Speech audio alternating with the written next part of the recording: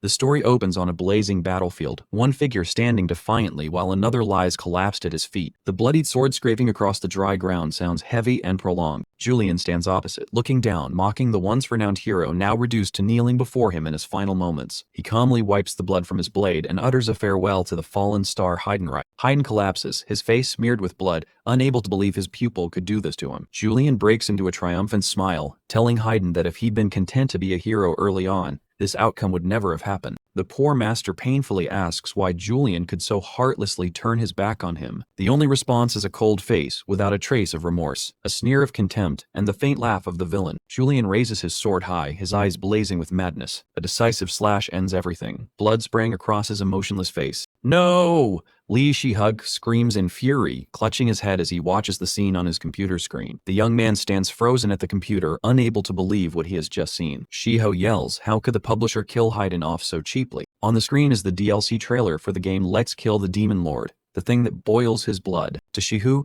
Heiden is not just a character but a living legend, a symbol of hope, a famed demon hunter, the hero of the entire Northern Front. And most importantly, Heiden is the protagonist of the whole game. Shihu grits his teeth in rage, refusing to accept that the main character would be killed off like this. Worst of all, he dies at the hands of Julian, that trashy villain who betrayed his own master. He slams the table, cursing the publisher FromWellsoft for this backstabbing move. Reviewing his top 1 server record with over 20,000 hours, Shu only feels sorrow for the time and money he invested. Reading the heap of comments praising Julian as cool and alluringly evil only makes him angrier. Fingers hammering the keys, Shuhu directly insults those who call that traitor cool. He finishes with a post announcing he immediately cancels his pre-order of the game. His finger hovers over the mouse. Shiho hesitates for a second, then clicks to confirm. The screen displays the confirmation message. Your pre-order has been cancelled. Shiho turns his back and walks away, tossing all the game's related items into a corner of the room. He collapses onto the bed, exhausted and annoyed by the cheap copy-paste storyline. Though he hates it, Shihu must admit this game once served as a refuge that helped him forget life's pressures. Sitting dazed on the bed, he sighs as he realizes his only joy is gone. Shihu lifts the potted orchid, telling himself this friend is all he has left. He tenderly sprays water on the plant, hoping it will grow strong and not be as trash as that game. Suddenly, a ding from the computer startles Shihu back to attention. A strange message appears from the developer FromWellsoft, asking if he is Li Shihu. They know Shihu just cancelled his pre-order, and suspect he is unhappy with the direction of the story. Shihu frowns anxiously, fearing they're trying to refuse his refund. Why don't you change the story yourself, Li Shihu? Accompanied by a strange link. Without much thought, he reaches out and clicks the link. A blinding light from the computer screen flashes into his face, catching Shihu off guard. A powerful suction pulls him forward, his glasses flying off. Shihu panics and grabs the desk, but his whole body is being drawn into the screen. He frantically presses the power button to stop it, but it's already too late. He only has time to let out a terrified scream as an invisible force drags him into the screen. A zip echoes. The monitor goes dark, leaving an eerily silent space. Shihu finds himself falling freely through pitch-black void, still clutching the potted orchid. His body spins inside a vortex of dazzling colors, completely disoriented about where he'll end up. Finally, Shihu plummets onto a parched, cracked land reeking of death. With a flump, he lies flat on the ground, his head spinning as if on a roller coaster. Shihu groans in pain, pushing himself up on his hands to steady his head and see where he is. Looking out, he is horrified to realize this is the setting of the final battle between Heiden and the traitor Julian. Before he can recover, a giant demon scorpion looms up in front of him, snarling. It lashes its spiked tail toward Shihu, who only manages to dodge instinctively in sheer terror. Staring into the monster's blazing red eyes, Shihu recognizes it as the boss from Let's Kill the Demon Lord. Suddenly, a green status box appears, announcing that Shihu possesses the instincts and skills of a master swordsman. He gaps in astonishment as what existed only in the virtual world manifests vividly before him. The creature charges again, forcing Shihu to sprint for his life amid the relentless assault. Its tail strike shatters the ground behind his heels. Shihu thinks if that hit him, he'd be blown to pieces. Cornered, he raises his hands to brace and squeezes his eyes shut, bracing for excruciating pain. Yet strangely, Shihu feels no pain. His hands seem to hold an extraordinary, unimaginable power. He rolls and dodges with practiced skill, feeling light and agile as if trained for years. All right, time to take a risk. Shihu grits his teeth, deciding to face it head-on instead of running. He delivers a powerful punch to the demon scorpion's head. A burst of fire erupts, staggering the beast. Seeing the attack work, Shihu is overjoyed, realizing he wields a formidable power. He feels he can move with incredible agility, his feet gliding over the dry ground as light as down. A bold thought flashes through Shihaku's mind as he senses the power surging through his veins. He wonders whether he has truly traveled into the world of the game he loves. Shihu sidesteps the monster's attack. His movements have become decisive and skillful. The demon scorpion roars in fury and launches another attack with even more terrifying speed and power. Shihu suddenly turns around. His eyes no longer show fear but fierce determination. He grips the sword hilt at his side, a strangely familiar sensation despite this being the first time he's held a real blade. But at least, Shihu braces himself, preparing a decisive strike to end the battle. With this power, he is certain he has inhabited the body of Heiden, the hero he has long admired. Shihu channels energy.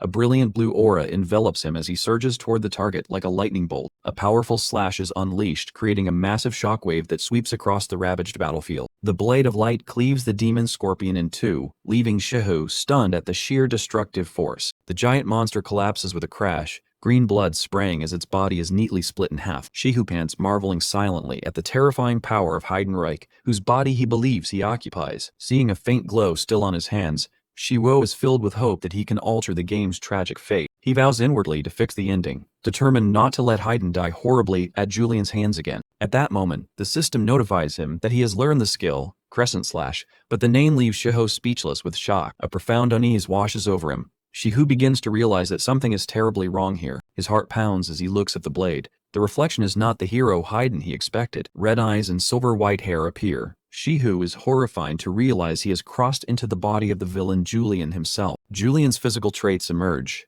silver-white hair, sharp fox-like eyes, and a perpetually composed face. Incredible innate talents also surface one by one, from magic control to the instincts of a prodigious swordsman. A Dudun sounds as the nameplate officially confirms the character's identity: Julian Krypart Prasen. Li Shihu utterly collapses. He clutches his head and screams in despair as he realizes he's transmigrated into the very villain he cursed. Even the refined manner and false smile are part of Julian's nature. The man Shihu once loathed. The detailed profile reveals all of Julian's guile and latent power, signaling an ironically cruel beginning for Shihu. Cut to the Krypart mansion, whose glittering exterior conceals a staggering secret. Staring into the mirror, the young man could hardly believe his eyes.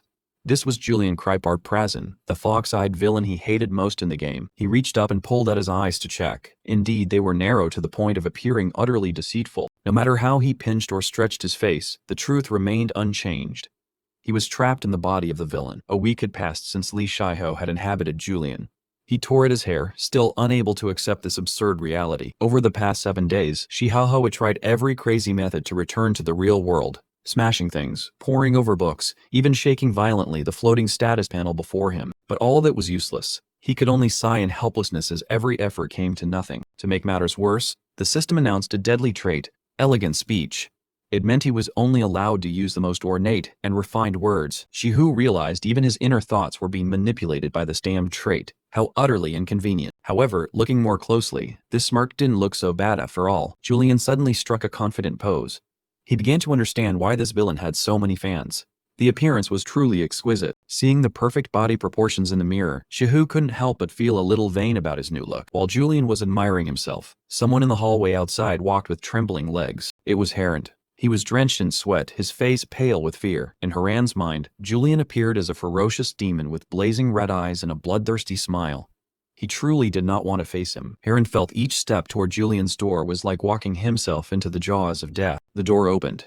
Heiden timidly announced his presence to the master of the room. Julian stood there, casting a sharp glance at the young Viscount.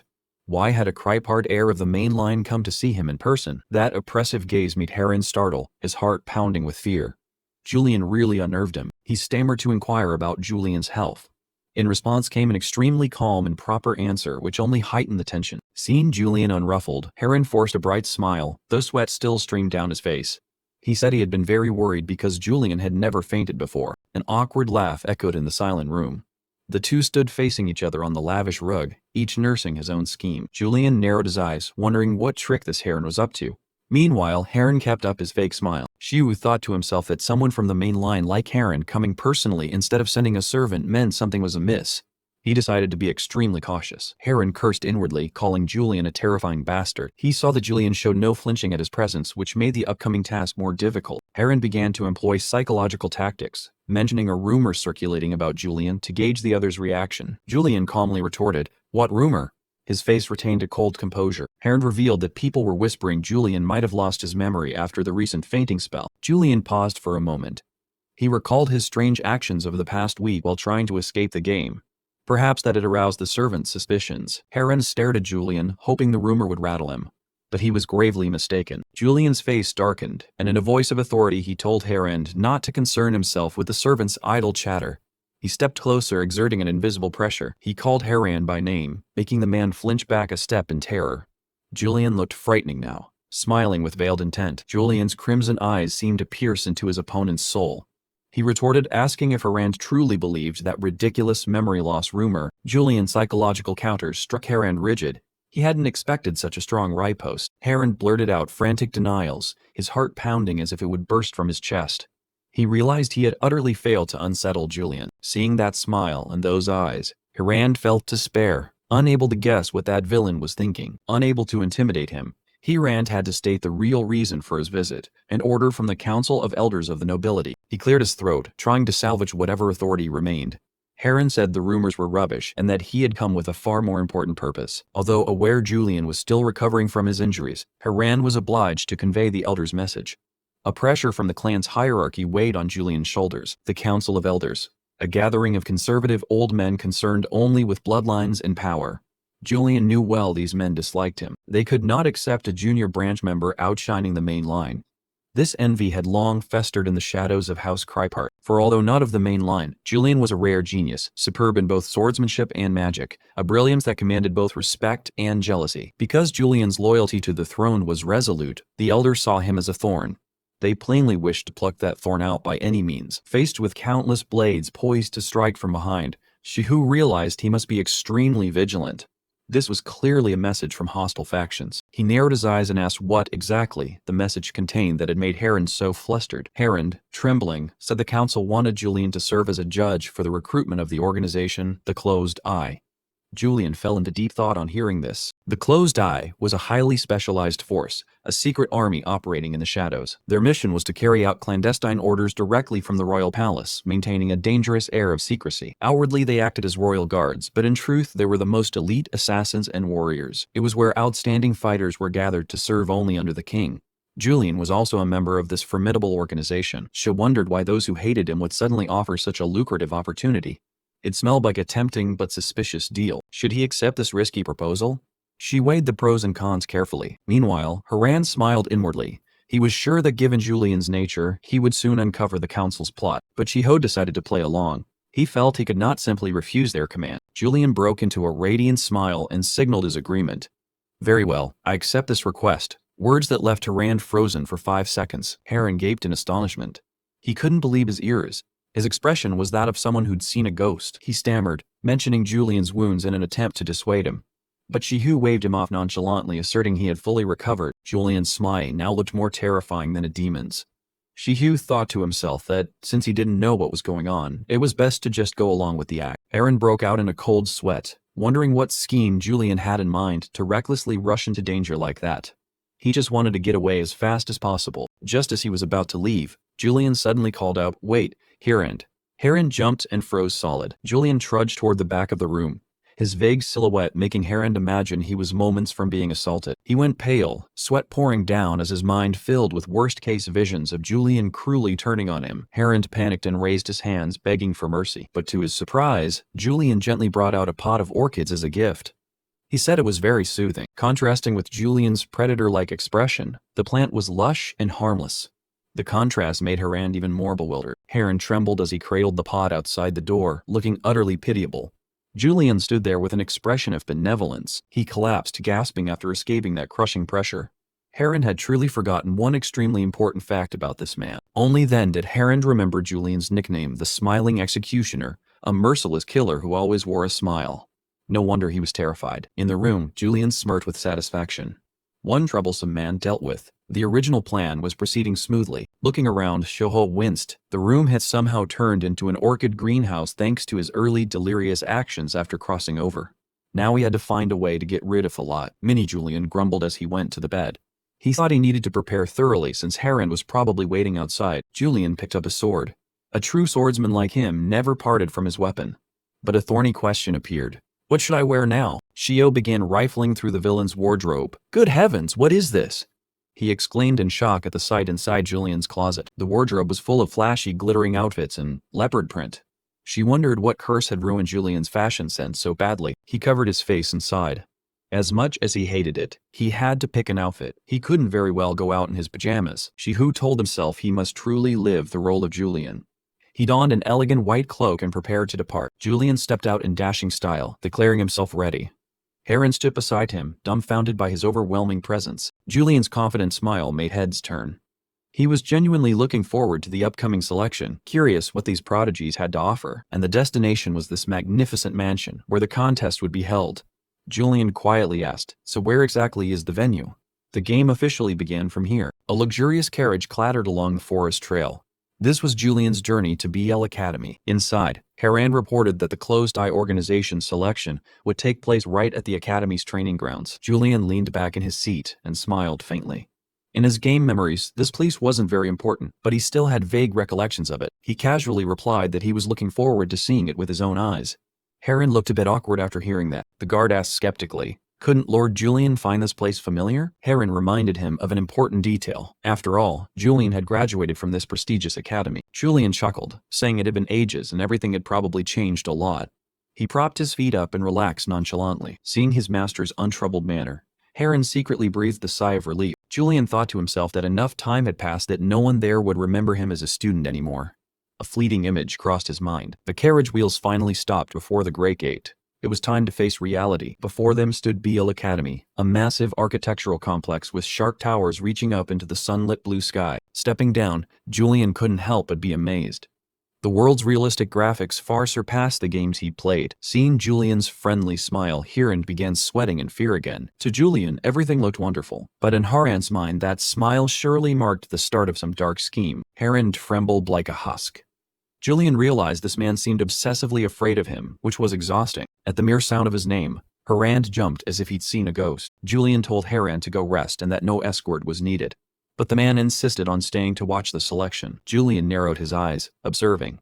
Something strange was happening around this overly loyal guard. A peculiar purple mist was enveloping Heiden's entire body. Heiden stood there with a face full of anxiety and restlessness. Julian wondered if it was mana, but the system immediately confirmed it was not magical power. Looking closer, he realized it was an expression of emotion, specifically an overwhelming fear emitting from Heiden. A system screen suddenly flashed up before Julian. It was a special skill called Color of Corruption.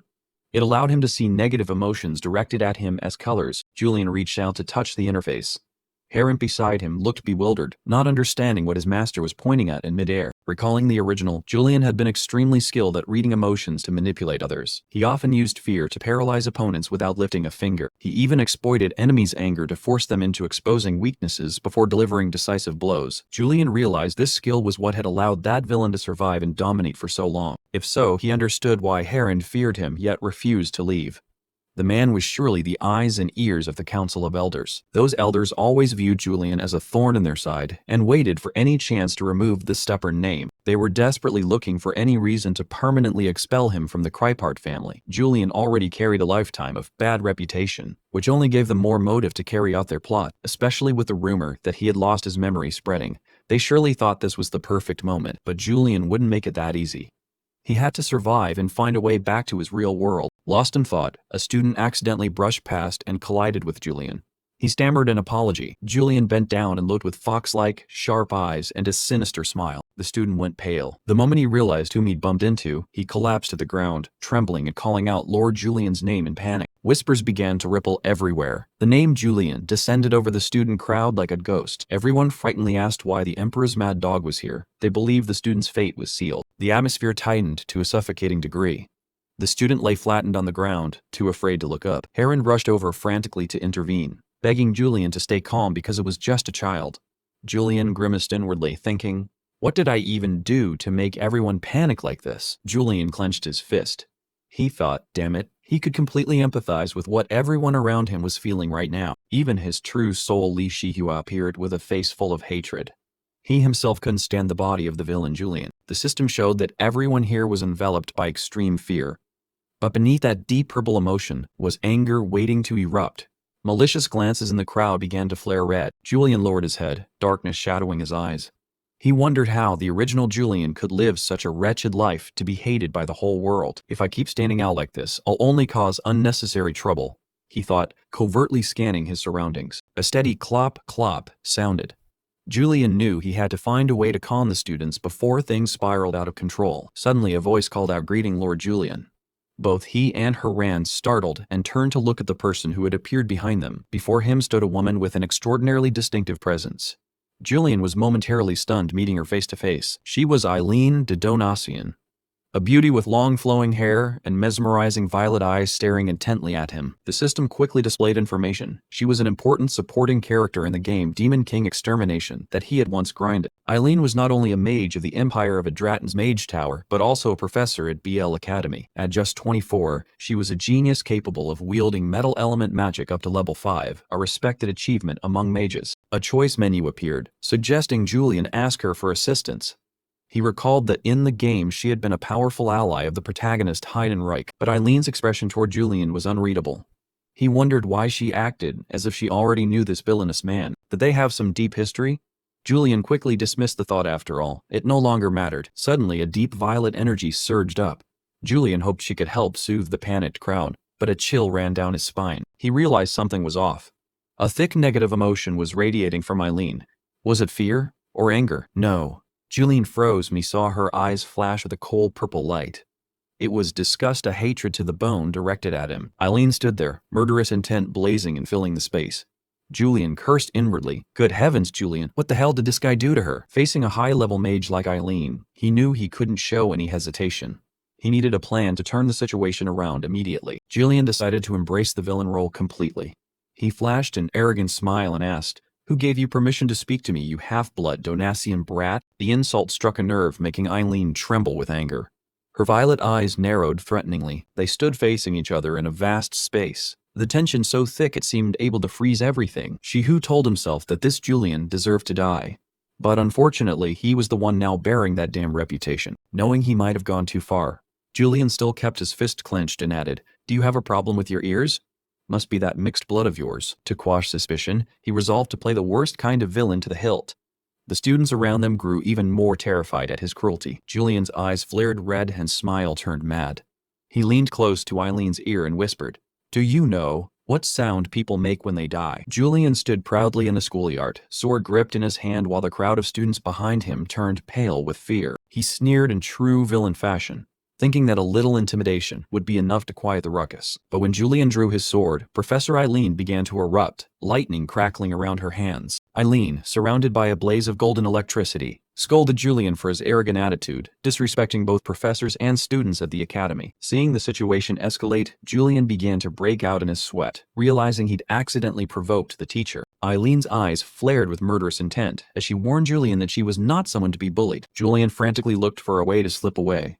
He had only meant to scare them a little and leave looking cool. Before he could explain himself, Eileen lunged like a lightning bolt, launching a powerful attack. Thanks to the reflexes of a pro gamer, Julian dodged at the last instant, leaving an electric blast in his wake. The explosion shook the ground, sending dust swirling around the spot where Julian had stood. Julian was horrified, unable to believe the woman intended to go all out against him. Eileen saw his panic and, still cold, continued the fight. The professor shouted orders for the students to evacuate immediately to avoid collateral danger. The students panicked, frantically urging one another to run for their lives away from the danger zone. Haran ran while regretting it, wishing he'd listened to Julian and slipped away earlier. Julian suddenly gave a cold chuckle, making Eileen start and wonder what scheme he was plotting. Julian's sword clashed violently with the electric current from Eileen's hands, sending bright sparks flying. Closing in dangerously close, Julian stared into Eileen's eyes and taunted her for daring to turn her back while fighting. Eileen panicked, unleashed crackling lightning all around to push her opponent back. But Julian continued to dodge each vicious strike with unbelievable agility. He leapt back and remarked that those moves had been something not bad at all. Eileen panted, her face flushed with anger at not being able to graze even the hem of Julian's cloak once. This frustration sprang from the past, when she had admired Julian as the perfect noble. In Eileen's memory, Julian had always worn a radiant, confident smile. Young noblewomen had been infatuated back then, unable to believe someone so talented belonged only to a minor branch of a family. As a freshman, Eileen, thick-rimmed glasses on, looked like a total bookworm and secretly adored him. She always watched Julian's retreating figure with eyes full of admiration. To Eileen, Julian wasn't just famous. He was a rising star thanks to his unmatched swordsmanship. She clutched her book, determined to become as accomplished as he was. She once believed Julian would be the one to change prejudices against minor noble branches, but that admiration gradually turned into love, and she could no longer contain her feelings. One day, Eileen mustered the courage to hand Julian a confession letter in front of everyone. Unfortunately, she was brutally rejected, her young heart breaking on the spot. Back in the present, old resentment combined with Julian's current arrogance drove Eileen mad, and she gathered a gigantic ball of electricity. Julian flinched when he saw his opponent prepare a finishing move.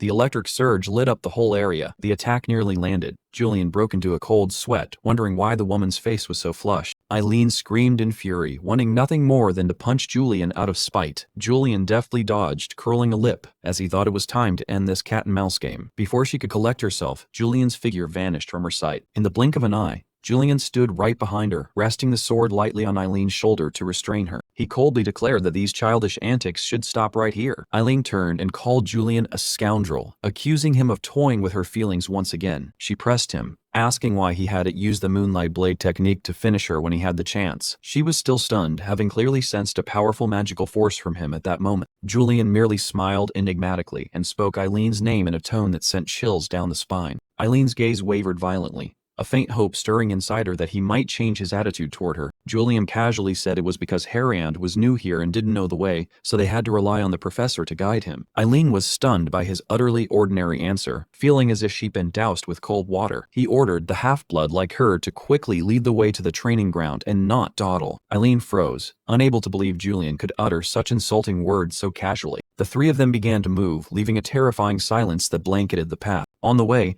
Julian recalled Moonlight Blade, the name tied to the original owner's illustrious reputation. In this world, when swordsmen infuse aura into their weapons, the blade usually emits only a faint glow, but Julian's sword was on a completely different level, shining as if forged from moonlight itself. This sword had slain countless demons, terrifying anyone who laid eyes on it. Moonlight Blade was both a signature technique and the essence of power Julian prided himself on. But the bitter truth was Julian was sweating now because he was completely clueless about how to activate it. He told himself he had to act the part convincingly to hide his fatal weakness, or he'd be finished. Seeing the other two stand dazed, Julian turned back and urged them on, asking what they were waiting for. Eileen gave a startled shiver and hurriedly pointed the way forward for him. At last, the academy's training grounds came into view before the group. Julian strode in with the air of a superior, unconcerned with the looks of those around him. He didn't forget to blame Professor Eileen for making him late because of the earlier pointless quarrel. Standing before the crowd, Julian solemnly announced he would be a judge for the closed-eye recruitment trials. He turned his back, leaving the tension to wash over the candidates present. Julian immediately recognized the second son of the Teresov family, a promising candidate waiting to be tested. This family had been staunch allies of his Krypart house for generations. Being admitted to Closed Eye was a tremendous honor, but the entry requirements were extremely strict. Julian inwardly understood this was the trap the Elder Council had set to corner him. If he failed the Tereso boy, they'd use it as an excuse to discredit him and pull him down from his current position. Seeing the opponent's plot, Julian merely curled his lip in a contemptuous sneer. He turned to face the candidates and asked whether any of them desperately wished to become part of Closed Eye. The youths below trembled as they answered him, terrified. Julian clicked his tongue in disdain, saying they were just cowards quaking before him. He insulted the candidates as pampered sons who'd never known hardship, their swords laughable. Julian reminded them that Closed Eye was the most brutal, blood-soaked organization in the Empire. Raising his hand, he declared he would personally let them taste the harsh reality of the organization. Julian drew his sword, his eyes blazing with cruelty, and laid down the condition. Want to pass? Then kill me. His outrageous proclamation left all the candidates rooted to the spot in shock. Julian held his sword, sweat streaming down his face as he realized the situation was starting to spiral out of control. He forced a smile, but inside he was quietly cursing his own recklessness. Heiden leaned in close and told Julian not to hold back, making the Shihu spirit inside want to faint at the thought of fighting the whole crowd. Recalling the earlier moment, Julian had barely dodged Eileen's lightning strikes and was already exhausted. If he had to duel each student here one-on-one now, he was certain he wouldn't hold up. The students began whispering, seeing that Julian refused to use Moonlight Blade and suspecting he was just a paper tiger. Julian gritted his teeth and steadied his sword.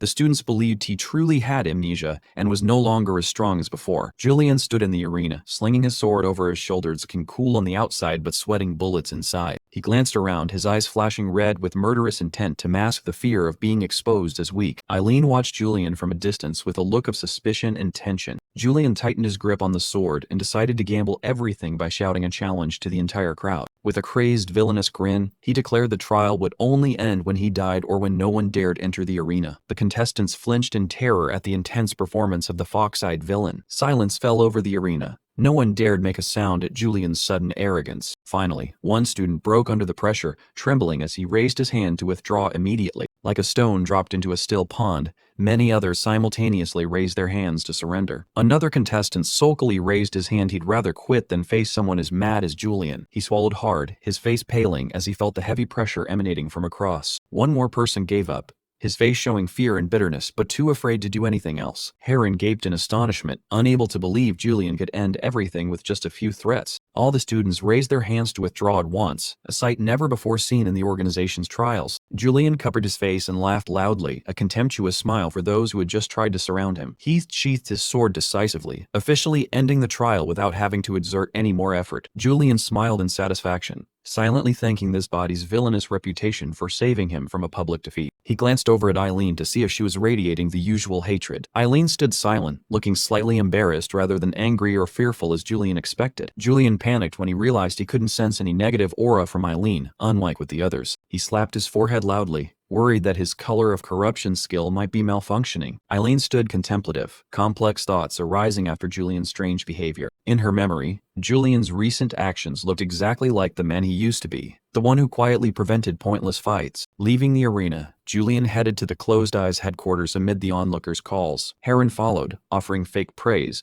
but Julian coldly turned to him with a stern look. Julian suddenly placed a hand on Heiden's shoulder, the abrupt gesture making the spy flinch. Through Julian's eyes, Heiden emitted a pitch-black aura of corruption, trembling uncontrollably under the pressure. He smiled in satisfaction, realizing his skill still worked well. Only Eileen remained a mysterious exception. A spirited teenage boy rushed over to greet Julian, cutting through the tense atmosphere between him and Heiden. The boy's eyes sparkled with admiration as he kept praising Julian's stellar performance. He introduced himself as Lizotte, a messenger of the organization, thrilled to meet his idol in person. Lancelot babbled that the rumors of Julian's amnesia were nonsense, since he had just finished the trial so spectacularly. Julian began to feel a slight headache from the boy's excessive enthusiasm and incessant chatter. Lancelot innocently praised Julian for not giving way to the second son of the Tereso family, a detail that made Heiden's color drain. Hearing that, Heiden flew into a rage, pointing and scolding Lancelot harshly for dragging Tereso family politics into the conversation. Heiden ground his teeth in anger, reminding Julian of the close ties between the Krypart and Tereso families. Julian remained composed and added a sarcastic question that silenced Heiden. With a mysterious smile, Julian exposed the Closed Eyes rule of never accepting legitimate nobles. Heiden and Lizotte turned pale with fear and shock as Julian explained the organization only recruited those without political standing. Heiden lost his composure,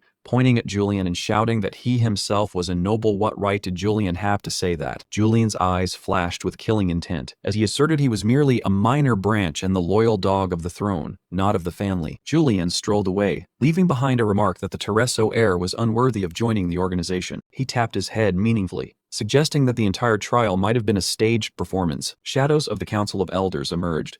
Julian hinted this was a petty plot to ruin someone's reputation. Heiden trembled in fear as he realized his schemes had seemingly been seen through. He clenched his fists, filled with panic upon learning Julian had already recognized the Elder's trap. Julian laughed, applauded heartily, then changed his tone to soothe them, saying it was surely just a misunderstanding. Julian's eyes burned red with menace as he issued a final warning that sent chills down Heiden's spine. The Krypar manor rose resplendent under the sunset, marking its master's return. Julian stepped inside as the maidservants bowed to welcome their young master after a tiring day. The servants greeted him in unison. Julian passed by them with fatigue evident on his face. A maid stepped forward to ask about dinner, but he declined. He had no appetite. Before leaving, Julian reminded them sternly that no one was to be allowed into his office under any circumstances. The maid obeyed and stepped back to give Julian room. Standing alone before his office door, Julian took a deep breath to shed the villainous mask. He lightly tapped the sword, the weapon whose true power he had been unable to activate today. Once inside the room, Julian sank into a chair and exhaled in relief,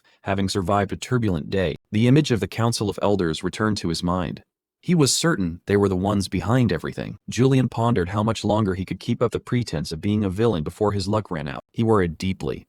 If those sly foxes discovered his current weakness, everything would be over. Julian's gaze fell on the moonlight blade lying quietly on his desk. Being unable to use his signature skill today was truly a latent danger for him. Julian knew he needed a weapon powerful enough to suppress anyone who might stand in his way in the future. He reached out and gently drew the sword from its scabbard. Eerie blue sparks began to flicker. With eyes burning with determination, Julian realized there was no turning back in this Game of Thrones. Surrounded by the radiant blue power, he resolved by any means necessary to master the moonlight blade. Julian told himself it was time to get down to real work. His eyes glowed red with determination. He didn't want to waste another moment and had to try it immediately. A surge of blue aura flared powerfully around his body. His goal today was to master the famed moonlight blade skill. He yanked the sword from its sheath. The clash of metal rang sharp and commanding. Julian clicked his tongue. Sweat beaded on his brow.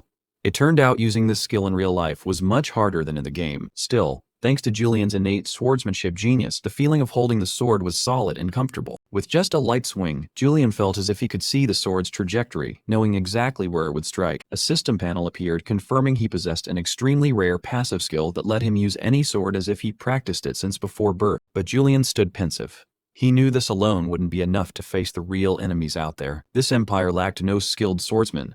There were even hundreds bearing the title hero who could rival Julian's talent. Yet one ultimate weapon defined the real Julian, setting him completely apart from the crowd. It was his ability to wield aura and mana with exquisite finesse, far beyond the limits of an ordinary human. This innate talent was why someone as mentally unstable as Julian could still survive and rampage freely. Julian sighed anxiously, wondering if he could reproduce that terrifying power. Mana was a double-edged sword.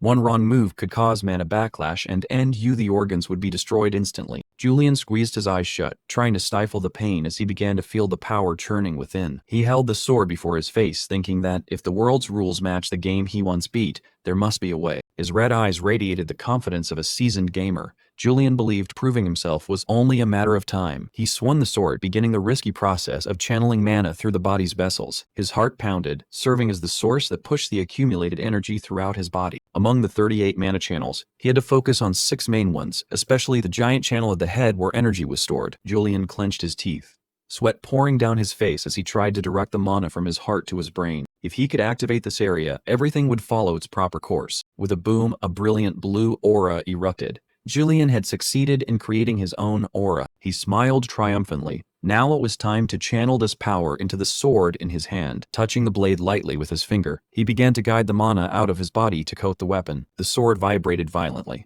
Julian braced himself to suppress the fierce resistance from the energy he just generated. Blinding light burst forth. He cried out in joy that he had finally achieved the first step. Still, looking back, Julian realized the power was still rather weak and not truly stable. The blade still trembled slightly, emitting scattered blue mana sparks.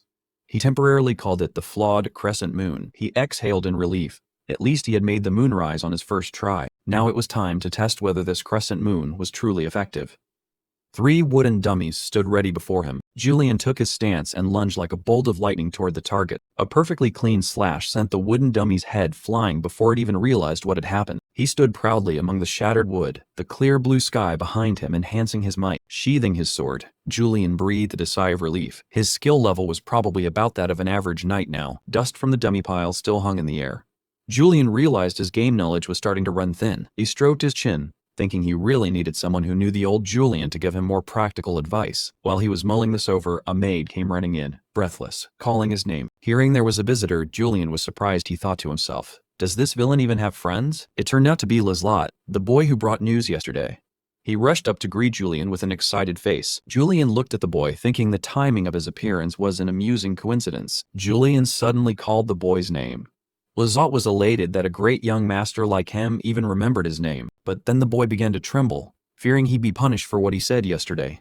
Julian wondered if the kid was brave or simply stupid. He reassured him it wasn't like that, then asked why he had come to find him. Lazlot forced a smile and said the captain sent him to confirm the results of yesterday's selection at Beale Academy. Julian frowned slightly. Surely, the results were already clear, so why the need for this formality? He privately criticized the close-eye organization as bureaucratic and inefficient. What a waste of time. Julian told him to report that no one passed. Lazlot nodded and hurried off to escape. Just as he turned to leave, Julian froze as if he'd remembered something. Wait. Julian's call made Lazlot jump as if he'd been electrocuted. He asked to be sure that the boy intended to report directly to the captain. Flashing a crafty smile, Julian said then he'd go report in person to make it quick. Lazlot went pale. His spirit shaken, he couldn't believe what he was hearing. He enthusiastically invited the boy into his carriage to go together for convenience. The boy shook like a leaf, sweating profusely. Sure, he was about to be taken off and eliminated by this devil. Seeing the boy so frightened, Julian reiterated that he wasn't holding a grudge about yesterday. He told himself he only wanted to be a bit kind. But the old Julian's fearsome reputation was too deep-rooted. Anyway, this was a perfect opportunity to carry out his plan.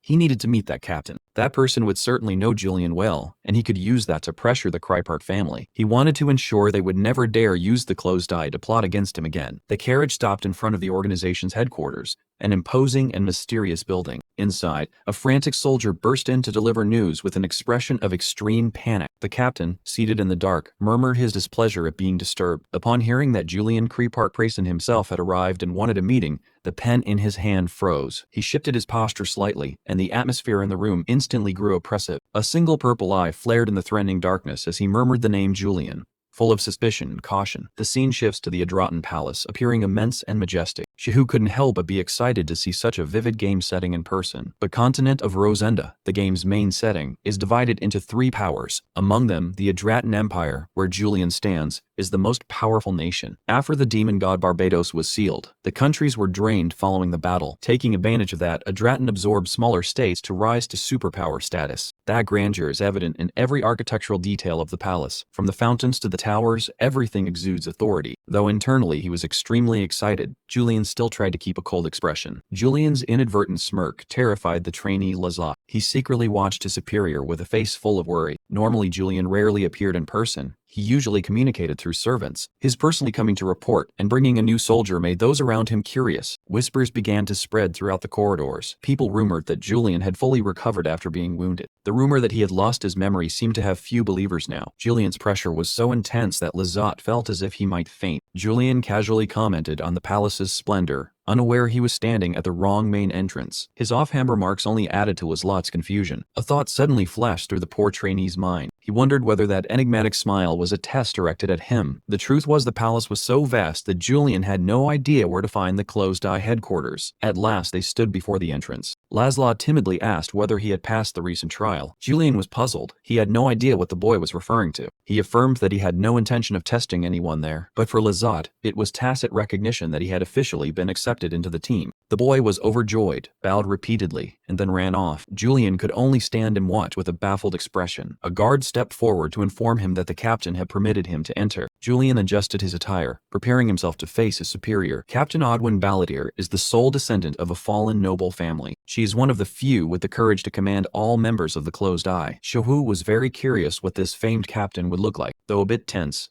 Julian still stepped steadily into the room. A knock sounded. Julian formally asked permission to enter. From inside, a low voice granted him entry. Julian's eyes landed on a petite girl busy with a stack of ledgers. This was Captain Odwin Balladeer, the head of the assassin organization. She looked up and inquired about the condition of Julian's wounds. Julian was stunned. He hadn't expected his boss to look so childlike. In reality, she was extremely small compared to what he'd imagined of a cold-blooded assassin. She vaguely remembered the character being short, but the reality far exceeded his imagination. Before he could process it, Odwin suddenly pointed directly at Julian's face, startling him. She coldly asked if he was planning to call her short.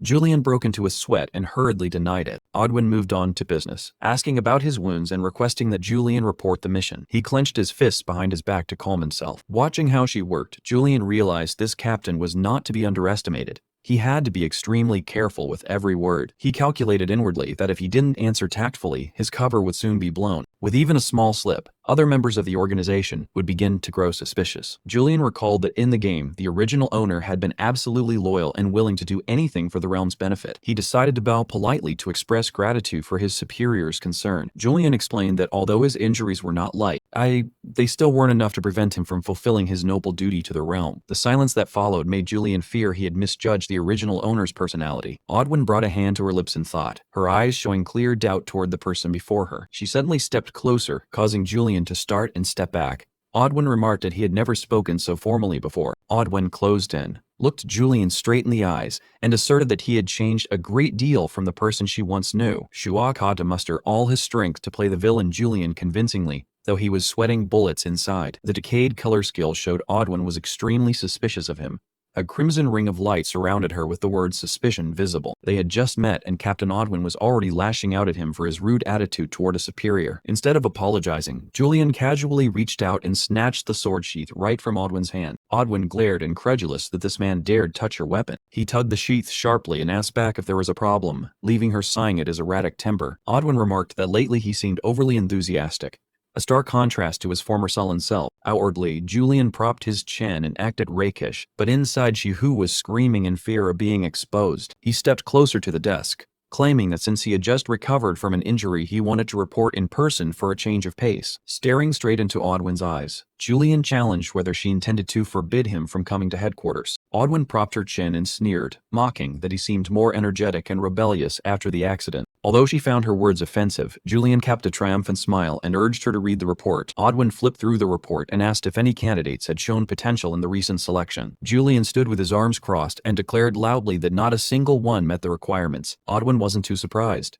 She knew he had trained under Swordmaster Heidenreich, so his standards were extremely high. But Julian reiterated once more, no one was qualified to be an intern. Hearing that, Odwin froze, beginning to sense that something was off. She asked again to confirm whether he had truly failed every single person, without exception. Julian confirmed that was indeed the case with a smile that was impossibly provoking. Odwin slammed the desk, jumped to her feet, and shouted whether he was sane for doing such a thing. She pointed and scolded him, saying the organization was severely understaffed and needed all the help it could get. Julian remained calm, arguing that he'd rather be short-handed than hire a bunch of useless people who'd hold them back. Odwin yelled that potential could be developed through training, but Julian waved it off as a waste of time. While they argued heatedly outside, Shuo's inner self was crying because he actually just didn't want to have to fight anyone. Exhausted, Odwin waved him away, telling him to get out of sight. But Julian wasn't ready to leave. He said he had one final proposal regarding the selection. He pulled a form from his breast pocket and nudged it toward her. His finger tapped lightly on the tabletop, asking her to consider the contents carefully. Odwin took the paper and read it, her face showing puzzlement over what scheme he might be planning. Julian explained the candidates no longer had any fear or respect for the name Closed Eye. Odwin listened, silently hoping this proposal of his actually had merit. The paper's content stated the organization would not be responsible for any accidents or casualties occurring during the trials. After reading it, Odwin burst into loud laughter, realizing the proposal reeked of death. She asked Julian bluntly whether he intended to have a legitimate excuse to kill the candidates. Julian merely smiled enigmatically without answering, making Odwin find his change in behavior truly strange. She fell into thought. Although Julian held high rank, he'd never before intervened so deeply in the organization's operations. Odwin wondered whether he was afraid of someone getting hurt and the organization being held liable, so he refused to pass anyone. Julian began rambling about protecting royal honor and that the weak couldn't be allowed to become a burden. He grew more fervent as he spoke, until Odwin raised a hand to signal him to stop because of her headache. She waved her hand in exasperation, telling him that every time he mentioned the royal family he started going on and on. Odwin promised to bring the matter before the council, though she wasn't sure they'd approve such a blood-soaked proposal. Julian smiled smugly and turned to leave, but he suddenly remembered something and paused to add one more line. He added that a message from the royal secretary would be sent to her office and she should be prepared to receive it. He gave an enigmatic smile and walked away, leaving Odwin deep in thought. Odwin stared at the proposal that read, "Closed Eye will not be responsible for any accidents that occur." She realized his scheme: if someone accidentally died during the trial, the judges would be legally immune. After all, applicants were often commoners or fallen nobles, people with no voice or power to protect them. Julian fully understood that, and this form was his weapon to deal with obstacles freely, without fear of prosecution. Odwin's gaze hardened when she realized Julian had already seen through the trap set for him by the Elder Council and the Teriso family. She silently admired his audacity in openly challenging those great powers,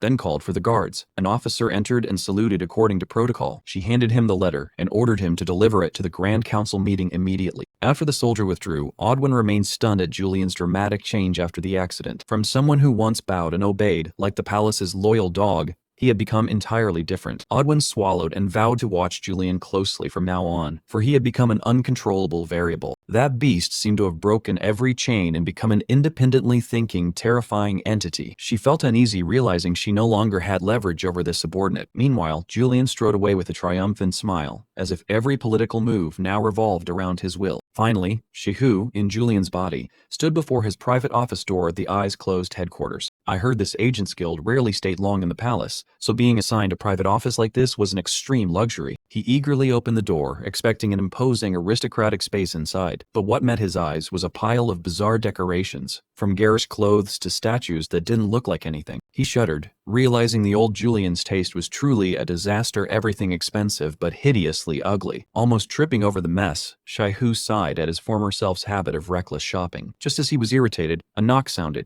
Julian reclaimed his cold demeanor and allowed the visitor in. It was Lazat, the eager young attendant, greeting him excitedly to deliver a message from the royal secretary. Meeting him for the second time that day, the boy quickly presented an envelope sealed in red. Julian nonchalantly took it while Lazat bowed, preparing to withdraw immediately. But Julian called him back, not letting the boy leave so easily. He handed Lazat an important task, to haul all these grotesque statues onto a carriage and take them elsewhere. Lazat gaped in shock at being told to clear out this cache of luxury items. Then the boy convinced himself it was a trial to become a full member and eagerly accepted. Lazat set to work while Julian stood watching with an appraising look that only increased the boy's pressure. Straining to lift a heavy chest, Lazat did his best not to damage anything in front of his master. But life is not a dream.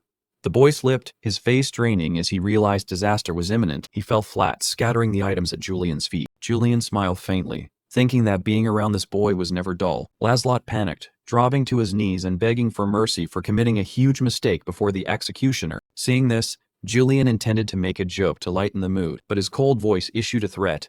If you die, cleaning up your body would be more troublesome. Lazat trembled and nodded repeatedly, so frightened he dared not breathe, simply obeying absolutely. Julian blamed himself for scaring the boy further, then turned his attention back to the Emperor's letter. The letter bore the king's seal, a symbol he was far too familiar with from his gaming days. The letter was written in extremely formal terms addressed to a member of the Krypart household. The main content was that the Emperor wanted Julian to return to work as soon as he recovered his strength. He scratched his head, feeling exploited for labor. But at least it was an opportunity to move his limbs. This mission involved repairing the resonance stones, essentials for the Empire's defense. In this world, there were beings called demons, remnants after the defeat of the demon god Barbados. His soul fragments still parasitized living creatures and continuously attacked humans. The only way to drive them back was to use magic from talented mages. That source of power could repel even the most ferocious fiends, and it was the mages who created the resonance stones to maintain this protective layer for the Empire. Because Julian was not a mage, his role was simply to escort and protect them during the journey. Facing the demons obviously carried risks,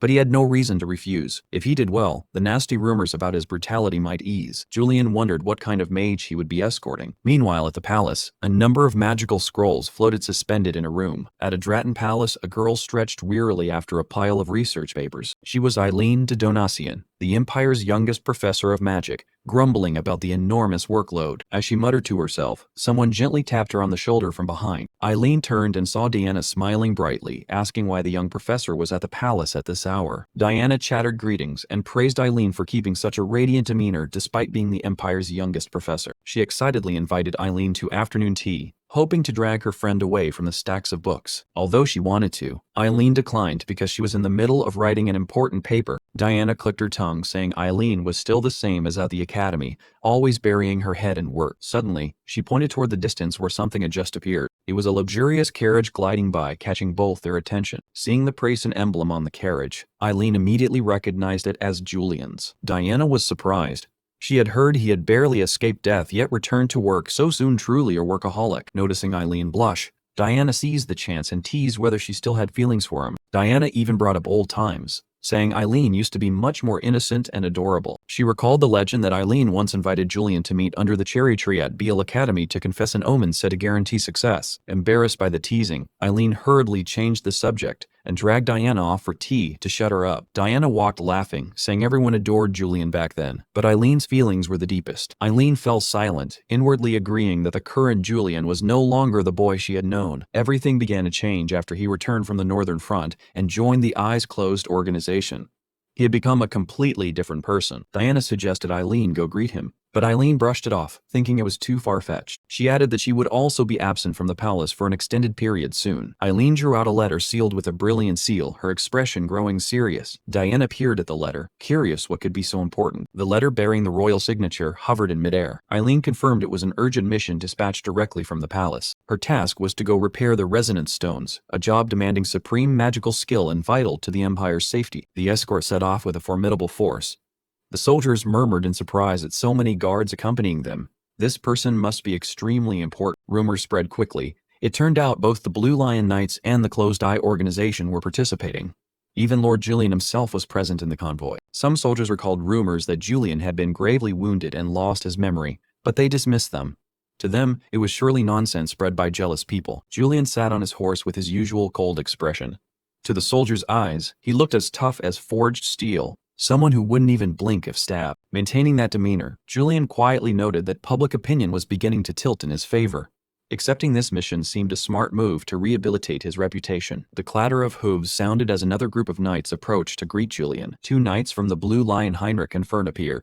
Heinrich smiled politely and introduced himself with a rather dignified air. Both expressed their wish to accompany Julian in escorting the mages safely to Julian village.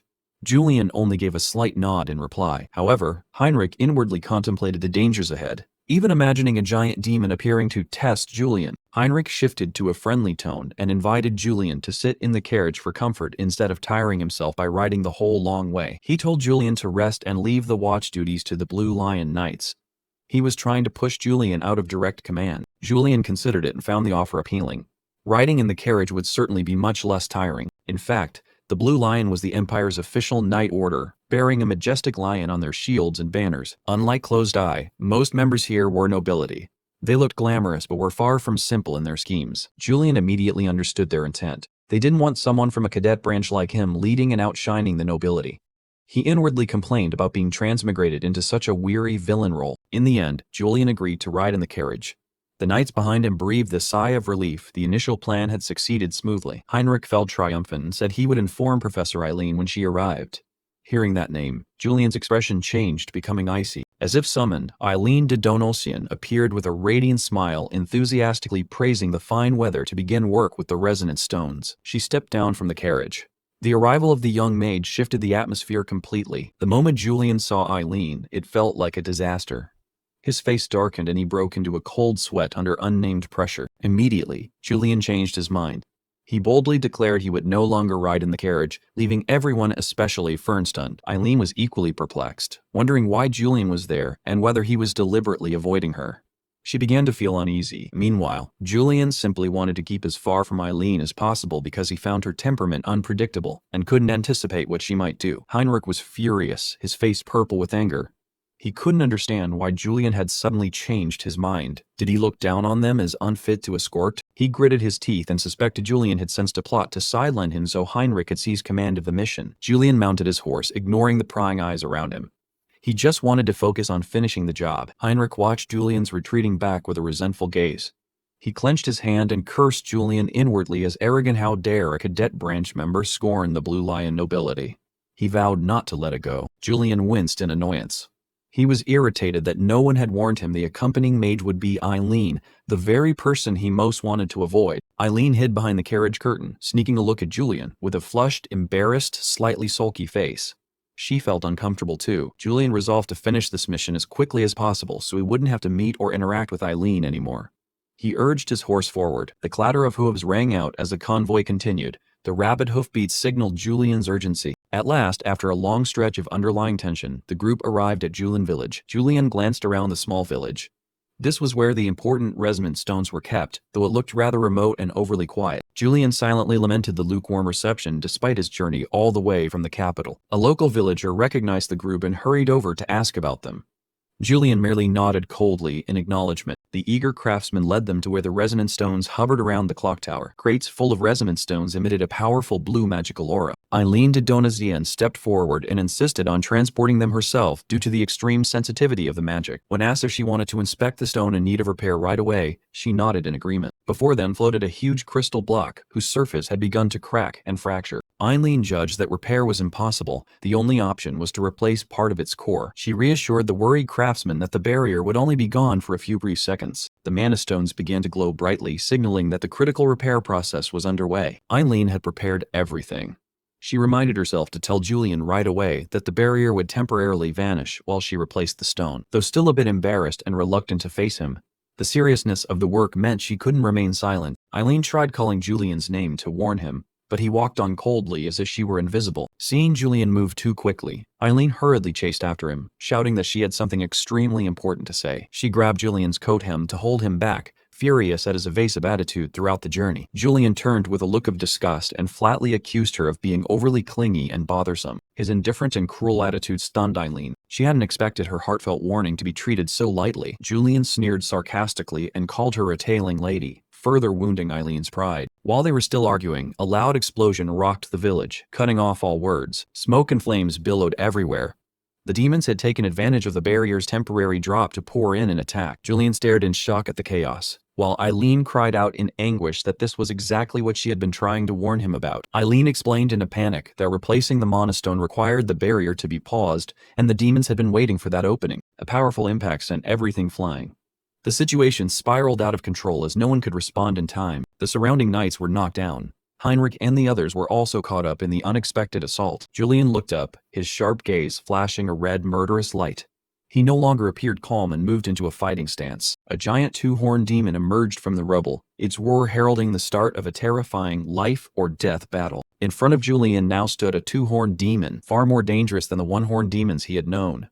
The situation was starting to get serious. Seeing Eileen rush over in a panic, Julian quickly stopped her because it was too dangerous ahead. The monster growled, its blazing red eyes radiating a murderous intent that made the surrounding air seem to tremble. Eileen began to panic. She hadn't prepared any attack spells, and the resonant stone still couldn't be used. The demon suddenly struck, sending out a powerful shockwave toward them. At the moment Eileen recoiled in fear, Julian had already drawn his sword and taken a stance. A decisive slash knocked aside the monster's attack, protecting them both. In his annoyingly aristocratic tone, Julian scolded Eileen that she looked ridiculous trembling before such a weak strike. He ordered her to fall back and focus on the more important task. Eileen blinked and asked what he meant by her own task. Julian pointed and told her to fix the resonant stone. With an arrogant smile, he promised to protect her while she did it. Seeing she was still stunned, he added a sarcastic remark that made Eileen flush with embarrassment. Determined not to be belittled, Eileen turned away and declared she would finish it in exactly 7 minutes. Suddenly a voice calling Julian rang out from afar. Eileen turned back and warned him not to get hurt since she didn't know any healing magic. Julian sneered,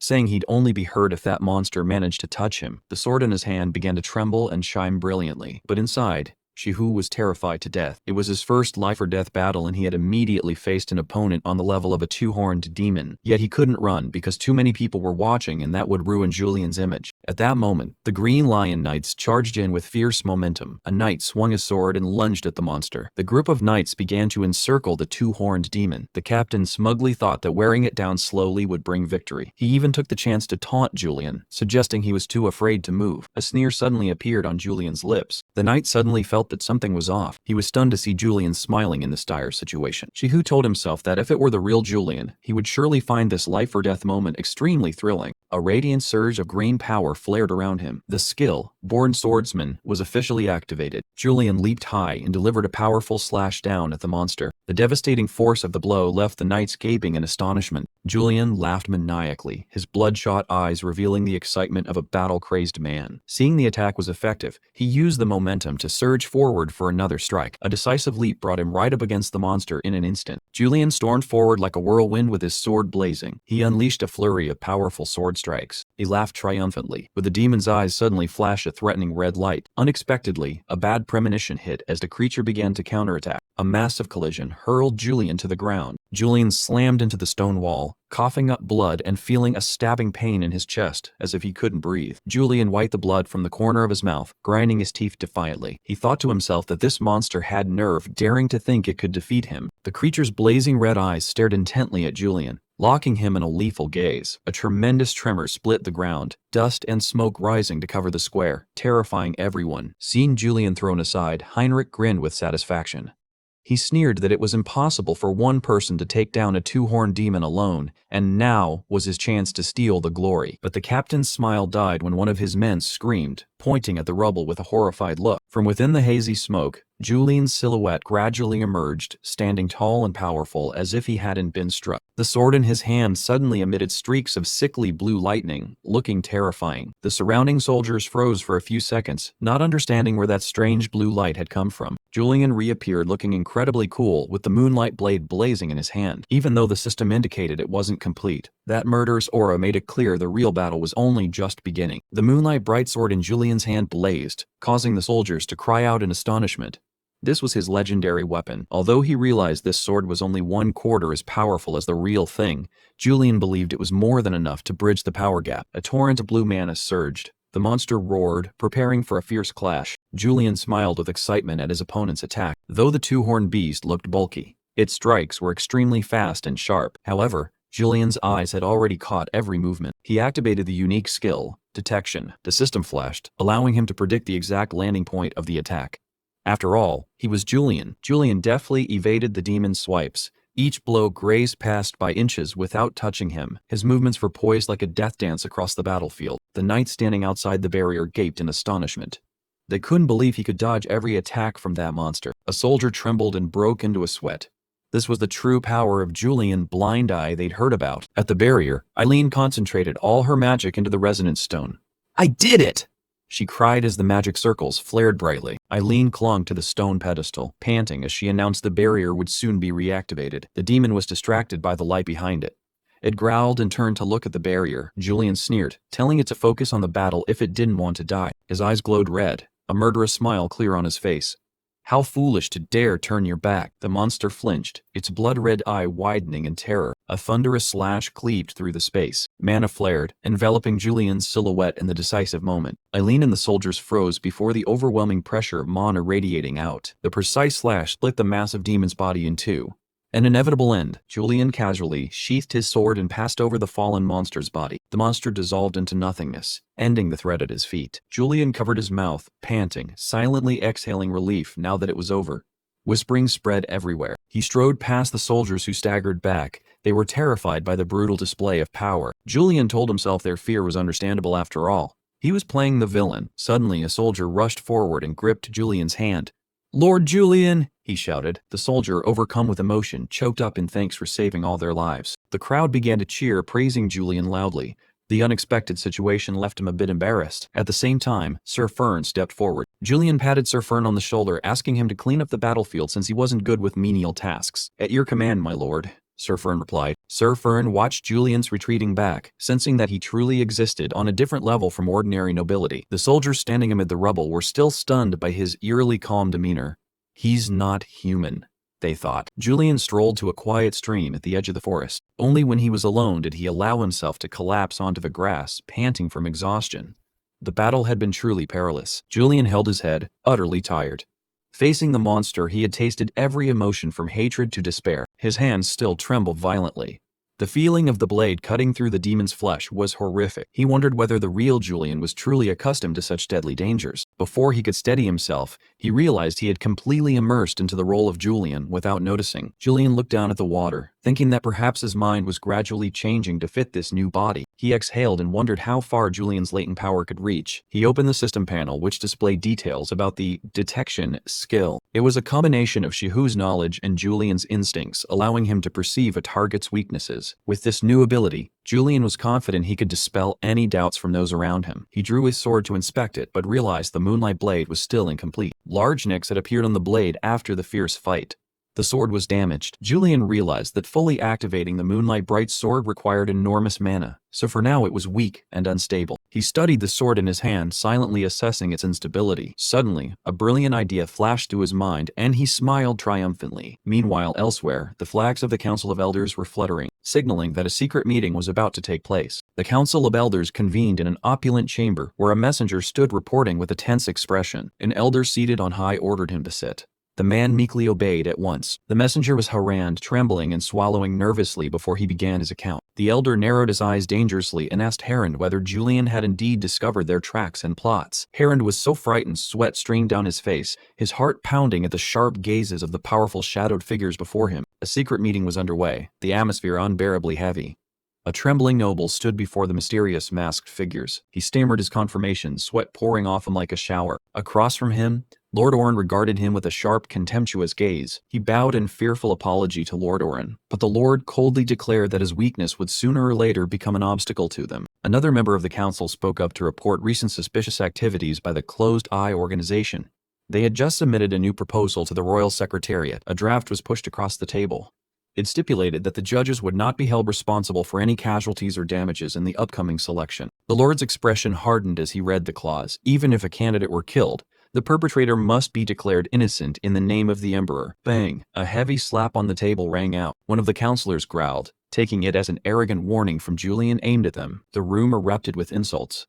They were enraged that someone who was essentially the Emperor's dog would dare show such arrogance. Amid the outraged crowd, a young man suddenly spoke to reassure them.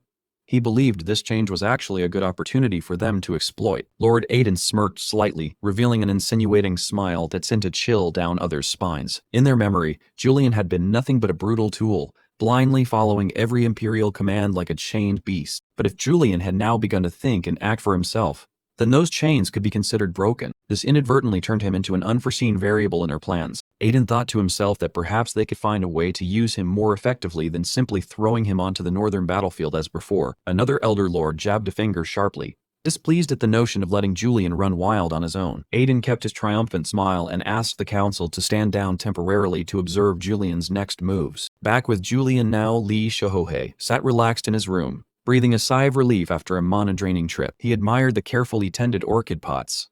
The room's order and silence soothed his soul. Shui pressed his face to an orchid branch, enjoying a rare moment of peace despite inhabiting a monster's body. He smiled inwardly in satisfaction because the recent mission had yielded several benefits for his survival plan. Not only had he quashed unfavorable rumors about his combat ability, but he had also brought back another valuable thing. It was a chest filled with gems that glowed brilliantly, the spoils of the trip. The light from the red stones glittered enchantingly under the lamps. Shahoa held up a stone, convinced they were the key to perfecting Moonlight Blade, his ultimate skill. Based on knowledge from the game, he knew that all creatures and materials in this world could conduct mana, especially resonant stones. They can absorb and transmit mana streams extremely powerfully. That was also why the Empire had so many resonant stones. They were used as intermediaries for mages. Shahu decided to start an experiment right there with the red stone in his hand. He focused his mind, attempting to make the stone a mana conduit to link his power with the sword. But crack. The stone suddenly split because it couldn't withstand the tremendous pressure of his mana. Shahu gritted his teeth to suppress the power,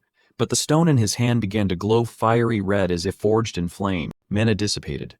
Shihu sighed, realizing he needed a higher-grade gem, something truly compatible with his mana. Suddenly, there was a knock at the door. Assuming it was mealtime, he leisurely told whoever was outside to come in. The young attendant Lazat entered, greeting Julian energetically and politely as always. Shihu thought to himself that the boy had been showing up unusually often.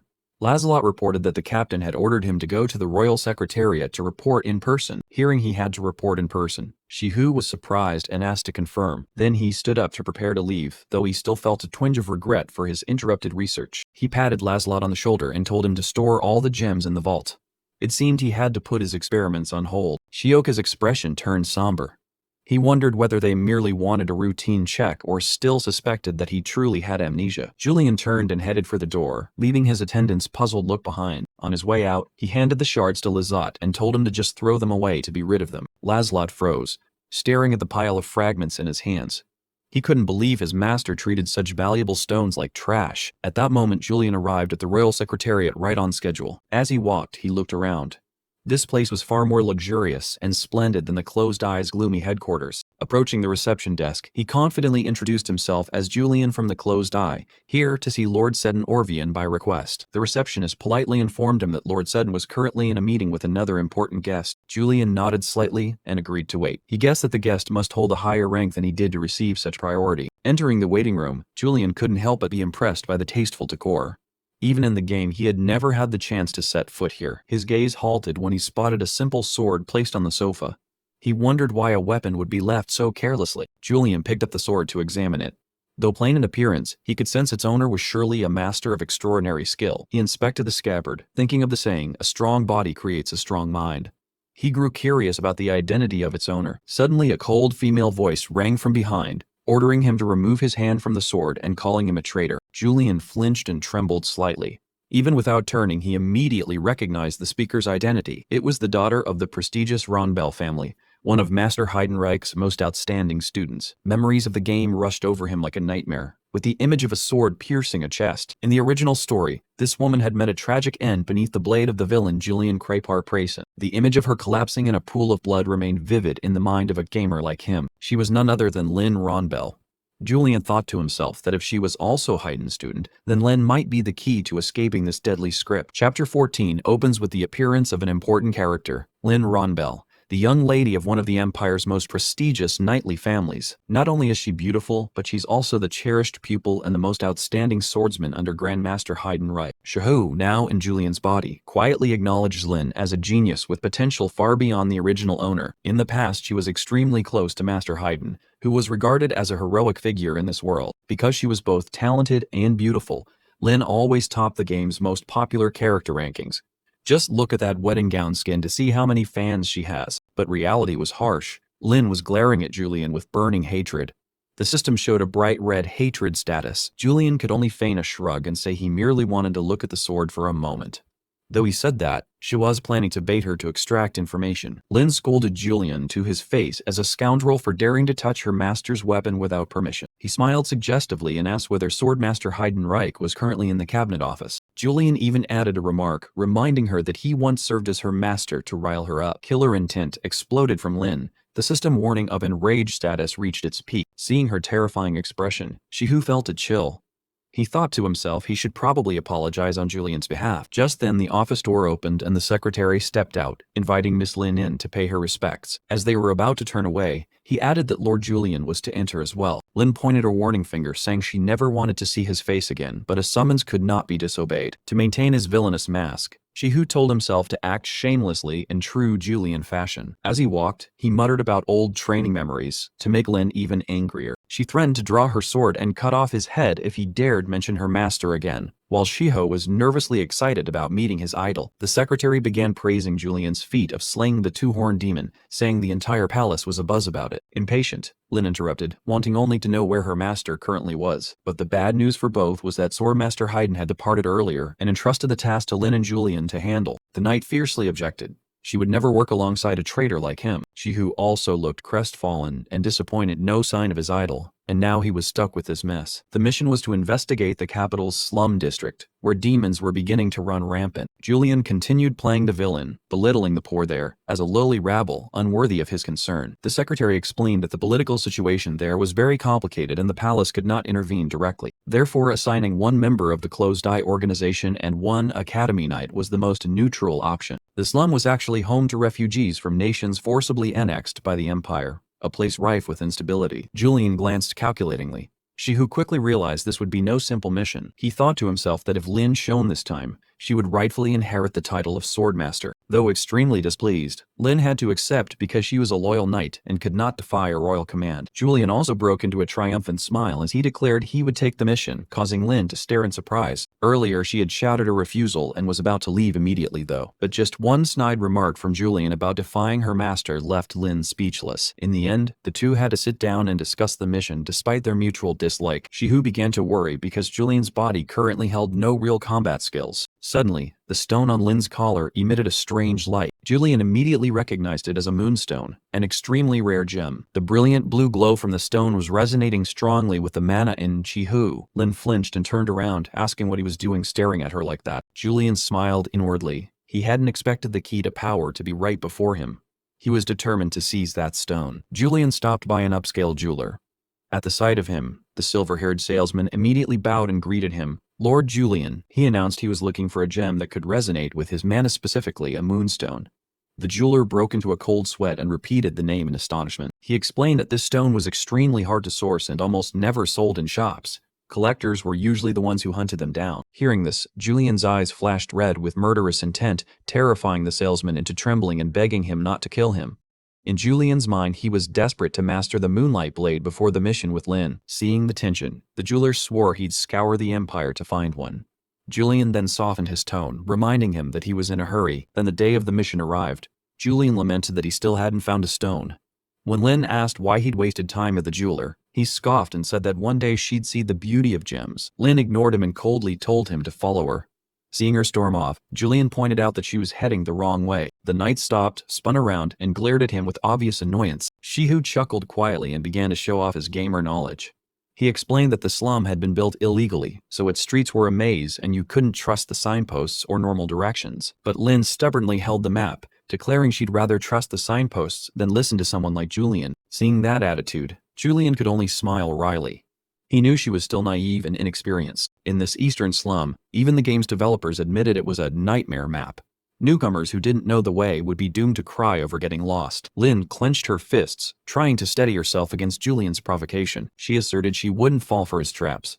She was certain a traitor like Julian only wanted to see her fail to discredit her as her master's favored pupil. With determined eyes, Lynn vowed she would never become corrupted like him and would surely become the next sword master. Julian scratched his cheek and forced a smile, thinking again that she had misunderstood his good intentions. Watching Lynn storm off, Shui told himself this trip would be far more difficult than he had imagined. Lynn asked Julian if he was sure he wanted to go that way because of the obvious sign over there. Julian kept talking in circles. Lynn grew frustrated, not knowing what he was basing a sense of direction on. He casually said just call it instinct. Lynn sighed and was about to split off, but Julian reminded her that the palace ordered them to go together. He even jabbed that maybe she only cared about what Master Heiden thought. At the mention of their master, Lynn warned him harshly not to insult that name. Julian kept a mocking smile and added a remark to provoke the knight's pride. Lynn clenched her fist, inwardly stung because she knew Julian was much stronger than her. She was tired of being compared to him. She told herself that if she were Julian, he would have handled everything easily. If it were him, but for now, Lynn was the swordmaster's apprentice and had to prove her ability on this mission at all costs. Yet, just after that thought, Lynn froze when she saw something strange on the signboard. The number 011C on the sign made her think she must be seeing things. What kind of streets have such bizarre numbering? When Julian saw her stop, he came over to ask, but Lynn just muttered, "It's nothing," with a distorted face. Amid a mess of signs like 028B and 035C, Lynn felt truly dizzy. She had to admit, Julian was right. These streets made no sense. As a result, after wandering around, the two ended up back at the starting point, 01A. Julian took the chance to laugh smugly at his teammates' bewilderment. Suddenly a scarred man approached, saying he noticed them circling around. He offered to guide them in exchange for a drink. He introduced himself as Heiden, and Lynn didn't hesitate to give her real name. The scarred man smiled slyly, having caught a big fish. Heiden secretly thought he'd scored a haul from the Ronbell family. Lynn remained completely trusting of the new guide. He told Lynn to follow him and barely acknowledged the man accompanying her. Julian began to feel something was off. Julian rubbed his chin, pondering the name Heiden. It sounded familiar. He thought he'd encountered it somewhere before, but since he couldn't quite recall, Julian assumed the man wasn't important. The three kept walking. Heiden led them into a tavern and loudly called for the owner to bring water for himself and the lady. Julian wondered why the man wanted a drink right then. When Lynn mentioned she was from the palace, the innkeeper shouted a price of 30 enro per glass. Lynn was stunned, not knowing it was so expensive here. Heiden pretended to ask if Lynn had enough money, adding that goods in this slum weren't cheap. Lynn fumbled for her purse while the scarred man watched with a suggestive look. She pulled out a glittering bag of gold and asked back whether 30 enro was really enough, because the price seemed suspiciously low. Heiden froze at Lynn's wealth. He quietly rejoiced, certain this job would net more profit than he expected. He secretly instructed the innkeeper to bring the strongest brew to drug them and then clean them out. The owner nodded in agreement. The owner slipped something into the glass and brought it to the table, offering the best beer in the slum. Heiden looked at Lynn with a crafty gaze as she raised the glass to her lips. He was ready to act. But at that moment, Julian suddenly reached out and snatched the glass from her to everyone's astonishment. Julian spread a mysterious smile and asked Heiden outright whether he'd secretly spiced the drink. Heiden flinched and denied it outright, but Julian coldly pushed the glass toward him and said, "Then you drink it." Julian's eyes flared red with murderous intent as he asked whether Heiden wanted to drink it himself or have Julian force it down their throats. Lynn stood beside him, panicking and shouting for Julian to stop because she still didn't understand what was happening. At the name Julian, Heiden and the innkeeper froze in fear. He had picked the wrong person to mess with. The innkeeper went pale and scolded Heiden for bringing the emperor's hunting dog into his tavern, leaving him at a loss how to respond. Heiden awkwardly insisted everything was fine. He began to regain his confidence and signaled his henchmen stationed around the tavern to stand up. A group of rough thugs rose to their feet. They were the strongest men this slum could muster. Heiden drew a short sword, arrogantly declaring he was a big shot and very powerful here. Julian crushed the glass in his hand as blue men erupted brilliantly. He declared their time was officially up. With eyes blazing red and lethal, Julian coldly asked, "Want to fight?" Then struck first, catching them off guard. One thug lunged at Julian with his sword, yelling fiercely. Was he trying to overwhelm him with raw strength? But in a flash, Julian grabbed the big man by the neck and hoisted him into the air, his gaze full of contempt. Julian moved nimbly, dodging blows and counterattacking so swiftly the opponents couldn't react. A decisive strike reverberated through the space with terrifying force. Lynn was astonished, speechless. The thugs began to tremble. Despite their numbers, they realized they were nothing before this monster. Julian turned and pressed the blood-stained short sword to Heiden's throat. He nonchalantly said he really didn't want to cause more trouble in this slum. Heiden's henchmen stirred to intervene but hesitated. Julian sneered when he saw the whole tavern was Baden's crew. He pressed the blade closer, forcing Baden to order his men to drop their weapons immediately. Terrified, Baden stood frozen. Julian continued to threaten with a wicked smile, saying if they disobeyed, they'd shatter like the glass earlier. Baden nodded frantically in fear. The scarred man's face was now filled with terror, sweat pouring off him under the suffocating pressure of the young noble. Seeing Baden obedient, Julian curled his lip and told him to move on. The henchmen could only stand and stare, their boss completely subdued. Baden shouted for his men to clear out immediately as Julian had ordered. They backed away in fear. The thugs hurriedly fled the tavern. No one dared face death another second. Julian casually watched their reactions, pleased by their cooperation. He said if Baden answered his questions truthfully, he would give him a chance to stand before the soldiers and confess all his crimes. Baden went pale at the word confess. Julian leisurely sat down, regaining his aristocratic poise after the brief intimidation. With a cold, sharp gaze, Julian asked which path Baden intended to take. Under the overwhelming pressure, the man could only stammer agreement to reveal everything. Julian casually offered a deal if the center answered their questions, he'd be allowed to surrender instead of being killed on the spot. Lynn, deadly serious, raised her sword while Julian sat with an air of authority, advising him to choose survival. Under the suffocating pressure, Baden was drenched in sweat, both hands raised and trembling. He completely broke down, murmuring agreement to reveal everything he knew. From above, the sinner curled up at their feet. Julian had suspected him from the moment he offered to guide them. Julian waved the stack of documents he'd collected, a smug look on his face at the useful information. While Lynn remained stunned, Lynn blamed herself for being slow to see the opponent's plot. Julian strolled along whistling loudly. She lowered her head, heavy with guilt for her oversight in front of such a seasoned man. Lynn asked in surprise how Julian had known the drink had been drugged. He only smiled and asked back whether she truly wanted to know. Julian understood that though she hated him bitterly, Lynn was clear-headed enough to see she could learn from him. She accepted the shame to prioritize her own growth. Lynn trembled as she watched Julian's retreating figure. He still looked indifferent, but his sharpness was unmatched. A blaze of blue mana flared in Julian's hand. He explained the mana sensibility, which allows one to detect malicious intent within others. Even before entering the tavern, Julian had used mana to probe and perceived all of Baden's malice. Through that sensory view, the sinner radiated a hostile, dangerous crimson aura. Lynn wondered if it was like a bat's echolocation.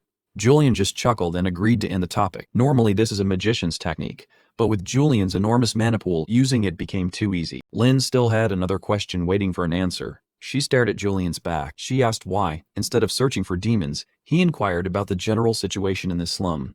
Baden sat there, utterly helpless. Julian laughed heartily, asserting they were here to investigate the appearance of demons, not to do charity or survey the poor's living conditions. His face grew serious as he asked Lynn how much she really knew about the process of demonization. Lynn showed clear worry when mentioning the will of the demon god Barbados, which can possess creatures other than humans. The image of a blazing red demon appeared, representing a disgusting and brutal transformation. Julian explained that this slum bordered the capital, filled with resonance stones, so demons dared not come close. Wild animals also had no habitat here. Lynn's face went pale as she realized the horrifying truth. The only remaining possible host here could be humans. Julian gave a mysterious smile, confirming this was indeed a case of humans turning into demons, just like in his memories of the game. Lynn slammed her hands to her head in frustration for having followed his logic.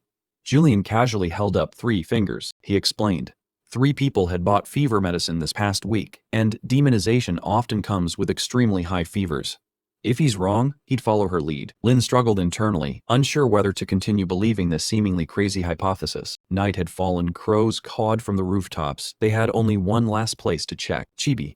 Lynn sighed in relief at not seeing any signs of demons yet. Julian looked at her, smiling and noting that she seemed relieved. They stood before an old house. This was the last location on the list to check. Suddenly a hand knocked hard on the door, the sound dry and sharp in the stillness.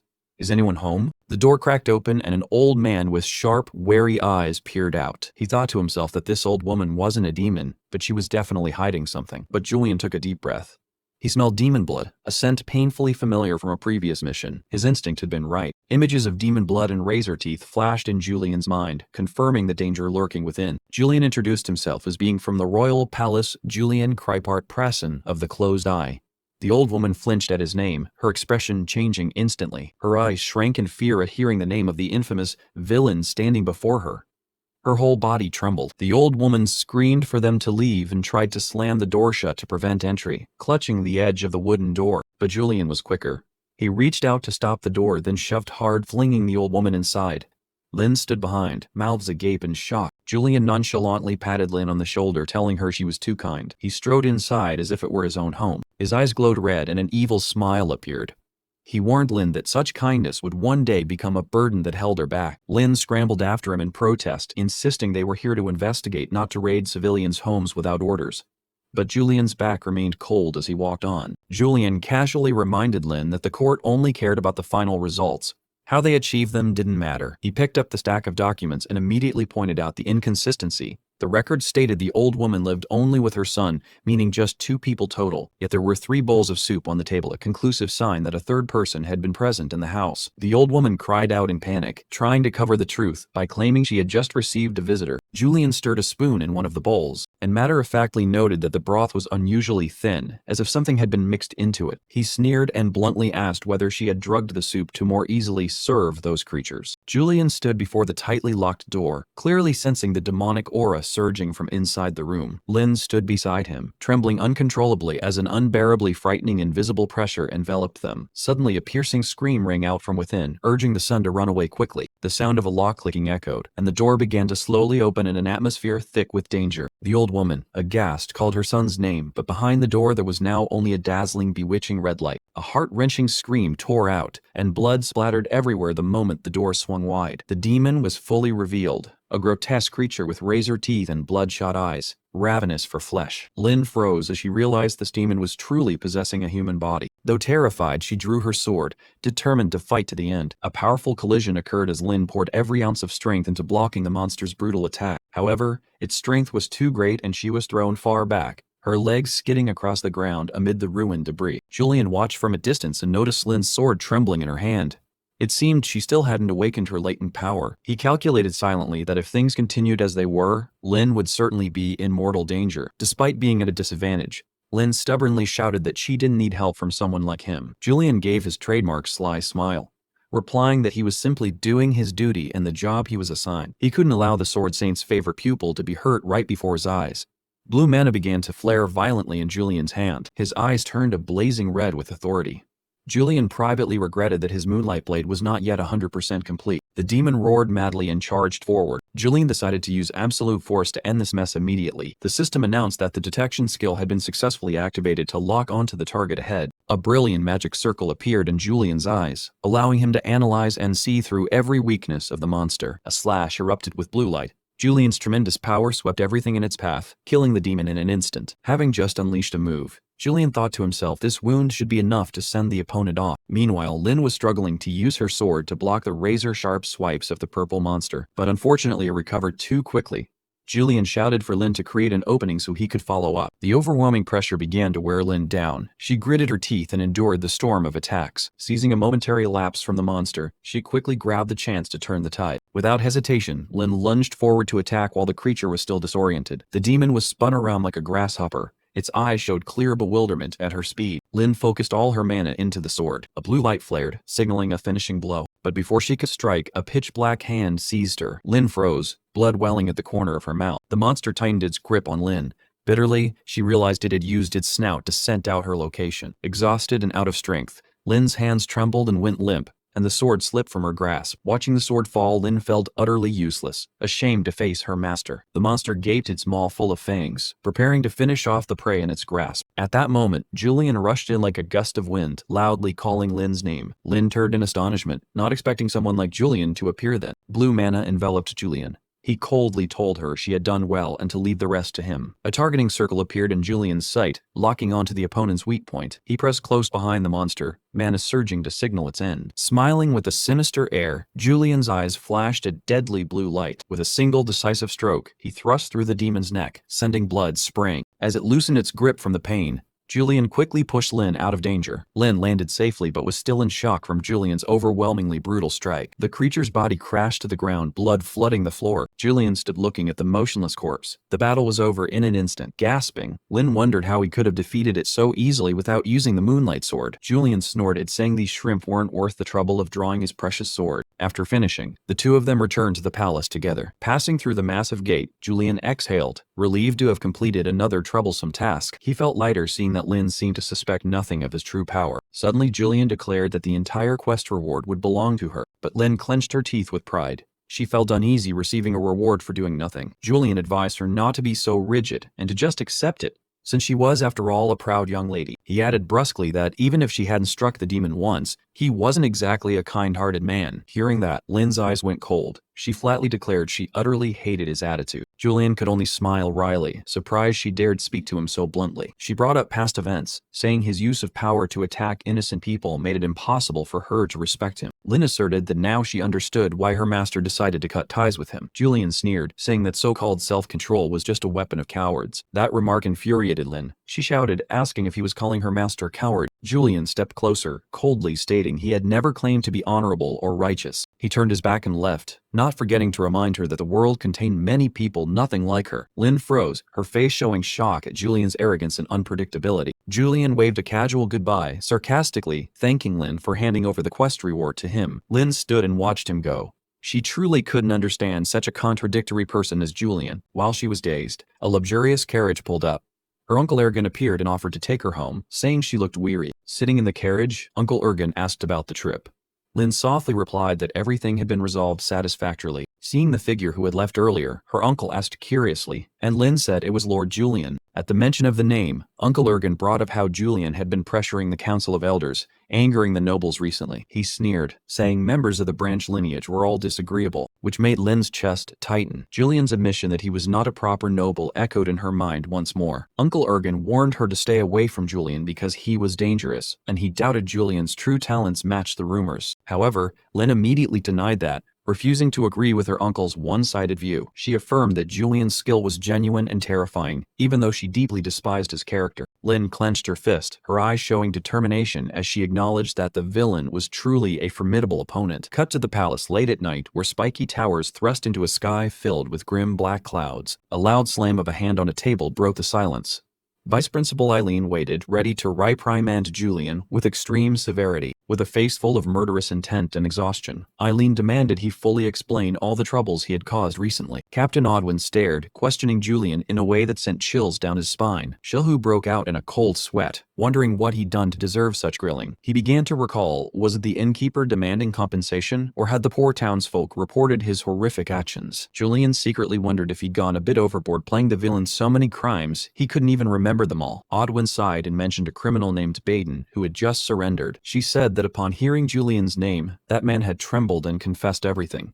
Hearing that, he finally breathed a sigh of relief. Julian immediately put on a cool act and shrugged, saying he had nothing to do with that man's reformation. Odwin handed him the task receipt and politely ushered him out the door. Holding the paper, Julian was delighted, thinking he was about to be paid. Short on cash, he eagerly checked the amount just as the secretary announced a message from the jeweler. Julian looked at the receipt and grimaced. The funds in the vault surely wouldn't cover the moonstones he needed. Hoping for that paycheck, Julian froze when he saw the actual number. The paper listed a total of 11,000 NAR.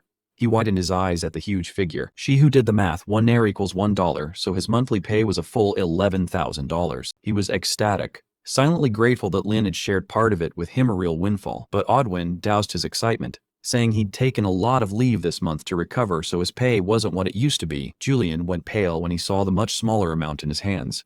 He thought her sense of money was really odd. Looking closer, alas, a pile of maintenance and registration fees had been deducted, plus a monthly installment payment. The final figure, 900 NAR. He was left empty-handed. Julian stood frozen. He bitterly realized how extravagantly the previous Julian had spent. Buying moonstones required a fortune, and he didn't have a single saved coin left. Cornered, Julian asked Odwin if there were any more assignments surprising her, since he'd never been eager for work before. Odwin said there were no jobs at the moment, and reminded him he previously sneered at money and only liked buying designer goods. Julian clicked his tongue. If those items had been bought by his own hand, he'd feel less regret. Odwin snorted, saying if he sold that art collection, he'd have enough to buy an entire castle. At the mention of money, Julian's eyes lit up. He flashed a sly smile and decided to sell off all the antiques for cash. Seeing Julian's attitude shift so suddenly, Odwin grew suspicious. Meanwhile, at the Council of Elders, Ergen was complaining that Julian was an uncontrollable monster and extremely dangerous. Lord Aiden stood beside him, smirking with hidden meaning. Someone came to fetch him, but Aiden declined, saying he wanted to discuss something privately with his subordinate. The old man cracked the door and peered inside with a scheming expression. It seemed the elders were still far from satisfied with Julian after recent events. Aiden reminded them that Julian had defeated a demon without using a treasured sword. The subordinate standing behind him nodded in affirmation. Aiden swallowed. In his eyes, Julian truly was a potential monster. The subordinate asked whether they should proceed with the previous orders. Aiden pointed decisively. He was determined to bring this monster under his command. The scene shifted to the luxurious Cosmos art gallery. Julian changed into an elegant white suit and brought the painting to sell. Though he was a bit anxious about whether anyone would buy it, appraiser Perso hurried out to greet him, obsequious before Julian's reputation. Perso asked about the painting to be appraised. Julian decisively pulled off the covering cloth, revealing a painting of ripened golden rice fields. Perso examined the painting through a loupe, his face showing some confusion. He said the brushwork looked very similar to the famous painter Corsius Vincent, but something was off. Finally, Perso delivered a blunt verdict. This appears to be a forgery. Julian froze, his eyes blazing red with shock at the harsh announcement. He clutched his head in distress, silently cursing the previous Julian's terrible taste in art. Julian regretted not choosing a different piece. This one had been placed right by the manor's entrance, so he assumed it was genuine. Perso tried to soothe him by praising it as an exquisitely crafted replica, though Julian was panic-stricken about his reputation. The old appraiser then decided to buy the painting for 1,000 nar, despite knowing it was a fake. Julian despondently looked at the meager stack of money. 1,000 nero was nothing compared to what he needed for moonstones. Perso went to fetch the contract and invited Julian to stroll the exhibition while he waited.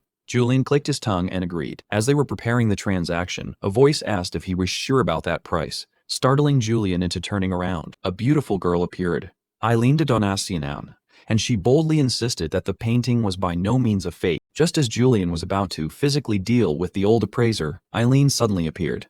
Julian was a little surprised and asked why she had come to find him and why she spoke so cryptically. Eileen ignored his tone, calmly pointed at the painting, and asserted that no one in the world could fake such a distinctive brushstroke. Her eyes were sharp, as if she had seen through every tiniest detail on the canvas. She pointed to the hidden corner of the painting, where an extremely faint, concealed signature lay. It was the handwriting of the famous painter Corsius Vincent, something only a professional could spot. The crowd around them began to murmur excitedly. Old Perso froze, sweat pouring down his face. He couldn't believe he'd missed such an important detail. Julian's eyes suddenly flared red, emitting a cold, murderous intent. He growled at Perso, asking whether the old man had been deliberately trying to trick him. The appraiser was so frightened he toppled backward onto the floor, stammering desperate apologies as a purple aura surrounded Julian. Just as Julian was about to swing his hand in punishment, Eileen quickly rushed over, grabbed his arm, and urgently told him to calm down. She reminded him that mistakes in the art world were common, and there was no need to escalate things to mortal consequences. Hearing that, Julian withdrew his murderous look at once and put on a false smile, saying he didn't really want to be dangerous. It had just been a slip of the hand, but that smile only made people more unnerved. He turned to Perso and asked whether the price of this authentic painting had changed now. The old man could only stare with wide eyes, trembling into silence under the terrifying pressure from the villain. He dropped to his knees, trembling as he explained that if this were genuine, even the whole gallery couldn't afford to buy it back. Its value far surpassed everything they owned. Julian laughed heartily, though his hand remained on the old man's shoulder as a silent threat. He squeezed the man's shoulder and sneered that incompetence could really hinder business. Now that this valuable piece couldn't be bought by anyone, what was he supposed to do? Amid the stalemate, Eileen spoke up, offering to help.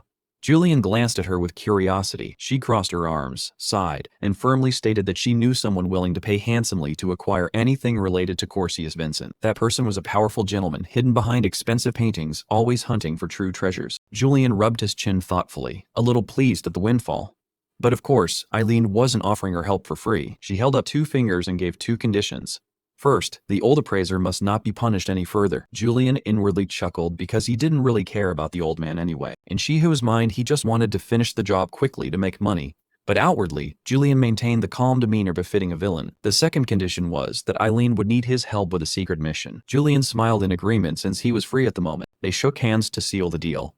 Eileen emphasized that this was a fair exchange, not her doing him a favor. Eileen added that because Julian had helped her in Julian before, she didn't want to be indebted. The transaction was officially established. The scene shifted to BL Academy at night. A guard was patrolling with a lantern in hand, his face full of anxiety. The old guard heard a strange sound. His steps grew tentative in the dark corridor. Suddenly, he froze when he saw something horrific ahead. His eyes bulged and the lantern nearly fell from his hand. A swarm of glowing red eyes rose from the darkness, encircling the poor guard. A piercing scream tore through the night. Back with Julian and Eileen in the corridor of Beale Academy's old building. Julian questioned the rumors that guards had been attacked by ghosts. Eileen thought it was just gossip spun by students who liked to embellish. However, things grew more serious as multiple guards were actually injured and strange noises were heard at midnight. Grotesque shapes lurked behind the walls, emitting a menacing black aura. Julian tilted his head to listen, sensing that something was off. He asked what it could be if not ghosts. Eileen looked at him with a grave expression. She firmly asserted that these were demons, far more dangerous than ordinary spirits. Julian was surprised that demons could infiltrate the academy itself, a place that should have been strictly protected. Eileen explained that the resonant stone system was under maintenance, creating a gap the demons exploited. The guards were now so frightened they wouldn't take the night shift. She had intended to handle it herself but failed, so she had to call in an outsider, Julian. At that moment, footsteps sounded behind them. It was Professor Hardy, Godfrey. He approached with a scholarly air, busily greeting Julian while completely ignoring Eileen standing beside him. Eileen, annoyed, reminded him she was there, but Hardy only shot her a disdainful look.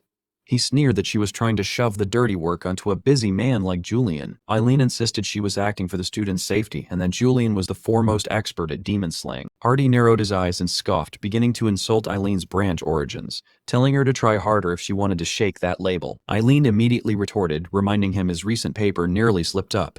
She told him to focus on writing properly instead of picking fights with others. Offended, Hardy flew into a rage, loudly denouncing those from the subsidiary branch as fools who didn't know their place. The atmosphere turned extremely tense. Just as tensions peaked, a sudden boom echoed, making Eileen flinch. She exclaimed in surprise at the unexpected incident. Both of them spun toward the source of the noise. Julian was already on guard, one hand decisively on his sword's hilt. Seeing Julian draw his sword, Eileen hesitated. She silently wondered whether he was angry from the insult or trying to protect her, then shouted for him to stop. But Julian did not hesitate. He swung his blade in a lightning-fast arc.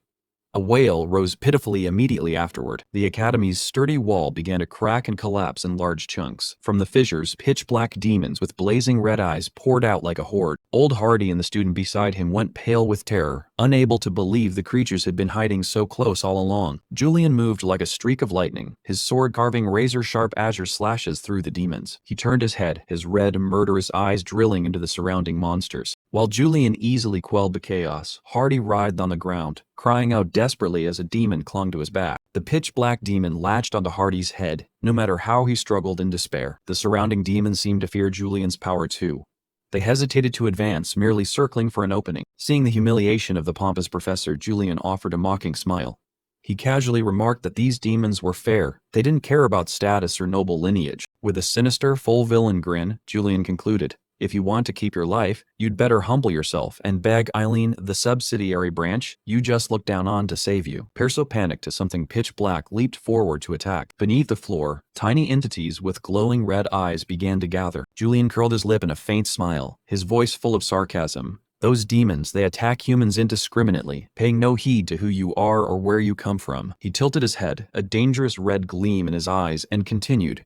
"So, if you want to live, you might want to kneel and beg a member of the affiliated branch for them to save your life." Then Julian drew his sword and drove it straight into the floor to stop them, not forgetting to mock the other for trailing off. Eileen stared in astonishment at what was unfolding before her. The swarm of small demons began to coalesce into a dense black mass, emitting a purple mana aura. Eileen and Perso stood frozen as that dark shape swelled larger. From the flurry of demons, a giant rat-like monster emerged, growling threateningly. Julian calmly recognized this as the true form of the creatures. He scoffed, calling the weak collective effort of those scrawny things a joke. The giant rat lunged, aiming to seize Julian. He leaned aside to dodge, the sword in his hand beginning to glow with blue mana. A decisive slash tore the head off the beast, struck a mortal blow. The small demons composing the monster started to disintegrate and fall to the floor. Julian followed with a jump, aiming straight for its remaining parts. A burst of mana exploded, completely erasing that dark entity. It was over quickly. Julian casually sheathed his sword. Eileen was still reeling from the fight. She wondered how Julian had noticed the demons hiding within the wall and things like that. Julian replied with a mysterious smile, since he couldn't tell her about the corruption color system. Eileen conceded that he had handled Hardy impressively and so on, but she reminded him of when he used to look down on branch members like her. The unexpected question left Julian a little flustered. Eileen repeated his words, that he had regarded her as a hybrid blood of the Demonization family. She found it odd that Julian suddenly sided with her, acting exactly like the him from their academy days. Julian silently thought it was probably because he played the villain role a bit over the top that she'd held a grudge for so long. Eileen shared shared that she was all too used to being insulted for her origins. Julian closed his eyes and said softly that nobles all bleed the same red blood. Eileen flushed, her heart pounding as she thought Julian was indirectly apologizing to her. Julian retorted, asking what she was thanking him for. Eileen breathed a sigh of relief.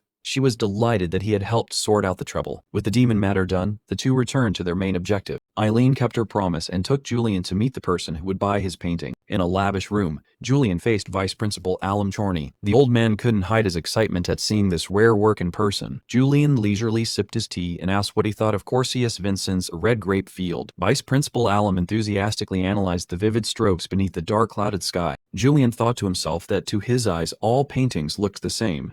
But he still had to pretend to be knowledgeable. Alan pointed out the pathways leading to the void behind the wheat field. Julian began to spin a tale about the loneliness the artist wanted to convey to his younger brother. He elaborated that the painting came with a forlorn letter which left Alan astonished at his knowledge. However, the old man's odd reaction caught Julian's attention. The system suddenly warned of the emergence of a new corruption color. It was suspicion.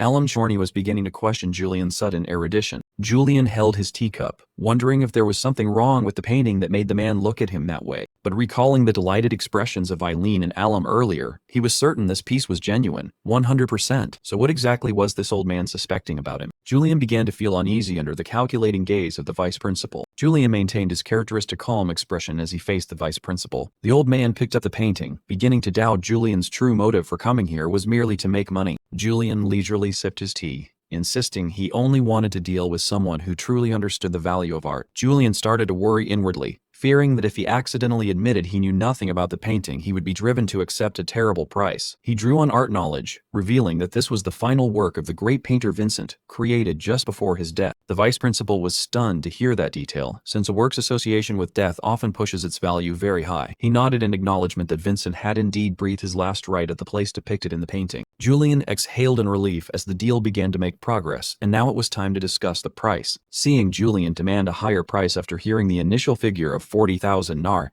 the vice principal began to feel pressured. The old man seemed flustered when Julian reproached him, suggesting he still hadn't properly appraised the magnitude of this masterpiece. Julian acted magnanimous by asking to add a full 100,000 nero to the price the man was about to propose. For his final clincher, Julian put forth the figure of 500,000 nero, making the room fall into an eerie silence. Outwardly, Julian looked cool, but inside he was utterly shocked upon realizing the true value of the painting far exceeded what he'd imagined. He mentally calculated that 500,000 nero equaled $500,000. An enormous sum for a single painting. The vice principal's call startled Julian out of his daydream about the pile of gold coins hovering in his mind. Julian quickly reclaimed his aristocratic composure, accepting the deal with a knowing, subtle smile. The vice principal bowed his head to apologize for having underestimated the aesthetic judgment of a nobleman like him. As soon as Julian left, Eileen knocked and entered the office at the summons. The vice principal busied himself hanging the precious painting he had just bought on the wall while inviting Eileen to sit. She reported that the troublesome situation at the old building had been resolved satisfactorily. The old man poured tea with magic and sighed in relief at the burden being lifted. He asked whether she had encountered any difficulties in handling the matter. Eileen smiled awkwardly at the thought of Julian,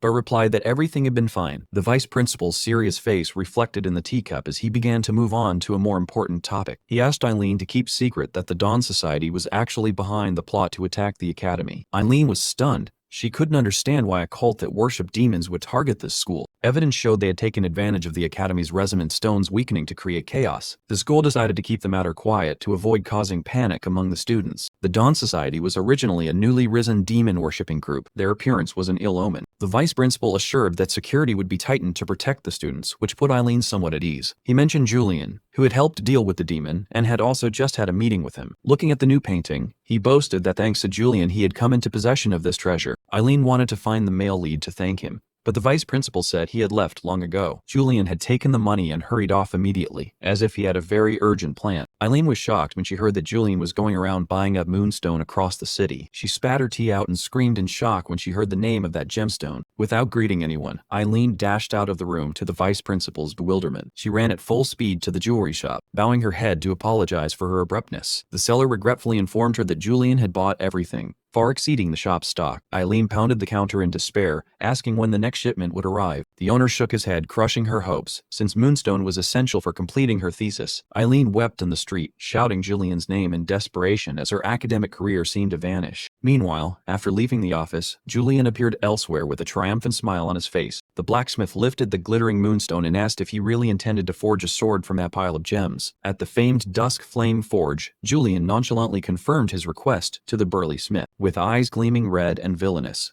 Julian asked the old blacksmith to craft him a sword of otherworldly beauty, as if forged from moonlight itself. Ruger shouted straight into Julian's face that what he wanted was merely an ornament, not a sword for real combat. The pride of a master smith would not allow him to forge such a piece of junk. Despite the objections, Julian calmly insisted he intended to use it in actual battle. Ruger slammed his fist on the table in anger, barking that the request was ridiculous. He pointed to the design and declared it nothing more than a useless luxury item. Flames lit both their eyes, as Ruger threatened to send Julian to another forge if he only wanted jewelry made. Dusk Flame Forge had always made weapons for renowned knights, like the swords of Heiden. Julian closed his eyes calmly, explaining he needed the sword to channel mana optimally. Ruger argued that using moonstone as a core was extremely foolish, since it was far weaker than ordinary metals. Julian fell into thought while the forge's female apprentice spoke up to apologize for her master's rudeness. She explained that the forge's reputation was tied to every product they produced, no matter the equipment. If a sword bearing the Dusk Flame emblem broke easily, their reputation would be ruined instantly. Julian acknowledged this was a serious obstacle to his plan. He said he had high hopes for this forge precisely because of its fame for making weapons for swordmasters. Seeing Ruger still hesitant, Julian raised a hand to signal him to stop and made a new offer. He smiled arrogantly and declared he would prove the sword was not fragile himself. With a cold look, Julian repeated his name to affirm his confidence in himself. A huge purse was thrown onto the table, jingling enchantingly. The female apprentice was stunned by the amount of gold and jewels, far beyond the usual price. Julian laughed loudly, asserting that if the sword broke during testing, he would leave all that money and not ask for a single coin back. Faced with such confidence in the large sum, Ruger had no choice but to nod and accept the wager. A few days later, the sword was finally finished and emitted a mystical blue glow at first sight. Ruger recounted that they had worked day and night and failed many times before they could forge it. Julian held the sword in his hand while Ruger, still worried, asked if he could really use it. Instantly, Julian activated his skill, a powerful stream of mana enveloping the blade in an instant. Behind him, a crowd of smiths had gathered to witness this strange weapons test. The female apprentice intended to disperse the crowd, but Julian stalked her because he wanted everyone to see the result. Ruger brought out a thick steel breastplate to serve as the target for the test. The gleaming plate had been prepared meticulously, without a single scratch. It was half an inch thick. Ruger challenged Julian to try to cleave through this solid block of steel. Julian took his stance, his whole body radiating a brilliant blue light from the skill, perfect swordsmanship. Those nearby began to whisper, still unable to believe the fragile-looking sword could hold up. The sword in Julian's hand trembled, as if it had fully understood its owner's will. He took a deep breath, his eyes intensely focused on the target ahead. With an extremely swift swing, the steel plate shattered into fragments like glass. Both Ruger and the surrounding smiths gaped in astonishment at this unbelievable sight. Julian stood there with the sword still glowing. He had succeeded in continuously channeling mana to increase its destructive power. A satisfied smile appeared. This was the true power of the moonlight blade he had been searching for. The female apprentice stared in shock at the heap of wreckage on the ground, unable to believe their sturdy breastplate had been cleaved so easily. Julian glanced at Ruger, who was dripping with sweat, and asked if the master smith had any more excuses left. A system notification sprang up right before Julian's eyes. The GUD version of the moonlight blade skill had finally been upgraded to the complete version. Julian was ecstatic to finally unlock it. A stream of blue light enveloped him and the new sword. He inspected the sacred sword. Even after channeling a massive amount of aura into a test slash, the blade remained glossy without a single scratch. Julian smirked with satisfaction. The perfect moonlight blade was now in his hands. Standing behind him, Ruger cleared his throat, admitting he had underestimated the young man before him. Julian sheathed the sword, smiling that sometimes direct action was more effective than empty words. Ruger reminded Julian to take good care of the sword, warning that if it broke, the blacksmith's reputation would be ruined. Julian laughed and waved him off, assuring him he would certainly make good use of it. No sooner had he left than Heiden appeared and froze before the ruined armor. He stared at the extremely sharp cut on the premium armor from the Dusk Flame Forge. It could only have been made by Julian. Lynn approached as well, her face skeptical as she asked if that was really the guy who had been here. Heiden confirmed, but now he couldn't sense any of Julian's aura left here. With the eye of an expert, Heiden silently admired Julian. That flow of aura seemed born solely to cut through things. Lynn folded her arms and watched, while Heiden regretted not witnessing the sword destroy that armor firsthand. Seeing his student's serious expression, Heiden suddenly asked whether she was wary of Julian. He reminded her that the two had just completed a mission together and wanted to hear her true impression. Lynn bowed her head and admitted that the man was certainly very strong, but Heiden wanted to know more. He asked if she noticed anything strange about Julian. Lynn blinked, not understanding what her master meant. Heiden pondered, hand to his chin, then asked bluntly, "Could Julian be similar to a member of the Dawn Council?" Lynn flinched at the mention of that name. Meanwhile, Julian strode down the street with a self-satisfied smile. He glanced at the sword at his side, feeling very pleased with his achievement. But deep down, she began to feel uneasy. He realized he was gradually being assimilated and becoming more like the real Julian. He sighed, reminding himself not to forget the ultimate goal: finish the game and return to the real world. Shihu closed his eyes to steady himself. He knew he couldn't play Julian forever. To beat this game, Heiden must stop the revival of the demon god Barbados. Only then will this world be spared destruction. Julian walked through the empty streets, silently calculating where the plot had reached. The Dawn Council would probably appear soon. They were an extremist cult willing to do anything to revive the demon god. They were Heiden and Lynn's archenemies. The memory of her father's funeral returned to Lynn amid pouring rain.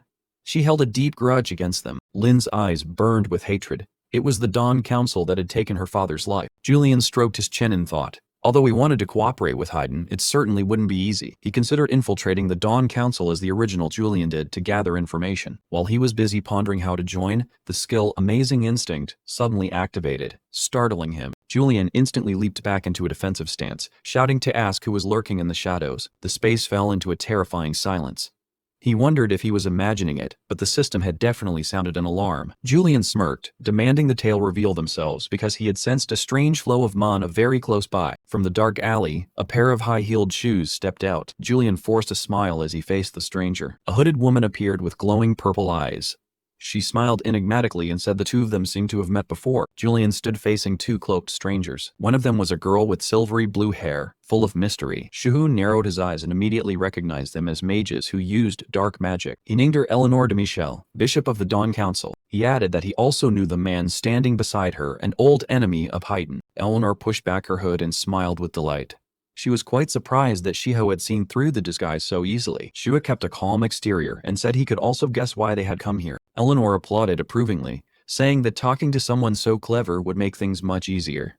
Now she wanted a definite answer. Inside, Shahu was panicking because he had actually been bluffing to sound impressive and had no idea what Eleanor was implying. He tried to stall for time to think, but the others had no patience. Eleanor reminded him that it was actually Julian who had initiated contact and made the offer first. Shahu began to break out in a sweat when Eleanor revealed a shocking secret. The original Julian had once wanted to join the Dawn Council. He cleared his throat from the pressure.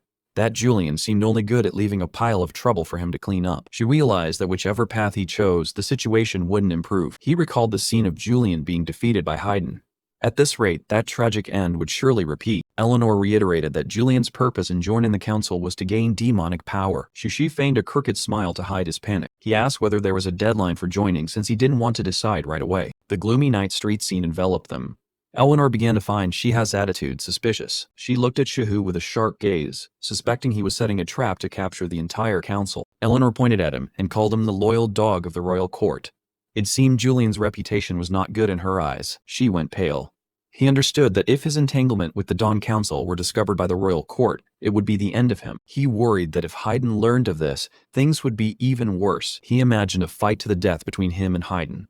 That was the most horrifying scenario he could think of. Shihuk scratched his head and forced a smile, trying to ease the atmosphere while his mind raced for an escape. Eleanor warned that if he intended to withdraw now, she would not let it go. Suddenly a giant cloaked figure stepped forward, each of his footsteps shaking the ground. Shihu recognized him as a Monsignor, a high rank in the church. That man was Felor, nicknamed Iron Hand. He removed his hood, revealing a brutal face, and vowed to crush Shihu right there. Felor pointed to the long scar on his face and growled, asking Shihu if he remembered the wound that Shihu himself had inflicted on him. Shihu began to lament that the sins of the original Julian had come knocking at his door. He sneered that he didn't have time to remember a bunch of insignificant pests. Seeing Shihabu's provocatively mocking face, Felor flew into a rage, his body trembling with fury. He laughed loudly in a manic way. Shihu silently regretted having mimicked Julian's arrogant tone too far. No sooner had he finished speaking than Felor suddenly vanished into the air like a ghost. He closed in on Shihu with terrifying speed, wanting to see how long he could maintain that composed expression. By instinct, Shihu spun around. The system immediately activated the innate swordsman skill to aid his reflexes. A piercing kang rang out. Shual raised his sword in time to block Felor's powerful punch, but his hand trembled violently. Shihu realized a deadly mistake. In his haste he had drawn the old steel sword instead of the exquisite moonlight blade. He chided himself for his hard-to-break old habit. With the moonlight blade still resting in its sheath, he had no choice but to hold on. Felor attacked relentlessly, his successive punches exploding like heavy artillery. Shihu could only brace himself and defend in a completely passive stance. Seeing a direct confrontation was too dangerous, Shihu flipped backward to create distance and steady himself. He landed on the ground, eyes fixed on the formidable opponent radiating murderous intent, but Felor gave him no time to breathe. He lunged like a beast, his massive fist looming right in front of Shihu's face. The earth-shattering punch missed Shihu and slammed into the road, shattering boulders and sending dust flying. The aftershock of the blow hurled Shihu away. He slammed into a wall, blood spilling at the corner of his mouth. Felor laughed with satisfaction at Shihu's collapse. He sneered, asking what it felt like to be defeated by a shrimp. The old sword had fallen from his hand. Shihu bowed his head, rage swelling to a peak. His whole body suddenly blazed red, signaling a new power about to erupt. Amid the blazing red flames, Shui forced himself up, silently blaming having to clean up the mess left by the original Julian. Felor was surprised to see his opponent still able to stand, but Eleanor had noticed something amiss and told him to stop. At the same time, the system reported that Shihu's emotions had peaked. He muttered tiredly, as if his last reserve of patience had finally run out. Shui lifted his head, his eyes opened wide, glowing a threatening red. He admitted he was extremely irritated, and at that moment, the innate skill, Awaken Eyes, officially awakened. Julian snapped awake, bathed in a crimson aura, his usually narrow eyes now wide open and full of murderous intent. Felor stared in horror at the sword glowing in his opponent's hand. He couldn't understand what was happening. Immediately, Julian swung the sword from behind his back in a slash that tore through the air. Felor clutched his arm as blood poured out, his face contorted in pain and terror. A predatory smile spread across Julian's face. His bloodshot eyes now hungered only for killing. He lunged forward like a phantom, ignoring Felor's desperate screams. Each of Julian's strikes now carried terrifying force, utterly overpowering the giant. Julian kept slashing at his opponent, murmuring for him to disappear. Felor's formation completely broke. He could only wail pitifully under the onslaught of brutal blows. Julian's speed was so great that blood sprayed before Felor could collect himself. Felor staggered back, his breath ragged in his dying gasps, facing Julian like a wrathful god. Felor realized he was up against a true monster. Julian laughed maniacally, seemingly reveling in the brutality. The feel of the blade cutting flesh and the enemy's terrified face stoked the instincts within him. The system announced the awakening skill had activated, boosting his physique and vision to the maximum. Felor fell to his knees, begging for mercy, but Julian's ferocity had reached its peak. Showing no mercy, Julian raised his sword high, preparing the finishing blow. The blade plunged down, and Felor's blood spurted once more. He looked at the man dying at his feet and sneered at his title, the Iron Arm. Julian roughly grabbed Felor by the hair while the man wept and begged for his life. A crimson killing aura enveloped Julian's silhouette. His breathing was heavy with exhilaration. Suddenly a strange hand stopped the blade, and a mysterious woman appeared. The power vanished abruptly, causing Julian's eyes to bleed from backlash. The system announced the awakening status had ended, restoring his usual cold expression. Julian stared in shock at the grisly scene before him, while Felor kept coughing up blood. Li Xiu inside trembled. He couldn't believe he just committed such savagery. Julian tried to regain his composure, reminding himself that they had started it. He calmly responded to the mysterious woman, claiming Felor was merely receiving his due. She glided close and smiled knowingly at Julian for having stood by and watched. Then he realized he couldn't move. The woman's magic was binding him. She whispered an invitation to join the guild into Julian's ear while using a special charm skill. The woman was certain that in the current state, Julian would have no reason to refuse. However, Julian remained lucid and asked for more time to think. Felor lay curled on the stone floor, trembling whenever someone moved. She clicked her tongue in annoyance when she saw her skill had no effect on Julian. Felor asserted that Julian was now even stronger than when he left the scar on his eye years ago. The woman bishop fixed Felor with a bewitching glare, warning him to keep this matter secret. A fierce curiosity welled up in her toward the only man who had resisted her. Back in his room, Julian collapsed onto the bed, overwhelmed by the stress of what had happened. Looking at his still shaking hand, he realized he couldn't become overly reliant on that insane power. Julian understood that the Dawn Guild was an extremely dangerous and unpredictable force. He held his head in frustration, unsure how to escape this whirlpool of politics and conspiracy. Julian found himself trapped. Both choices led to death. Join the guild to be dealt with by Heiden, or betray the guild and the palace spies would never let him live. Accepting reality with closed eyes, he realized he had no choice but to temporarily cooperate with the Dawn Guild. With a calculating smile, He resolved to stop the demon god himself to achieve the good ending and find a way back to the real world. The scene shifts to Genmol Abbey, a massive sun god order structure rising into the night sky. The uninvited visitors' footsteps echoed steadily on the stone floor. On the continent of Rosenda, the sun god order had the largest following, and this was their cathedral. The surrounding crowd began to whisper and speculate. They didn't understand why an unbeliever like Julian had appeared in the sacred place. Some even feared he had come to slaughter someone. Julian only gave a knowing smile, ignoring the scrutinizing and fearful gazes fixed on him. A trembling priest stepped forward and asked his purpose. Julian replied curtly that he wanted to see the abbot. The priest looked flustered, having received no prior notice, while Julian remained composed. At that moment, a nun stepped forward and offered to guide him. Julian leisurely followed her. Suddenly, a purple magical aura enveloped the nun as she halted. She remarked that he had arrived earlier than expected. The camouflage shattered under the purple lightning, revealing Eleanor's true appearance. She admitted she had thought he would refuse their offer. Julian scoffed.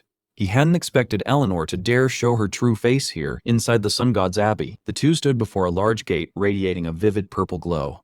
Julian marveled that the Dawn Society would set its headquarters within such a grand abbey. Eleanor demanded Julian show respect because the archbishop was waiting inside. Julian shrugged perfunctorily. He noticed she seemed more wary of him than before. The door opened, revealing a dim, great hall with black-robed figures whispering about Julian's arrival. At the far end sat a man on a throne. Julian entered. Before him was Tenelon, leader of the Dawn Society. Julian silently judged that he had none of a leader's bearing. Tenelon grinned broadly beneath his red mask. Julian recalled that this man had been an ordinary farmer before the relic chose him. His gaze fell on a golden chalice containing a blood-red liquid floating in midair. Julian wondered whether the relic had truly chosen such a common man. Eleanor snapped that Julian must kneel before the archbishop. Julian immediately retorted with an utterly insolent expression. Why should I? His stubbornness enraged Eleanor. She reminded him that having agreed to join, he must prove his loyalty. Julian raised a hand, asserting he had not come to cling to their petty faith. He had come for a fair cooperative relationship. To him, suddenly becoming a devout believer was the most ridiculous thing in the world. Julian laughed brightly, admitting he was brazen in this situation. The room buzzed at that arrogant attitude. Julian stared at Tenelon, declaring that the only thing he needed was the power of the god they worship. The black-robed clerics angrily shouted, cursing that Julian's arrogance would lead him to the death gate. Suddenly, Tenelon raised his hand, commanding silence. The archbishop appeared agreeable to the idea of a cooperative relationship. He declared that he no longer required these tedious formalities. Tenelon ordered everyone to leave, except Julian and Eleanor. The clerics bowed and complied, though they remained full of doubt. With only the three remaining, Tenelon broke into delighted laughter. He praised Julian's iron will as rumored. Meanwhile, Eleanor could only lower her face in displeasure. Tenelon slapped Julian's shoulder amiably, saying he liked that disposition of his. Julian was a bit surprised by the old man's sudden change in manner. He invited Julian to come along to see something important. Julian began to feel that something was amiss. They went deeper into the abbey. Tenelon revealed this was where the relic was kept, an area only bishops were allowed to enter. Julian smiled and replied with a suggestive question. Tenelon asked why Julian thought he had been brought here. Julian answered briefly that he wasn't sure. Julian squinted as he watched the eccentric leader's back.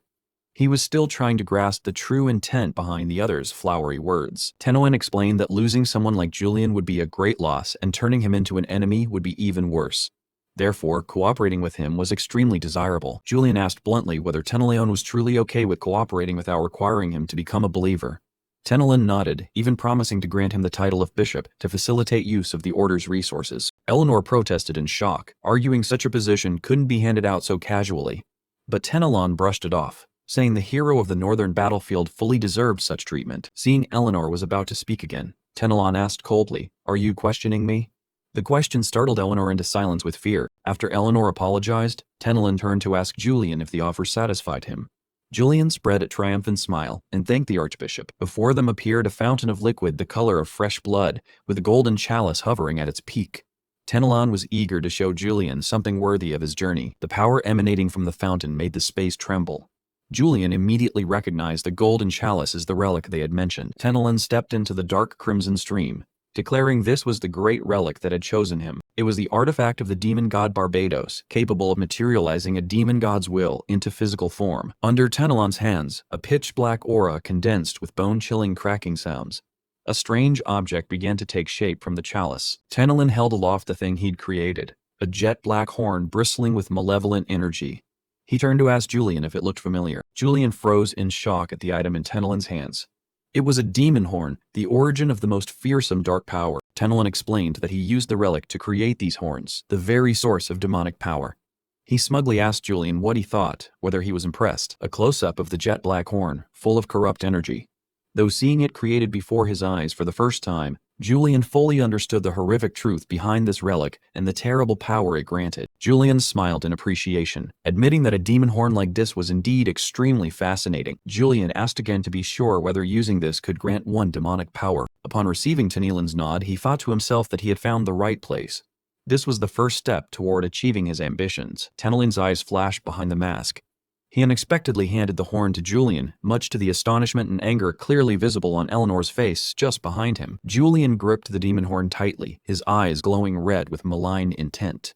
He himself hadn't expected the old man to give such a precious item so readily. Archbishop Tenelon said that to forge this holy relic horn, countless demons had to be sacrificed. The man patted Julian on the shoulder, asserting that using it would give him enough power to defeat even a sword mage. Tenelon further explained that relics like this are the source that creates humanoid demon breeds. Julian stared at the gift with growing worry. He did not want to become a monster. Seeing him standing there dazed, Tenelon quietly asked how he could be persuaded to accept this precious gift. At that moment, Eleanor whispered in Tenelon's ear that giving the horn to Julian now was far too soon. Tenelon glared at her, his gaze probing from behind the mask. Eleanor explained that Julian had not officially joined the order yet, and since the horn is foundational to the organization, it cannot be handed over casually. Julian was standing right there and heard every word. He smiled to indicate he understood the situation. To keep the peace, he decided to return the item and said he did not want to cause internal discord over it. Tenelon took the item, nodding in approval at Julian's reasonable attitude, but Tenelon wouldn't let him leave empty-handed.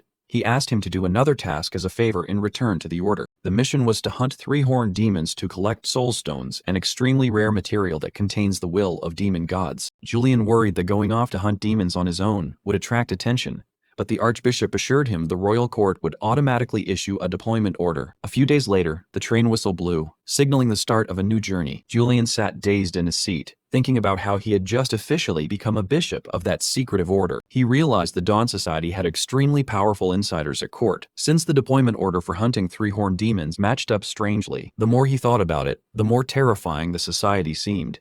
Its influence was vast, almost like a miniature state. Heiden sat opposite, cutting into his thoughts and showing great excitement about the luxurious train. When Julian asked, Heiden nodded and confirmed he was also on his way to the city of Berniden. He explained he was a representative of House Krypart sent to attend the Ascension Festival there. Heiden chatted non-stop, advising Julian that once his work was done, he should take time to join in the festivities with the townspeople. Julian gave a knowing smile and replied that he would consider it if the demon hunt didn't take too much time. He glanced at Heiden, who was sweating profusely, and realized that despite the friendly banter, the man was still very afraid of him. The train finally pulled into Berniden station amid the bustle of passengers disembarking. As Julian was about to leave, Heiden suddenly called him back with a much more serious expression than before. He warned Julian to be extremely careful and not to foolishly provoke Lord Orinil, the lord who governed the region. It turned out Orinil was a close friend of House Heiden, the noble family Julian had once mercilessly wiped out. Julian sighed softly, feeling that the past troubles tied to this body's history were about to come trouble him again. He clicked his tongue and left, thinking he'd just killed a demon and leave. There was probably no reason to meet that lord. But things weren't that simple. Julian found himself facing an enraged Orinil right in the Lord's office. Orinil flatly demanded that Julian immediately suspend that demon hunting mission. He explained that the Faroon forest was currently being prepared for the Ascension Festival, so no outsiders were allowed to enter and cause disturbances. Julian reminded them that a 3-horned demon was prowling the forest, and it was that creature that would ruin the festival if not killed soon. Orinil dismissed the claim, saying the demon had caused no trouble so far, so there was no need to rush. Julian's tone turned cold as he asked Orinil whether he intended to defy a direct royal decree. Orinil still refused to yield and countered by asking if, should the festival be cancelled because of a hunt, Julian would take responsibility for those losses. He suggested Julian stay in the city and enjoy the festival atmosphere for a week, then do whatever he wanted. Orinil stared at Julian and sneeringly remarked that even a cold-blooded fiend like him would come to enjoy the festival. Just as the tension peaked, a child's call of father rang out, startling them both to turn around. A cute little girl poked her head through the door. Trina, Lord Orinil's beloved daughter. She darted into the room and innocently complimented Julian's looks, instantly dispelling the dour mood. Seeing his daughter approach Julian, Orinil panicked and shouted for Tarina to come back, fearing this villain might harm her. Julian clicked his tongue in annoyance and mocked that he wouldn't so much as touch a child, leaving the Lord speechless. The fear skill activated, enveloping Orinil in overwhelming pressure and making him tremble as he clutched his daughter. Julian cast back a cold smile and warned that they'd have to revisit this matter another time. He strode away decisively, leaving Orinil pale and frozen, holding Tarina as if he just faced death. Once out in the corridor, Julian let out a weary breath. Constantly playing the villain was draining him. Subordinates immediately surrounded Julian to ask how the meeting with Margrave Orinil had gone. Julian briefly reported that the old man was adamant and the demon hunting plan had to be put on hold. Seeing this, the Society's agents asked whether to pull their operatives hidden in the forest back. Julian ordered everyone to hold their positions, sensing that things would not go as smoothly as Orinil hoped. Looking down at the city busily decorating itself, he was certain the festival would not proceed as planned. His men shuddered at his grim yet confident prediction. In Julian's game memories, Bernadan was where players first faced the extremely dangerous three-horned demon type. With the deadly power of that entity, the upcoming Ascension Festival at the border risked turning into a blood-soaked tragedy. The more horns they have, the stronger the demons are, and they also possess terrifying innate powers. One of them is Hammond, the three-horned demon dubbed the Nightmare Beast. Its power is to turn an entire region into an impenetrable labyrinth, causing anyone who enters to lose their way. This maze constantly shifts and comes with swamps filled with deadly poison as soon as you set foot in them. Even if you get past the outer defenses, the real challenge still lies ahead. Hammond's psychic attacks are so powerful they cannot be defended against. In the game, very few players can defeat this monster. On this side, Julian leisurely sipped his tea, the liquid sloshing in the cup. He knew Hammond was about to finish parasitizing and turn the forest into a maze. Lord Orinil would surely come to him soon. Just as expected, a flustered servant burst in to report that the Lord wanted to see him immediately. He apologetically explained the interruption, but Julian calmly replied that it was all right. A fleeting smile crossed Julian's face. He had anticipated this emergency long ago. At the manor, Orinil was trembling with worry as he mentioned his daughter Tarina. The girl had fallen into a deep coma since last night for no apparent reason. Not only Tarina, but many other children in the town experienced the same condition, leaving the doctors helpless. Julian watched in silence, thinking to himself that it had truly begun. Orinil bowed his head in despair, unable to understand why his healthy daughter had suddenly lost consciousness. He suddenly shouted, demanding that Julian reveal what he knew. Orinil trembled as he asked whether this was the work of a grade D demon. Julian confirmed that the suspicion was correct, and the culprit was Hammond in the Faroon forest. This demon implants seeds into living bodies, turning them into puppets under its control. With children, this infection is extremely dangerous. Julian added that it might already be too late to save Tarina. Hearing this, Orinil panicked and grabbed Julian's shoulders tightly. He shouted, ordering him to destroy the demon immediately, even if it meant canceling the region's most important festival. Julian asked again if he truly wanted to save his daughter at any cost, even if doing so might endanger the entire Bernadan region. Orinil hesitated briefly but then gripped his hand tighter. He vowed to do anything as long as his daughter could be saved. Julian wore a satisfied smile. Things were going exactly as he wanted. He stood up to prepare to set out and hunt the nightmare beast Hammond, with the Lord expressing his gratitude. The soldiers began pouring barrels of flammable liquid onto the grass. Water gushed out, soaking the ground around the forest. A soldier reported that everything was ready but wondered why they had to destroy such a beautiful place. Julian replied nonchalantly that it would be foolish to ignore such an obvious danger. Instead of finding his way through the maze, Julian chose the simplest method from his gamer experience: firepower. The soldier worried the Lord would be angry, but Julian had already got him cornered. Now let's begin, Julian signaled, his face full of excitement. Torches were thrown down. The flames leapt up violently, consuming everything. Amid the vast sea of fire, a pair of crimson eyes suddenly sprang wide. A thunderous roar shook the heavens as the giant silhouette of the demon emerged from the blaze. The soldiers recoiled in horror when they recognized it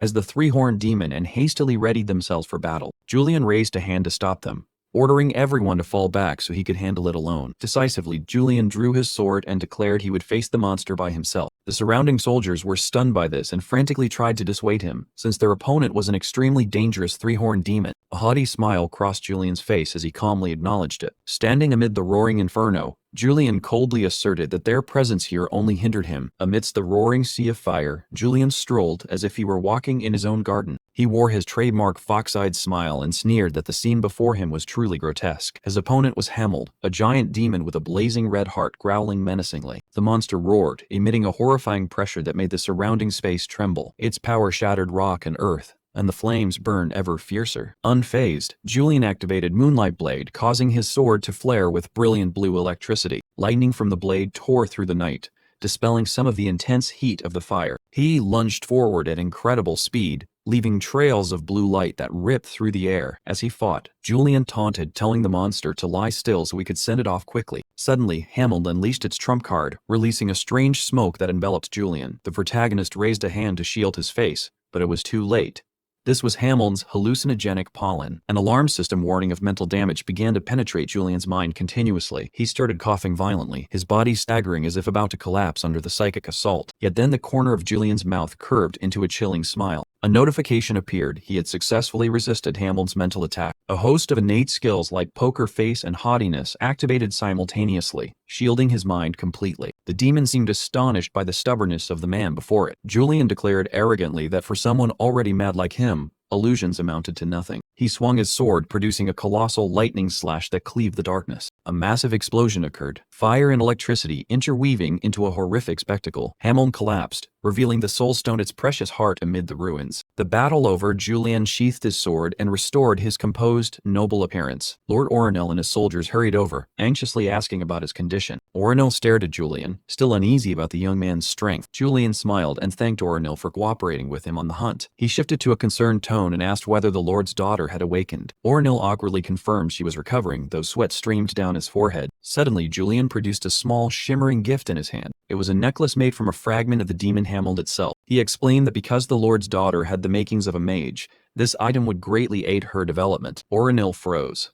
He could not understand why someone as scheming as Julian would suddenly do a good deed. The elegant speech system compelled Julian to utter flowery words about cultivating talent for the Empire. The Lord panicked, convinced Julian harbored some sinister plot behind the gift. He told himself Julian surely knew of his family's fallen ties with the Herenth clan. But Julian made no demands. He simply bid farewell and turned to leave. Orinil clutched the necklace tightly, wondering whether the man would really let him walk away so easily. When they returned home, little Tarina cried out with joy at seeing her father come back. Orinil gently handed the gift to his daughter, his face showing the tenderness of a father. Seeing his daughter delighted with the necklace, and noticeably healthier, his emotions began to surge. He suddenly realized he could no longer keep deceiving Julian. Orinil recalled the coercion of the Council of Elders, those who had put his daughter in danger. He wept and resolved to be loyal to Julian to protect his family, abandoning his role as a spy for the Council. The steam train hissed and came to a stop at the station, signaling the start of Julian's journey back to the capital. Inside the carriage, Julian sat in silence, staring at the wooden box in his hands, which held Hamel the demon soulstone that he had just collected. The box trembled slightly, emitting wisps of black smoke that made Julian feel a little uneasy. Inside the box, the soulstone burned like an eternal flame, radiating an incredibly terrifying pressure. Julian stared at the treasure, beginning to calculate how to use it most effectively. The station attendant announced the train had arrived at Londrian.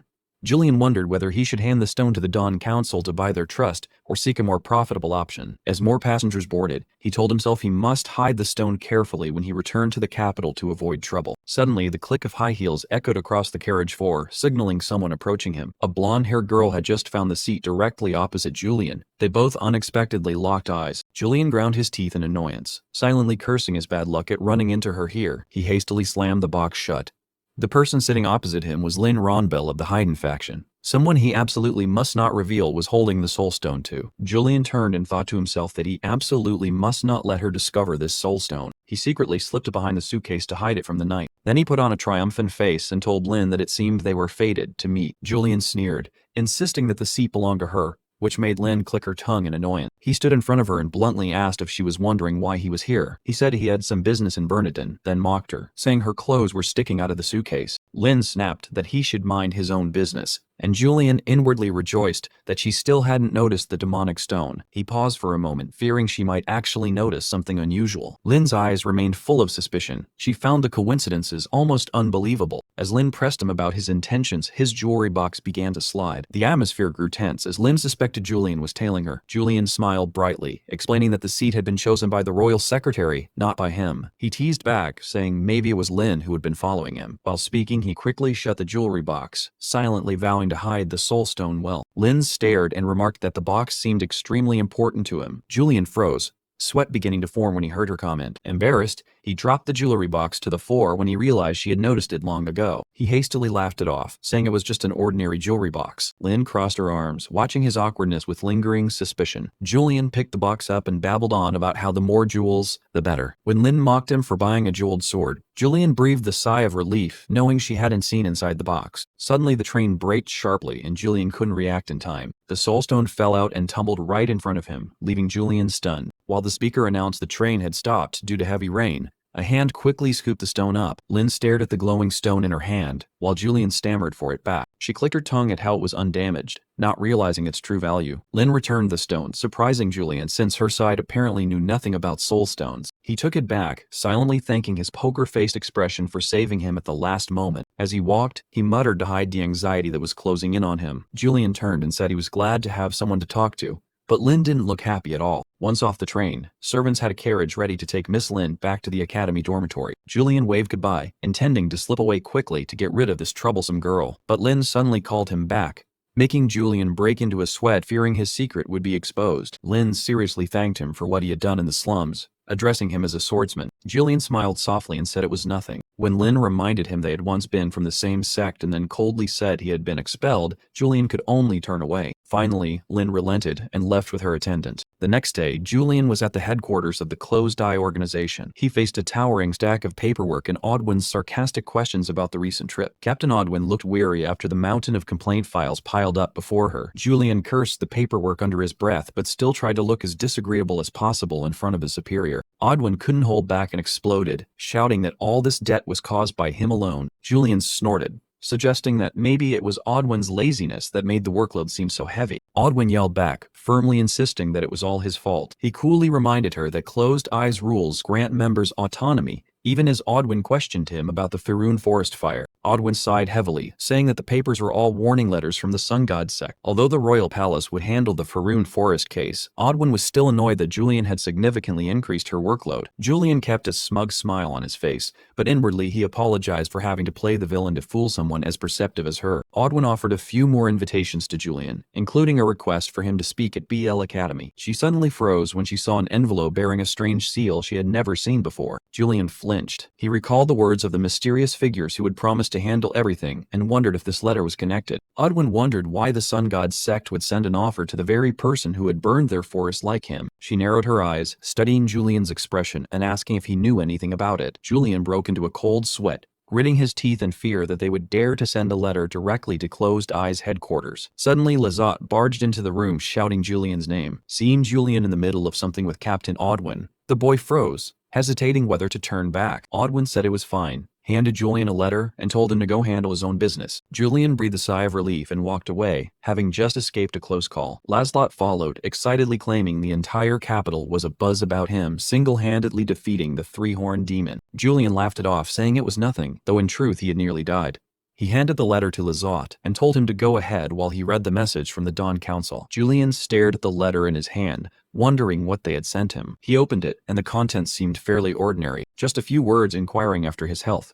But Julian knew full well things were not that simple. Suddenly, a sinister shadow appeared, conveying that the Archbishop wished to invite him to the cathedral. Julian immediately recognized it as Eleanor's yin magic. He crushed the black aura, guessing they wanted to reclaim the soul stone from the demon and burn it in. Julian wondered how the Dawn Council knew exactly when he returned to time the letter so perfectly. The feeling of having another person to be wary of was decidedly unpleasant. As soon as he entered the cathedral, Julian received countless curious glances because of his distinct presence. Eleanor approached to greet Lord Julian. Julian scoffed that those looks made him feel pressured, though in reality he was projecting an aura so no one dared come close. They walked and talked, and Eleanor began mentioning the rumors about his deeds. She said people called him a hero for slaying demons, but also a villain for burning the Faerun forest. Eleanor seemed eager to hear him recount the entire episode in his own words. Julian replied sarcastically and then unexpectedly brought up another matter. He requested that Eleanor stop sending such conspicuous letters from now on because they cost him trouble. Eleanor smiled, saying no one could recognize her magic, but Julian insisted he didn't want it to happen again. She retorted by asking how he wanted to communicate from now on then. Julian looked at her with a terrifying gaze and said he would be the one to seek her out. Eleanor showed a flicker of worry, afraid her identity as a spy might be exposed. She was surprised when Julian spoke as if he knew her exact location. She tried to reassure herself that he was only bluffing, since her identity was very well hidden, but Julian's shadow continued to advance coldly. Upon entering the secret chamber, Archbishop Tenelin warmly welcomed Julian. He went straight to the point, telling Julian to hand over the three-horned demon's soul stone. Julian curled his lips in a mysterious smile.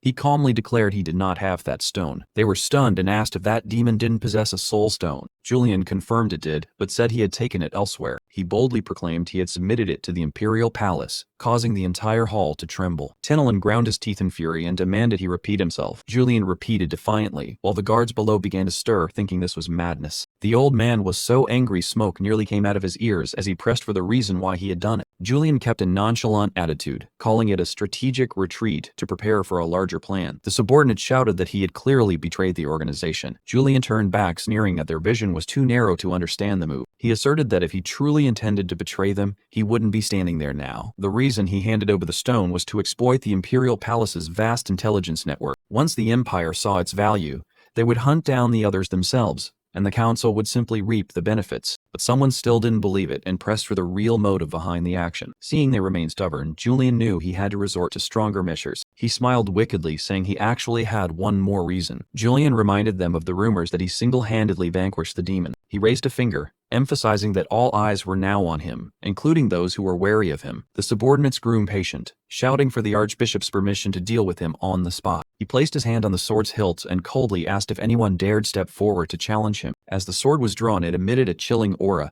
Julian waited eagerly for an opponent. Tenelin shouted, asking who dared stand in their way. The clash of metal rang harshly, and Julian easily parried the guard's attack. With a single kick, he sent the attacker flying, blood spurting from his mouth. He stood towering, curling his lip in contempt at their weakness. Julian said that if they wanted to know the truth, he would tell them. He mentioned his former master, Swordmaster Heiden, a name they had surely heard before. The red-masked man Tenelin ground his teeth in fury, muttering that that was the man who had ruined his face. Julian stood beside him, inwardly pleased that his deception was going smoother than expected to distract the Archbishop. Tenelin trembled with rage, a blazing red murderous aura surging around him. Julian continued to lead him on, saying that the Swordmaster had always been suspicious of him, so he had to be careful. He explained further that if he returned this time without bringing back spoils from the three-horned demon, that old man would never forgive him. Hearing this, Tenelin readily believed him, nodding that a cold-blooded man like the Swordmaster would surely suspect even his former disciple. An official handshake was agreed upon. Tenelin declared that he finally understood why Julian wanted to join the Dawn Society. Julian smiled mysteriously,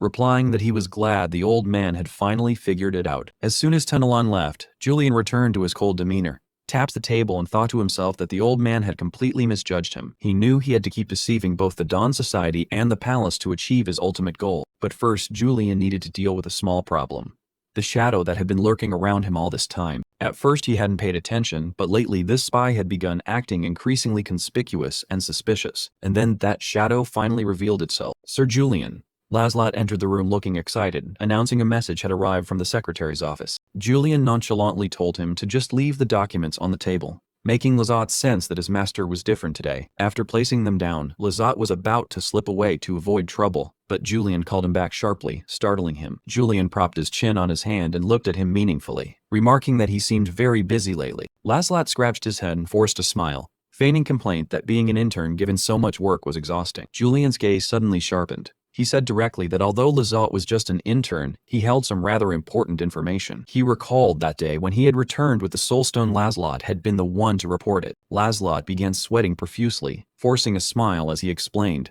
that he had only been a little curious because it was a precious item. Julian merely curled a hint of a smile and said, "Oh, is that so?" The atmosphere suddenly turned heavy. Julian pressed, asking why an intern would know so much about the soulstone. He laid his cards on the table. This was the first time he'd mentioned that name in front of Laszlo.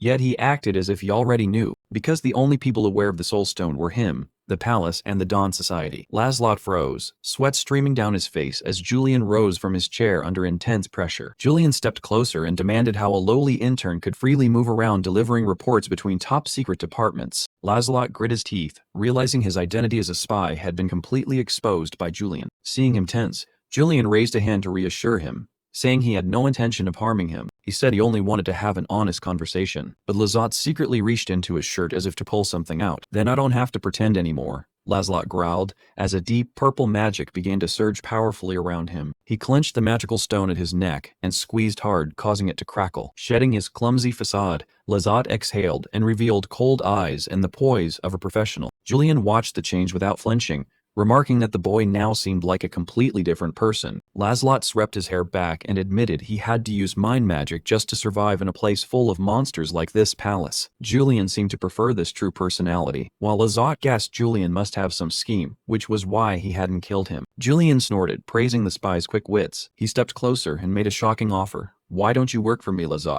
Laszlo startled and stepped back, asking if Julian wanted him to become a double agent. Julian confirmed that was exactly it, leaving Laszlo wondering why someone like him would propose such a thing. He panically asked whether Julian intended to betray the Dawn Society. Julian tapped the table lightly, smiled mysteriously, and said he only wanted to make things easier for himself. Laszlo growled, asking what the hell Julian was talking about and insisting he wouldn't so easily follow his orders. Julian smiled brightly, waving the stack of papers in his hand and saying he wasn't so brazen as to make someone work without proper pay. He held up a sheet and said he knew Laszlo had been diligently sending large sums to an orphanage all this time. Laszlo's eyes widened in shock.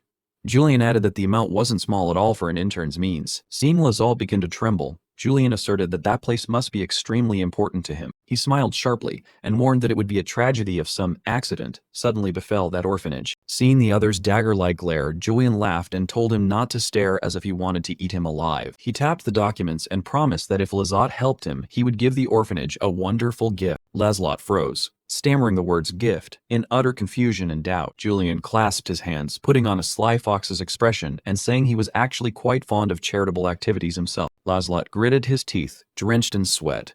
He realized he was completely trapped by Julian and had no way out from this villain. A few days later, a luxurious carriage rolled down the nearly empty streets. Inside, Bishop Heiden asked Laszlo whether he had brought what he had requested. Laszlo produced a scroll of paper, confirming that this was the next destination of Swordmaster Heiden Wright. Heiden took the scroll and ordered Laszlo to report Heiden's movements immediately to the Archbishop. Seeing his subordinate act strange, Heiden suspiciously asked why he looked so downcast. Laszlo flinched. His mind was a jumble. He wondered whether he should reveal Julian or keep the secret to himself. The Dawn Order could protect him, but who would protect Trinia and the children at the orphanage? Laszlo swallowed bitterly, his hand clenching helplessly at Julian's threat. In the end, fear won. He shook his head vigorously and forced a strained smile, insisting that nothing was wrong. Meanwhile, Julian, or rather Li Shishuld, strolled along after finishing his business. As soon as he returned to the manor, the maids lined up and bowed to welcome their master home. Shihu seemed lost in thought and was a bit absent-minded when a maid offered to take his cloak. He told himself he was performing this role too well, and that was the real problem. Julian's villainous instincts surfaced so naturally that Shihu could easily use that weakness to threaten Laszlo without hesitation. He realized manipulating others through fear was that simple, especially since Laszlo didn't know the paper he held was a sham. After taking off his cloak, Shu couldn't stop worrying that he was gradually being corrupted by this new identity. A maid snapped him back, announcing there was a message from the Krypart family for him. It was an invitation to the wedding of Julian's sister Linnea Krypart. Shahu grew curious why people who hated him would send an invitation. At first he planned to decline because he was busy, but then changed his mind when he remembered something he needed to retrieve at the Krypart house. The maid eagerly offered to prepare his favorite outfit, which made Shihu feel a premonition of trouble. As expected, that favorite outfit was a gaudy pink suit. Horrified, Shihu immediately demanded something more formal. The maid wondered why Julian had always considered that his most proper attire. Shihu could only remain silent. A series of outfits appeared, but Shihu knew he needed to buy an entirely new suit. He chose to go to the White Boutique, the Empire's most upscale clothing shop. His arrival drained the color from the staff's faces. Shihuo was pleased because the place had many fine clothes, and he was confident the staff would have better taste than the old Julian. He intended to politely ask for styling advice, but the system forced him to speak in a threatening, arrogant manner. The staff were so terrified they fell to their knees, apologizing profusely, their faces drained of blood. As a result, the entire shop emptied out, leaving Shihuo standing bewildered among the clothes. At the same time, Lady Eileen, a professor of magic, had just arrived at the store. She was warmly welcomed by the staff after a long period spent buried in dry research. Eileen lamented that her research nearly collapsed because someone had bought up all the moonstones on the market, causing her great trouble. But fortunately, thanks to the appearance of the Soul Stone, her career was saved. Eileen was deeply grateful to that mysterious benefactor. She came to pick an outfit for Linnea Krypart's wedding because she didn't want to look too shabby in front of the nobility. An attendant excitedly led Eileen to see the most luxurious evening gowns in the shop. Eileen smiled in relief, feeling wonderful to be briefly away from the stifling laboratory. Suddenly, a hunch made her start and look toward the corner of the store. There, Julian came into view. His presence stunned Eileen so much she nearly screamed. By reflex, she hid behind a pillar before she could steady herself. While Julian seemed to sense someone's presence, Julian smirked, told himself he was being paranoid and returned to selecting clothes. Hidden in the shadow, Eileen was still in shock. She realized Julian was also invited to the wedding and wondered why such an arrogant man would be looking at such ordinary clothes. In her memory, Julian only ever wore that tight pink suit like a sausage. Then Eileen suddenly noticed the particular outfit he was eyeing. Julian murmured in satisfaction at the deep red garment in his hands, unaware that this choice would make him the focal point of a political upheaval. Eileen watched Julian about to finalize the purchase and nearly fainted. She bit her finger in panic, thinking that if he wore this to the wedding, the whole ceremony would be ruined. She hesitated, unsure whether to intervene for fear of getting tangled up with Julian and inviting trouble. To make matters worse, a kid nearby pointed and called her odd, making Eileen even more flustered. Forget everything, stop and first. Eileen rushed out to block Julian. She looked at him incredulously and asked if he really intended to buy that outfit. At the sight of Eileen, the elegant speech system forced Shiheko to snap a sarcastic remark. He taunted that he assumed she only buried her head in research and didn't care about fashion, which made Eileen furious. Eileen was no pushover. She fired back at his ridiculous taste. Then she asked sternly whether he truly understood the meaning behind that outfit. Shihu blinked and replied, "What?" He began to sense something amiss when he saw the other's terrifyingly serious expression. Eileen stepped closer and lowered her voice, asking if it was because he hated the Krypart family so much that he wanted to wear a garment symbolizing the intent to annihilate the entire nobility. A chill ran down Shiu's spine. He felt imminent danger. He wondered just how dreadful the meaning of this outfit could be. Staring at the brilliant deep red outfit, Shihu screamed silently inside. He only wanted to buy something proper and instead had stumbled onto a symbol of the rebellion. Eileen suddenly noticed the embroidered emblem on the back of Julian's old jacket. She turned the jacket over, revealing the embroidery of blazing golden swords. Eileen explained it was the victory emblem of knights. Now it had become a luxurious fashion statement. Julian realized the instincts of this body were urging him to choose garish things to the point of horror. He remembered the neon pink outfits that the original Julian had been extremely fond of, so Julian planned to pretend to pick a truly awful outfit to bait Eileen into helping him. Eileen saw that outfit and felt like she might suffer a nervous breakdown. Julian casually asked if he should wear this sparkling pink suit to the wedding, leaving her stunned. Unable to bear the disaster, Eileen decided to personally choose the classiest outfit for Julian. Everything went exactly as Julian had calculated. Eileen was far too easy to manipulate, and so the day of the Krypart family's wedding finally arrived. The guard trembled when he received an invitation addressed to Julian. He hurriedly bowed and invited Lord Julian inside. Julian appeared in an extremely dashing black suit with gold patterns lighting up the entrance. Despite the flashy exterior, Julian felt nauseous from his body's reaction to this place. He had accepted the invitation not to offer congratulations, but for another reason. His target was the sole gem that the Krypart family possessed. Julian intended to speak directly with his father to find a way to obtain that stone. The banquet hall doors opened, and Julian strode in with a proud expression. Immediately, the orchestra fell silent, and the hall was wrapped in an awkward hush. Julian stood beneath the cold stares of the nobility, feeling the atmosphere tense and forced. He walked on, telling himself that surely no one here welcomed him. Then a voice joyfully called his name from afar. It was Linnea Krypart, the bride, running toward him with a radiant smile. Linnea grabbed Julian's hand and shook it vigorously. She was truly glad he had come. Julian was quite surprised, as this was the first time someone from this family had been so warm to him. Linnea greeted Eileen as well, acting like old acquaintances. It turned out they had once studied at the same academy. Linnea recalled those days. Julian, however, was mortified because Shiho had no memory at all of attending school here. Linnea complimented Julian's outfit, saying it was very handsome, a stark contrast to his usual clownish attire. Julian felt Eileen's glare burning into him from behind. Eileen smirked, waiting to see what lie he would come up with about the outfit she had chosen. Julian nonchalantly said he chose it himself because it was his sister's wedding, which made Eileen so angry she could have bitten him. Linnea excitedly wanted to introduce her husband to everyone to make acquaintances. A cold voice suddenly rang out, cutting through the cheerful atmosphere. It was Joshua, the man with a grim, cold face. Linnea quickly released Julian's hand when she saw Joshua approaching with a scowl. Joshua grabbed Linnea's hand tightly, his voice growling as he demanded what the hell she was doing. He scolded her for talking to those filthy half-bloods on this important day. Joshua yanked Linnea away, ignoring all the bride's polite greetings. He shouted at Julian, bluntly declaring that he was not his brother. Julian gritted his teeth, the atmosphere became thick with the smell of gunpowder. Joshua sneered, reminding him that being here meant nothing for Julian's status. Julian kept a calm expression, held up the invitation, and said he was only here because he had been invited. But Joshua wouldn't listen. He aggressively snatched the invitation from his hand. In front of the guests, the man tore the card to shreds with contempt. Speaking as a member of the main line, Joshua ordered Julian to get out of there immediately. Instead of trembling, Julian curled his lip in a sneer and asked back, "What if I refuse?" Joshua answered by drawing his sword, intending to use violence to put down the would-be rebel. He swung the gleaming blade high, ready for a purge right in the ceremony hall. The sword's reflection lit Joshua's murderous face as he declared he would teach the half-bloods a lesson. First meet Joshua Krypart, a rather notorious name. He's famed as the ringleader who stirs up trouble at Beale Academy. His pastime is forming cliques to isolate and bully ordinary students. He even dares to disrupt lessons if the teacher holds a lower status than him. The classic entitled scion who respects no one. Riding on the Krypart name, Joshua believed he was immune to punishment.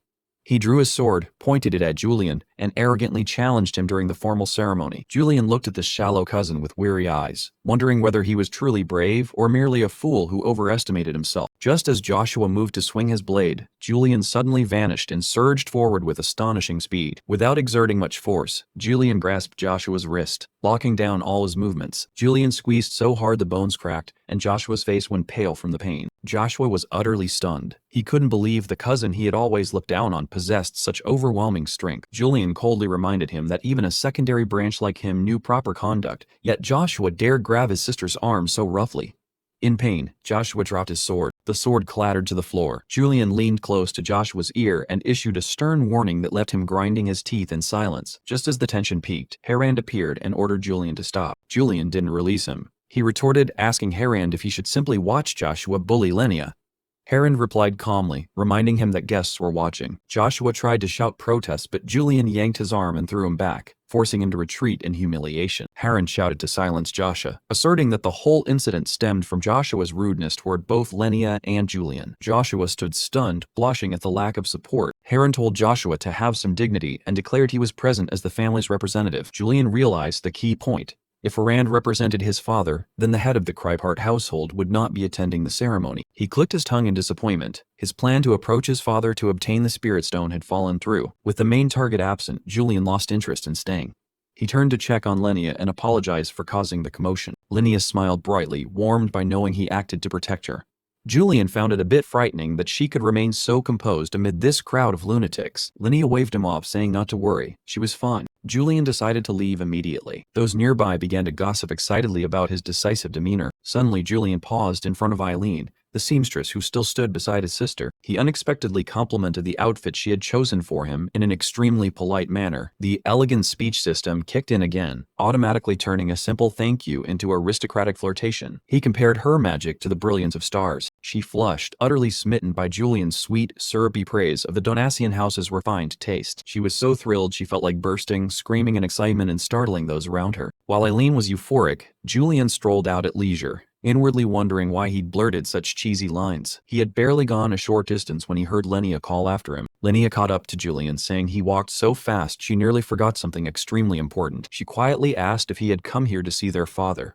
Julian paused briefly, embarrassed. Then Lynn produced a small black box, saying it was their mother's keepsake that she wanted to return to him. She recalled that he had once fiercely argued with their father to keep it.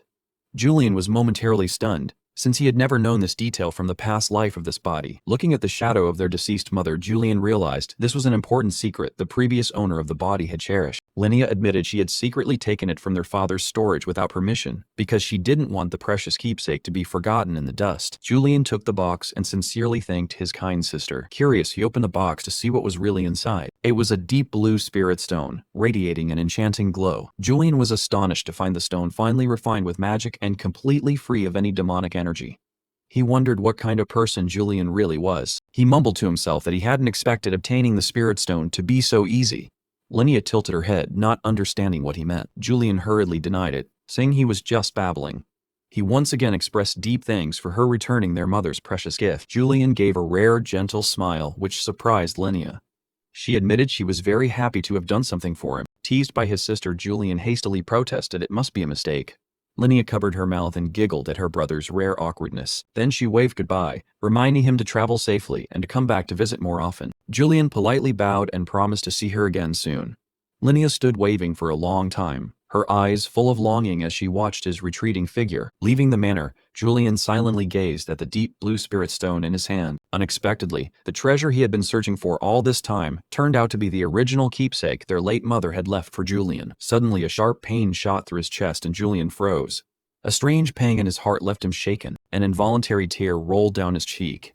She was stunned to realize this was Julian's intense longing for his mother. It turned out this fox-eyed antagonist bore such deep sorrow within him. The creaky carriage rolled along the trail. Shihu rested his head on his hand, surprised that this Julian could still feel so sorrowful upon leaving. Judging by his pensive expression, it seemed Julian retained a bit of humanity beneath that cold exterior. But putting that aside, Shihu smiled smugly, having obtained the soul stone exactly as he planned. Back at the manor, he sat pondering what to do with the terrifying power in his hands. Handing it to the Dawn Society, or the Swordmasters, would surely cost him dearly. Suddenly, his eyes flashed with a blue light. He remembered that Julian originally possessed a very special ability. A notification appeared before him. Demon Lord Vessel. It turned out he could absorb souls to increase his power, a direct path to becoming a demon lord. The idea of Julian becoming a demon lord sent a shiver down Shihu's spine. It was the last thing he wanted in this perilous survival game. He didn't want to be corrupted like Julian. The more he used the power of those eyes, Shihu felt he was gradually losing his self and his humanity. Worrying more the longer he kept the soul stone, he decided to find a way to hide it somewhere safe before someone else discovered it. Sitting in his room, Shihu sighed in displeasure at how strangely quiet the manor was. It was rarely this silent. He wished this peace could last a little longer, but life is not a dream. A sudden shift in mana startled him upright. The skill's superior instinct was triggered, signaling an uninvited presence sneaking closer. A wisp of black smoke hovered in the air, making him wonder who this person was and what their goal might be. Shiwa scanned carefully around, but refrained from using mana to avoid being detected in return. He glanced toward the dark corner of the room where the strange sound had come from. Luckily, he didn't sense murderous intent from the opponent.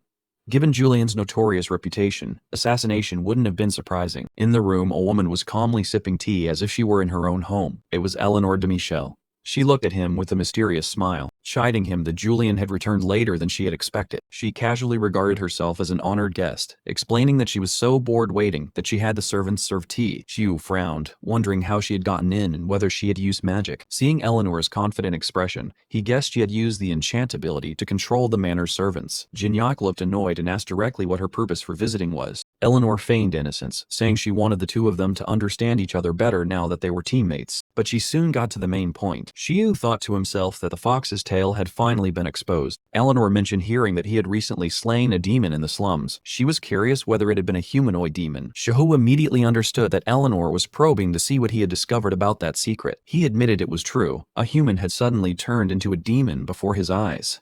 Eleanor could only exclaim in astonishment. A close-up of Eleanor's eyes showed she was psychologically shaken by the news. Xiu added that the demon's horn looked like a flawed replica of what Lord Tenelin had once shown him. He glanced at the other's reaction. Eleanor bowed, realizing there was no need to ask further since Julian seemed to know the whole story. He gave a faint smile, and asked if that answer satisfied her.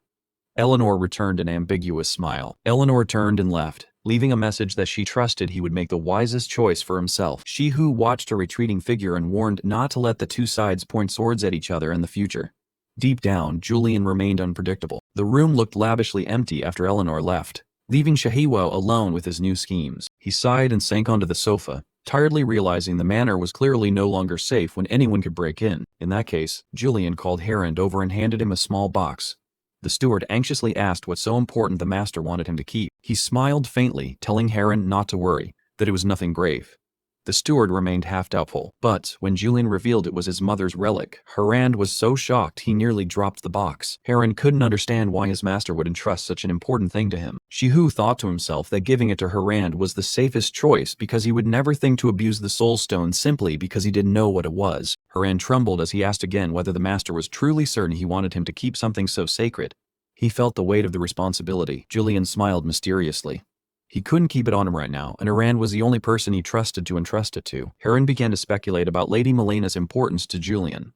To Julian, she was the symbol of the last remaining shred of humanity. He watched Julian's back with admiration. Entrusting this relic led Heiden to misinterpret that his master was declaring he would devote himself to the throne like a loyal monster. Heiden thought Julian had become terrifyingly ruthless. Meanwhile, Shihabu silently hoped he hadn't chosen the wrong person to safeguard the precious stone. Joshua Krypart was now sitting dazed on the bed, clutching his injured wrist with a face full of resentment after his humiliating defeat. The maid timidly stepped into the room intending to change the cloth, but the tense atmosphere made her afraid to even breathe loudly in front of the young master. Joshua ground his teeth, furious that as a member of the main line he had been humiliated by a bastard from a cadet branch in front of so many people. The image of Julian's confident smile flashed in his mind, driving Joshua crazy with jealousy and hatred. He slammed his fist into the mattress, cursing Julian as arrogant and presumptuous for daring to aim so high. His fury peaked as he recalled the moment he was utterly helpless against the opponent's overwhelming attack. Joshua couldn't understand how someone so lowly could possess such confidence and be held in esteem by the upper circles. Suddenly, a sound made Joshua start and turn toward the corner of the room with a murderous look in his eyes. The maid dropped the cloth in fear. Her trembling hands were bruised and swollen, showing she had been brutally abused earlier. Joshua sprang up, intending to swing at the poor girl to vent the storm of rage boiling inside him. But a hand stopped him in time. Alpha's Mon appeared just then to intervene in the violent act. He was Joshua's personal guard and a former powerful deputy knight captain. Joshua shoved the hand away and drove the maid out of the room so she wouldn't see his pitiful state. He thrust out his battered wrist and asked Alpha sarcastically, "Do you see this wound?" Despite Alpha's explaining he'd only followed the master's orders, Joshua shouted that nothing mattered more than his safety. He continued to insult the guard, saying he was a washed-up knight living off Joshua's family's money. Alpha silently endured the harsh abuse. His face did not change a bit in the face of his master's anger. Joshua grabbed the cloth from the basin and flung it into Alphas' face as a way to relieve the humiliation he had just suffered. He barked at Alphas to shut up because the only apology he wanted to hear right now was from Julian. Alphas quietly wiped the water from his face, then suddenly asked Joshua if he truly wanted to take revenge on Julian. The question hit a nerve and Joshua paused, curious to know what Alphas was plotting to bring down their opponent. Alphas admitted Julian's current power was overwhelmingly strong, causing even veteran knights to be wary. Julian's swordsmanship and vast mana far exceeded normal standards, making him a formidable adversary. But Alpha suggested a sinister solution: create an environment where Julian could not use his aura. He reached into his coat and withdrew a mysterious item emanating a haunting purple aura. It was a flawed resonance stone, a forbidden item with evil power sitting right before Joshua. Joshua asked in surprise how a guard could possess something so dangerous and terrifying. Alphas explained that instead of suppressing demons, the stone had the peculiar ability to lock away a person's mana. He persuaded Joshua that if they lured Julian into its circle, he would become an easy prey for the ambush. A close-up of the stone looked no different from a shard of demonic horn, signaling a deadly trap being set. In stark contrast to that dark plot, Julian was leisurely tending to his beloved orchids. Laszlo rushed in to report that the Dawn Society was planning to ambush Julian, making the atmosphere urgent. On the surface, Julian coldly reminded them to keep their composure, but inwardly he muttered that he had done nothing wrong. Hearing that the ambush wouldn't involve the bishop,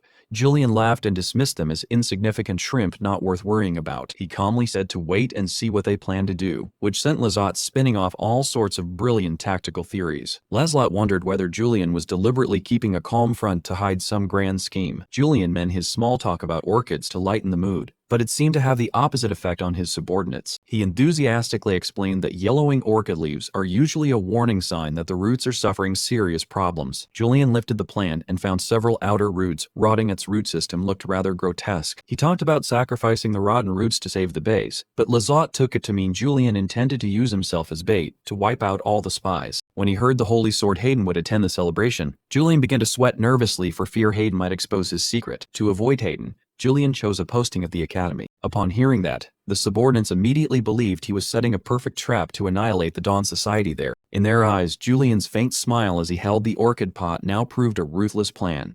They believed he would use himself as bait to turn the ambush into a blood-soaked spectacle. A bloodstorm was about to sweep the academy according to the scenario everyone had painted. Unaware of it all, Julian had officially become a brilliant strategist in the eyes of his subordinates, simply by pruning plants. On this side, Julian smiled faintly, while the professor standing beside him forced an anxious smile. The two walked and talked down the corridor. The professor hadn't expected Julian to come in person during this busy Victory Day celebration. Seeing the professor's trembling face, Julian only smiled inwardly. The man was so frightened of him he was sweating profusely. The professor enthusiastically said the students were also eagerly awaiting a special lecture from him. Julian paused for a second. A special lecture? That wasn't part of his plans. In Lecture Hall 1 of the Veil Academy, the students were seated to capacity, waiting. A female student turned to Lynn and said the guest lecturer still hadn't arrived. Lynn looked very tired. Lynn rested her head on the desk, her eyes heavy.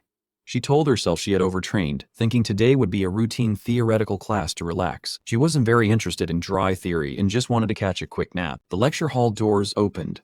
The students began to stir. They had heard guest lecturers from Shut Eyes were usually commoners. The professor rapped sharply on the podium, demanding silence so he could introduce the guest. The moment the name Shut Eyes was announced, the hall erupted in astonishment. Lynn jumped up, stunned. She squinted toward the podium, a bad premonition rising in her chest. Julian stepped out with an arrogantly noble bearing, introducing himself as a member of Shut Eyes and the lecturer for today. Lynn froze. Her face drained of color when she saw her greatest enemy standing at the podium. Julian calmly told everyone not to be overly tense. He was here as an examiner for the upcoming practical exam. A meaningful smile appeared. He declared he would teach them something not particularly special today. Julian spread his arms wide and tossed out a question. Why do you practice swordsmanship? Seeing the room fall silent, he laughed and said it was just a polite question. Then, he suddenly pointed at Lynn. Lynn flinched. She intended to snap back as usual, but suddenly remembered her current standing. Lynn suppressed her anger, telling herself to keep the manners of a student. Julian repeated the question, wanting to hear her answer. He joked that his own purpose was simply to seek fame and status. Lynn stood up, her gaze sharp. She answered that she practiced swordsmanship to train herself to achieve her ultimate goal. Julian nodded, praising it as a heartfelt answer. He explained the question was more than a mere icebreaker. He reached to touch the sword's hilt, preparing to perform a live demonstration. Julian admitted the short time wasn't enough to teach swordsmanship, so he decided to talk about aura. The audience began to grow excited.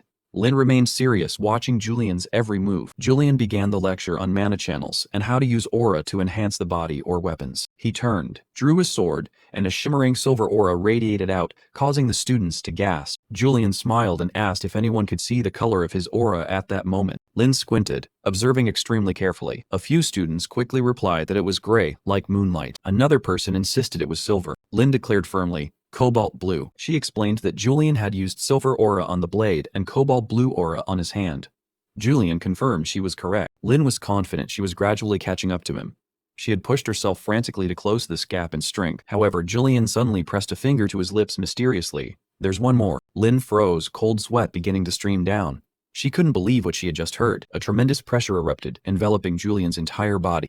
He revealed that no student was skilled enough to see this third type of aura, leaving Lynn utterly shattered. Julian had just performed a display of energy magic, thinking to himself that no one here could sense this so-called third aura. He smiled smugly, inwardly believing this was the best way to gauge the power gap between him and his opponent. Lynn grit her teeth in anger, thinking to herself, "You'll lose to me soon." Just then, the vice principal appeared behind them and didn't hesitate to praise Julian's recent performance. He chuckled, confessing that he had been a bit worried about Julian taking the class at first, but the students had responded so enthusiastically. Seeing Julian was well liked, he decided to entrust him with the upcoming practical exam. After bidding the vice principal farewell, Julian strolled down the corridor on his way out. Walking among the long hallways, he suddenly recalled familiar scenes that had appeared in the game's trailers. Memories of the Holy Sword's death and future tragedies came back, but Julian vowed not to let those things happen while he was here. Meanwhile, at Julian's mansion, his younger brother Joshua sat on a chair looking quite impatient. He glanced around the room, silently criticizing his brother's peculiar taste and decor. Joshua frowned at the floating potted plants, unable to comprehend what his brother was thinking. The knight accompanying him stepped forward to report that the mana sealing barrier was ready as planned. Seeing the soldier trembling, Joshua narrowed his eyes and bluntly asked if he was scared. He leaned in close and repeated the question with a challenging tone, leaving the knight frozen. Joshua began listing the formidable forces he prepared, from demon-slaying knights to Kreefart's elite troops. He asserted that with a grand mage and such a sealing barrier, handling one person would be far too easy. But in the knight's mind, the image of a powerful Julian kept surfacing, and he couldn't stop worrying. Joshua clicked his tongue, wondering why there hadn't been a single soul seen since they entered the mansion. The soldier muttered that he hoped everyone had just gone to bed early, when Joshua suddenly swung his hand and slapped the knight across the face. The blow was so hard it sent the knight sprawling to the floor in astonishment. Joshua shouted loudly, berating the soldier as a coward for bearing the Kreefart Knight title yet acting so frightened. The soldier hurriedly bowed and apologized, and Joshua ordered him to activate the barrier at the given command. He was confident that once the barrier was active, Julian would be unable to use his aura normally. Joshua stared at the purple-black energy swirling in his hand, certain that Julian was no longer his match. Suddenly a report came from outside, announcing that the final target had finally returned. Night fell over the silent mansion, but this tranquility was only superficial. William Hylance and his cloaked group closed in secretly, his eyes brimming with murderous intent. He grinned wickedly, murmuring that he couldn't wait another moment to personally end Julian. His group was full of people nursing deep grudges, unable to accept Julian's rapid ascent to bishop. William declared that today would be the last day Julian would see the sun. Bold as he was, another member sneered when he saw William's hands trembling with anxiety. William ordered the group to gather and prepare to breach the mansion. He raised his staff and activated the barrier in perfect silence to seal off the entire area. William explained that this barrier would prevent Julian from hearing or sensing any presence from outside. According to his calculations, all the servants had already left, meaning Julian was now completely alone. But immediately after, William froze, his face paling as he sensed something amiss. Meanwhile, on Joshua's side, reports from his subordinates made him startle and shocked. Joshua's soldiers reported that a group of unfamiliar, highly skilled mages was heading straight for them. Joshua broke into a cold sweat, wondering if word of the ambush had been leaked. Outside, William was also in utter confusion, suspecting that Julian himself had set a trap to ambush them all. Seeing his trembling subordinate beside him, Joshua felt annoyed and wanted to beat him for being such a coward. He declared loudly that even if it was a trap, Julian would die by his hand today. This man was overconfident thanks to the ceiling barrier. He left the minnows to his men and went himself to hunt Julian. Impatiently asking the target's location, he was told they were right out in the corridor. Drawing his sword, he smiled smugly, planning to ambush them before they could react. As soon as they met, he lunged forward, insulting the opponents as cowards for serving someone like Julian. The robed mage was no pushover either. He roared in anger and unleashed lightning in response. The young master realized the opponent must be at least a third-tier mage to cast magic within this barrier, but he still sneered because of his home advantage. He ordered everyone to charge, and a brawl erupted in the corridor. The clash of weapons rang loud as the mage desperately defended against the young master's men's attacks. Amid the chaos, Joshua kept brazenly searching for Julian but couldn't find him. Suddenly, the robed mage was struck by a bolt of electricity and screamed in pain. Seeing the mage collapse, Joshua was surprised at his opponent's power and muttered that he should get rid of his cowardly subordinate. The robed mage spat blood, bitterly realizing the ceiling barrier was constricting his mobility. Joshua clicked his tongue in annoyance. Seeing the man about to fall but stubbornly holding on, he began considering using his trump card, but then he stopped, deciding to save his finisher for Julian rather than waste it on a nobody. He rushed in again, swinging his sword to finish the fight quickly. They clashed again. This time the young master had total advantage. The mage mustered his remaining strength to brace himself with his staff. The young master laughed triumphantly. A powerful slash knocked the opponent's weapon away. He followed with a heavy kick that sent the mage flying and coughing up blood. Standing proudly in a victor's stance, he sneered that even a third-tier mage was trashier. He growled, asking how much Julian had paid to buy the man's life away like this. The mage's face was smeared with dirt. He stammered, not understanding what the young master was saying. Without waiting for an answer, Joshua stepped right onto the poor man's body, ignoring his pitiful screams. The mage tried to explain through pain that he had come to kill Julian too, not to ally with him. The young master sneered coldly, saying that even if it were true, the man must die for daring to block his way. The mage looked at the sword at his throat in despair, sweat pouring off him. At that moment, casual footsteps sounded, accompanied by a mocking greeting. Joshua jerked around, drenched in sweat, for he had felt no presence of this person at all. Julian stepped out of the shadows with a relaxed air, and casually stepped on the back of the mage lying flat on the ground. The young master trembled as he called out the target's name, while Julian didn't even look. Staring instead at the wreckage on the floor, Julian picked up a shard of porcelain and clicked his tongue, regretting that the precious vase had been smashed to pieces. The young master tried to steady himself, deluding himself that inside this barrier he could beat Julian with swordplay. Julian paid no heed to the threats, only muttering in sorrow because he truly liked that vase. Seeing the opponent's oddly calm demeanor, Joshua felt a chill run down his spine, realizing something was off. Instantly, a deep blue aura flared violently around Julian, and he coldly declared he would teach the young master a lesson in manners. Julian was riding back to the manor in the dark. He suddenly realized something felt off about the atmosphere. The surrounding mana was fluctuating unnaturally, clearly a sign that an ambush had been set up. Julian walked in calmly, thinking to himself that those people had finally made their move. He strode forward confidently, trusting in the moonlight sword he painstakingly trained with. He was no longer someone easy to bully. Seeing the wreckage ahead, Julian was slightly surprised. It seemed a brawl had broken out even before he arrived. But then Julian froze when he saw something smashed on the ground. His face darkened. He tried to reassure himself that he wasn't the original Julian and didn't need to rage over such trivialities. Yet his emotions erupted as he stared at the shattered plant pot on the floor. Julian collapsed to his knees beside the pile of soil. It was the first thing he personally named and cared for since transmigrating here. He whispered Angelica's name in pain, then suddenly flashed a cold smile and swore he'd make those responsible pay. Moonlight sword activate. A brilliant blue energy erupted, enveloping Julian's body as murderous intent surged. Joshua and the mage standing farther back began to feel anxious as Julian lost control over a mere plant. Julian told himself to stay calm and not be led too much by the original owner's emotions.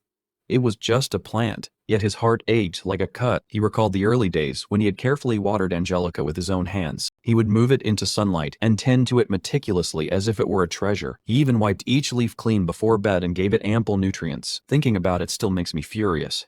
Julian roared, a deep purple mana bursting forth as he decided to slaughter them all as a sacrifice for Angelica. Back in the present, Julian clenched his fist and smiled, asking Joshua if they had any other plans now that the ambush had failed. Joshua ground his teeth in silence, sweat starting to stream down his face. Julian privately analyzed the situation. Capturing Joshua would be easy, but the masked mage was the real concern because his abilities were unclear. If both attacked together, it would be difficult. So Julian decided to use a psychological tactic. He declared himself merciful and said he would give the two intruders a single chance to live. Julian casually suggested they fight each other. He stood there waiting for the entertaining show to unfold. Joshua and the mage were stunned.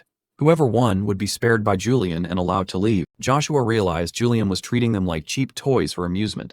He felt humiliated and terrified. Joshua noticed the mage trembling violently. His mental state seemed to have completely collapsed under Julian's killing aura. The mage screamed madly. All he could think now was to kill Joshua in order to live. He shouted, accusing Joshua of betrayal, then suddenly unleashed dark magic directly at his comrade. Joshua hurriedly dodged while shouting for the mage to calm down and unite against Julian. But the mage had lost all reason, relentlessly hunting Joshua with dangerous spells. Joshua was forced to make a ruthless decision. A fatal sword stroke pierced the mage. Joshua himself ended the mage's life to save his own. Joshua stood there panting, stunned at the terrible thing he'd done, but before him loomed an even more frightening presence. Joshua's hand trembled. He knew well that Julian's title, the Laughing Executioner, wasn't for show. He would never spare an enemy. Looking into Julian's cold eyes, Joshua felt death brush the back of his neck.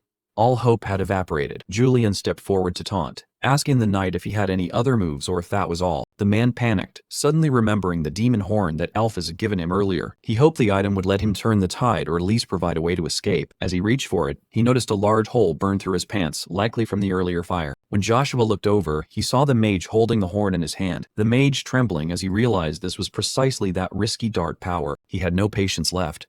He screamed that he wanted to live at all costs and had no other choice. Without hesitation, the mage stabbed the horn into himself and writhed, letting out a blood-curdling scream. A giant monster rose up right before Joshua, leaving him frozen in horror at his comrade's transformation. Seeing the demon before him, Joshua realized he'd been duped by Alpha's what kind of power turned someone into an uncontrollable monster. Julian watched the scene from a distance with obvious amusement, beginning to link the horn to Alpha's my hand.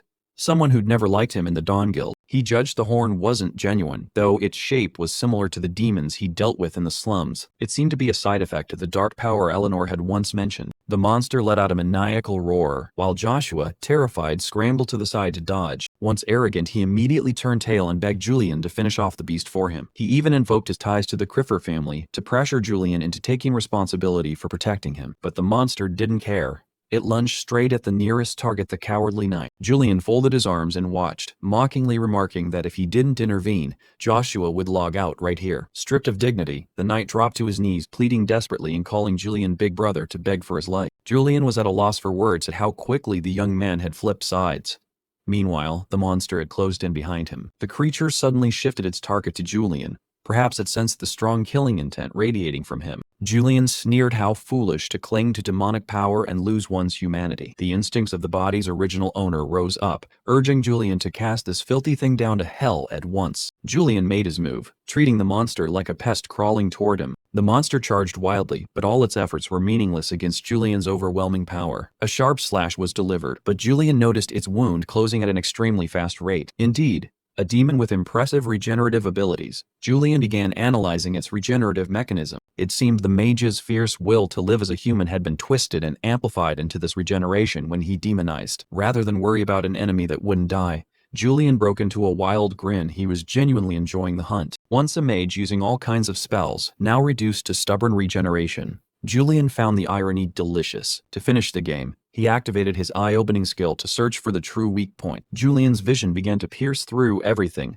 No matter how good the regeneration, destroying the demon core would end it all. A digital scan appeared, analyzing every muscle fiber and energy vein of the monster. The demon core's location revealed itself inside its head. Julian sneered that the weak point was in such an obvious place. The monster, having just finished healing its wound, warred and charged again. Julian took a stance, his eyes flashing with excitement. Ready to finish off the poor prey, he shouted with delight, urging the monster to unleash its full strength to entertain him even more. Julian kept his arrogant smile, unfazed by the beast's frenzied roar. He swung his hand, and a razor-blue beam of energy tore through the air. The attack hit its mark, sending the monster flying backwards. He sneered, treating its futile struggles as a pathetic joke. The creature lunged wildly, but Julian easily stopped the swipe with one hand. Julian launched a powerful counterattack, asserting the dominance of a true demon hunter. The enemy screamed in agony as it was completely overwhelmed by superior force. He moved with ghost-like agility, his cruel smile never fading. Spotting the opponent's opening, Julian immediately assumed the finishing stance. Julian slid in lightning fast, closing in behind the momentum-losing beast. His eyes flashed with the ruthlessness of a consummate villain. A precise slash shattered the horn, the source of Joshua's power, into fragments. Stripped of its power, Joshua gradually reverted to human form and collapsed completely at Julian's feet. Julian walked up coldly, continuing to hurl biting sarcasm at the defeated man. He sheathed his sword, standing imperiously amidst the wreckage of the battle. Outwardly, he laughed arrogantly, but Shihu was inwardly crying from the embarrassment of this cheesy dialogue. Joshua trembled, unable to believe what had just happened.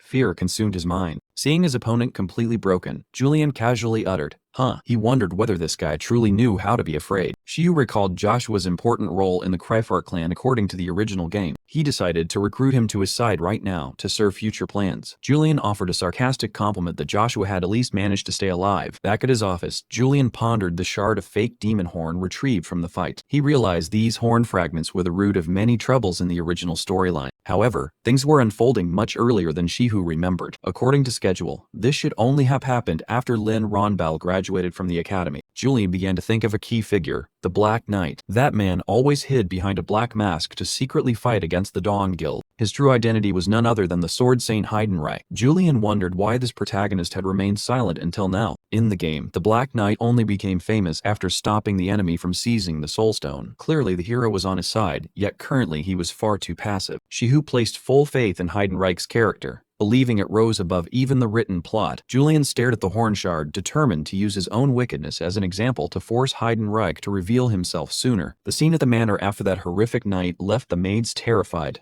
Blood spattered across the floor like a real massacre. Everyone buzzed about the chaos. People were shocked to hear that more than 10 intruders had been taken down. Watching Julian walk calmly, the maids marveled that he truly had nerves of steel. But the truth was Shihu was silently screaming inside, terrified of death. He told himself that keeping a composed expression was entirely due to Julian's sharp bodily instincts and a survival instinct kicking in at the right moment. Shihu knew the rumor would soon spread across the capital like wildfire, so the only thing he could do now was steel himself to play the part of the ruthless, smiling executioner perfectly. Shihu ordered the maid not to come running to him for every little thing and to take care of the minor tasks herself. He handed the maid Angelica a strange object and told her to bury it thoroughly in the garden, making sure it never surfaced. As expected, the rumor that Julian single-handedly handled the intruders turned into a glorified legend among gossiping nobles. In Odwin Balladeer's room, the atmosphere was tense.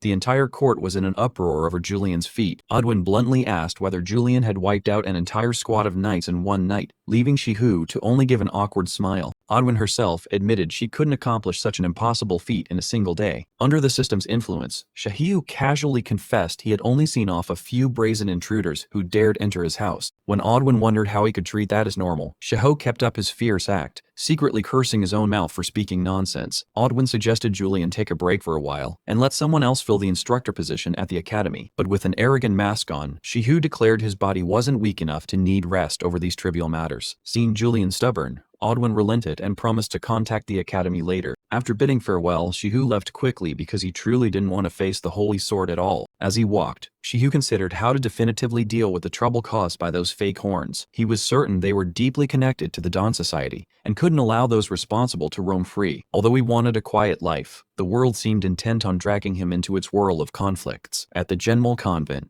a nun was quite surprised to encounter an acquaintance. It was Bishop Eileen, smiling brightly as he prepared to be presented to Archbishop Tenelin. Eileen hailed from a prestigious line of witches and was expected to become the next head of his house. He was an extremist obsessed with bloodline purity and was pursuing the ambition of creating the legendary elixir. Eleanor deftly announced she had a prior appointment with the Archbishop, forcing Baden to wait outside. Eleanor's purpose was to report the circulation of counterfeit horns in the slums in the capital. Although inferior to the Archbishop's genuine items, they were still capable of causing demonization horrors. She suspected Aiden was behind making the fake horns based on his elixir-making techniques. It seemed he was secretly using commoners as test subjects to perfect that lethal concoction. Eleanor wondered whether Archbishop Tenelon would truly care and punish those responsible for this. She also suspected Aiden was trying to hasten his plan to overthrow the Holy Sword Heiden Reich as soon as possible. Then Eleanor entered the audience chamber with a reverent expression, ready for her important report. Archbishop Tenelon smiled a warm welcome to her as he always did. But just as Eleanor was about to speak, a loud noise rang out that made her start and turn around. Julian's sudden appearance shocked Eleanor so much she stammered and couldn't get the words out. Behind him,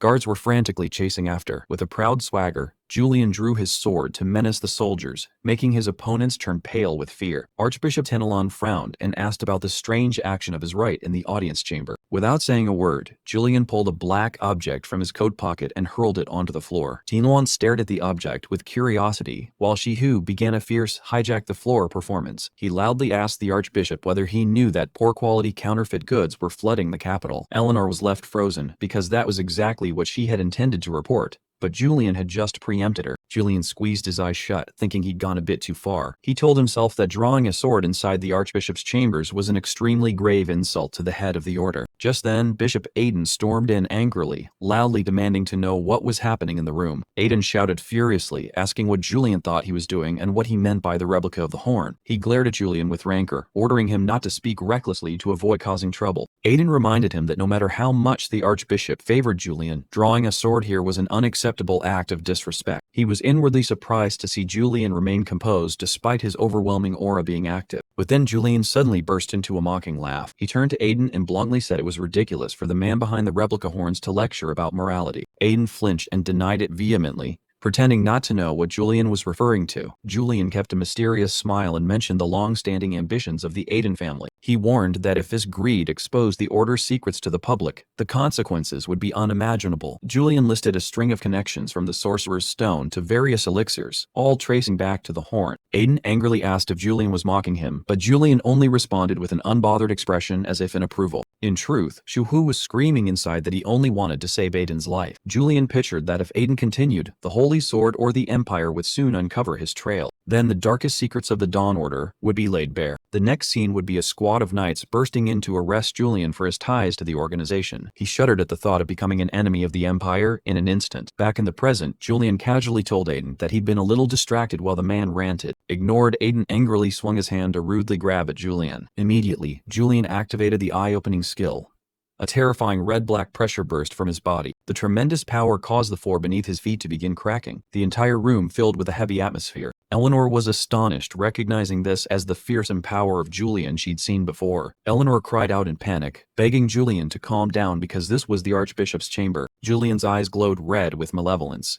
He lowered his voice and said he'd just once again let his emotions get out of control. Contrary to the other's fear, the Archbishop smiled with delight at the overwhelming aura. He called Aiden's name, causing the man to startle and respond respectfully. When asked whether he was behind the replica horns, Aiden admitted the truth. The Archbishop declared that although he disliked Aiden acting behind his back, he was not particularly bothered. He laughed heartily, asserting that if those replicas were strong enough to stand against the Empire, that was a good thing. Julian was stunned and questioned, unable to believe the Archbishop would approve of inhumane experiments on people. The Archbishop casually retorted that those who follow the Empire's rules are complicit and their lives mean little. Eleanor fell silent, realizing the Order's ideals she had believed in were nothing but utter selfishness. She bowed her head in overwhelming disappointment, seeing clearly the leader's truly deceitful faces. Under the system's pressure, Julian was forced to utter cold words, saying that creating too many Fiendborn would only attract unnecessary attention. Aiden sneered, mocking Julian's nickname, the Smiling Executioner, telling him not to pretend he cared about the lives of commoners. Eleanor noticed the tremor in him as he stood beside her. Shuo sighed inwardly. Mentioning human lives like weeds reminded him of the maid Angelica at the manor. The Archbishop clapped his hands to conclude the meeting. He announced that he was tired and permitted everyone to disperse. Julian and Aiden bowed before leaving the pressure-filled room. Aiden walked away with a sullen expression, cursing Julian silently but relieved that the Archbishop had sided with him. Aiden sat brooding in the carriage, deciding to temporarily shelve producing elixirs from the horn to plan his next move. He wondered whether the Kryfart family had begun to sniff out his whereabouts. Behind the veil of night, a stranger with blazing blue eyes silently watched everything. He softly uttered the name Alphas Mand, promising new upheavals were about to arrive. Aiden and Alphas Mayand were sitting in the carriage. Julian asked whether Alphas could endure being hunted by the Crefart family. Alphas affirmed he was fine. He considered his life owed to Julian from the gallows. He would repay that debt until his dying day. Aiden smiled with satisfaction. Elsewhere, Joshua ordered his subordinates to obtain Julian's head at all costs. In the office of the Shut-Eyes building, Julian was troubled over the delay in producing Horn. He was also wary that the mage Aiden might be harboring resentment after being subdued by him. Laszlo entered after being summoned. Julian praised his report on the Dawn Society's ambush as quite useful. Julian suddenly produced an envelope. Laszlo looked puzzled, not knowing what was inside. It was a letter of recommendation to the prestigious Veal Academy. Laszlo froze, unable to believe his eyes. Julian reiterated the deal. If Laszlo acted as an insider in the Dawn Society, the children at his orphanage would have the chance to enroll. Laszlo, stunned, asked if it was a forgery because the opportunity seemed too great. Julian growled, asking if he suspected Julian of faking documents, and affirmed the letter was written by Vice Principal Alrum Chornay himself. With this letter, the children under Laszlo would be allowed to take the entrance exam. He was about to thank him when Julian cut him off. Julian brusquely sent Laszlo away, saying he had no time for empty niceties.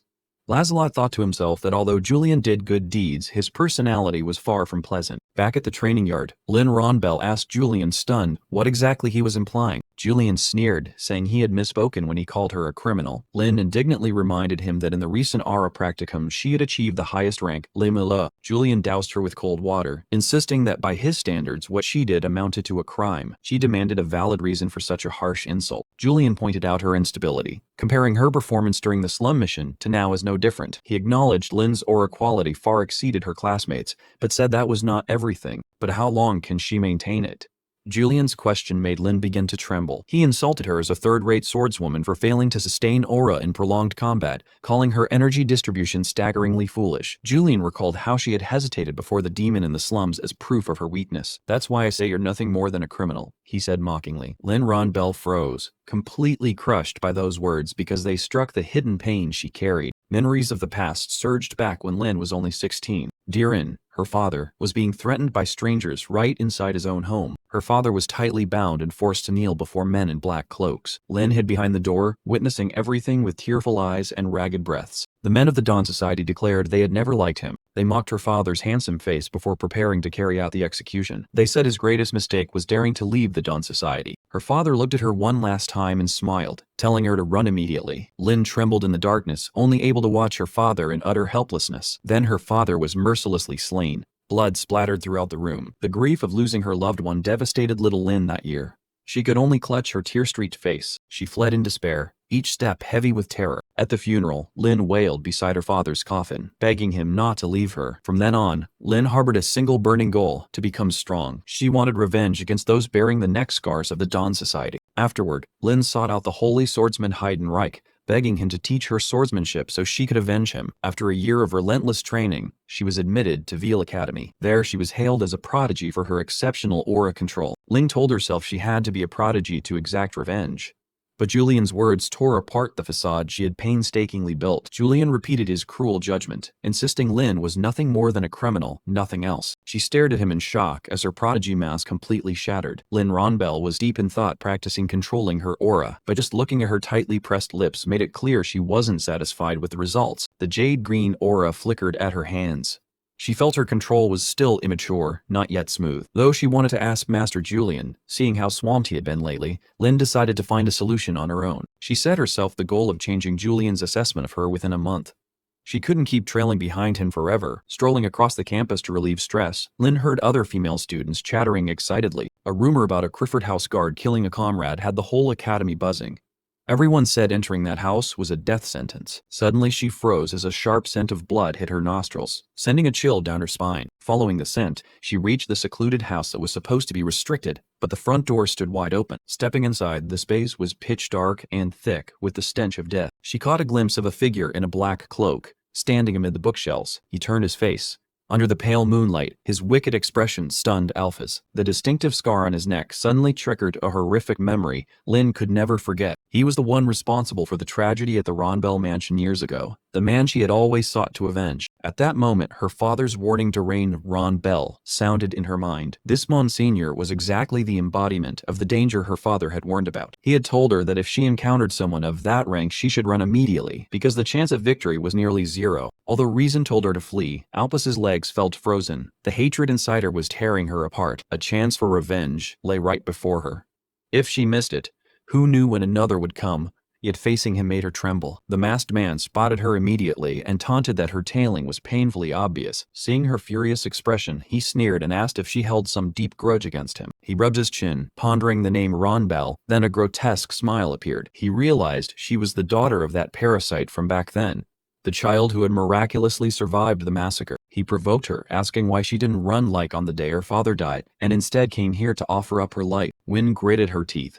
A surge of jade-green aura erupted violently around her body. The Monsignor laughed arrogantly. His dark purple-black aura radiated a terrifying pressure, dismissing all her efforts. Anger filled Lynn's eyes. She could think of nothing but killing the man before her. He stood there unperturbed, mocking her as a child completely driven by emotion. Die! Lynn shouted as she threw herself forward with all her strength, but he dodged her attack with alarming ease. His speed far exceeded what she had imagined. Her strike only met air. With a light yet technical sweep of his foot, Lynn realized in shock she had completely lost her balance and exposed to vulnerability. He seized the opportunity, unleashing an extremely powerful blow of purple aura while she staggered. The direct hit left Lynn no time to react. Her body was hurled like a leaf. She slammed hard into the wall, toppling the surrounding bookshelves as dust and splintered wood filled the air. The Monsignor stood looking at the wreckage, a little surprised to see she hadn't completely collapsed after that blow. He glanced at the small scratch on his hand, apparently impressed that a child like her had managed to touch him. Then he stepped forward with a threatening expression, asserting that she still had a very long way to go before she could face him. He grabbed her hair, threatening to teach her how to obey. Lynn lay helpless amid the rubble, and deep inside she could only cry out in despair, "Please, someone help me." Julian smiled slightly with calculated intent, his sharp eyes scanning the thoughts crowding his mind. He watched Lynn Ronbell training.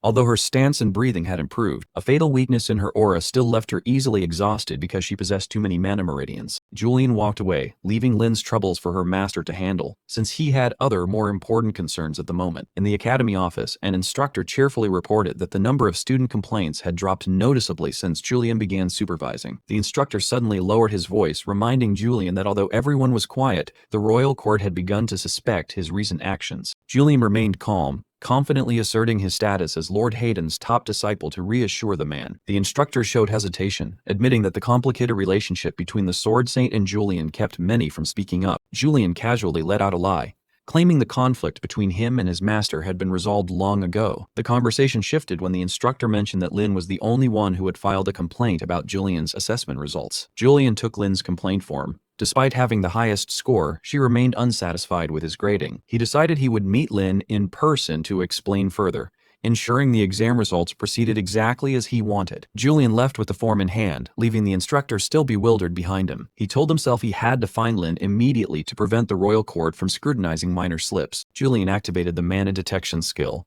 A magical map appeared in his mind to pinpoint energy sources. He discovered a strange mana current violently oscillating at the auxiliary building, accompanied by another menacing presence. At the auxiliary building, the assassin Alphas mocked Lynn's weakness and poor endurance. Lynn lay collapsed on the floor, painfully realizing the enemy's taunts mirrored what Julian had once said about her. Alphas delivered a brutal kick, completely overpowering the exhausted female knight. He stepped on Lynn, declaring he would end her suffering quickly. Lynn looked at her enemy with desperation, wondering if this was her end. Just then, Julian appeared in the doorway with an arrogant smile, mocking Lynn for embarrassing him in front of outsiders. Alphas recognized the newcomer and casually greeted Julian like an old acquaintance from the monastery. Julian recognized him as the man who once escorted his brother and mocked the new scar on his face. The two foes exchanged hateful words. Julian recalled how he had brutally tormented Alphas in the past, driving him to challenge Julian to draw his sword. Julian watched coldly, realizing Alphas served Heiden and understanding this was a plot aimed at him. Alphas deliberately used Lynn's peril to provoke them, while Julian began to emanate a dense killing intent. He noticed Lynn also used sword techniques like Julian's and began to suspect she was a disciple of the Sword Saint as well. Julian admitted Lynn was his fellow student, though his tone remained full of contempt. Seizing a moment when Alphas was careless, Julian suddenly darted forward and grabbed Lynn. He knew that if an important character like her died now,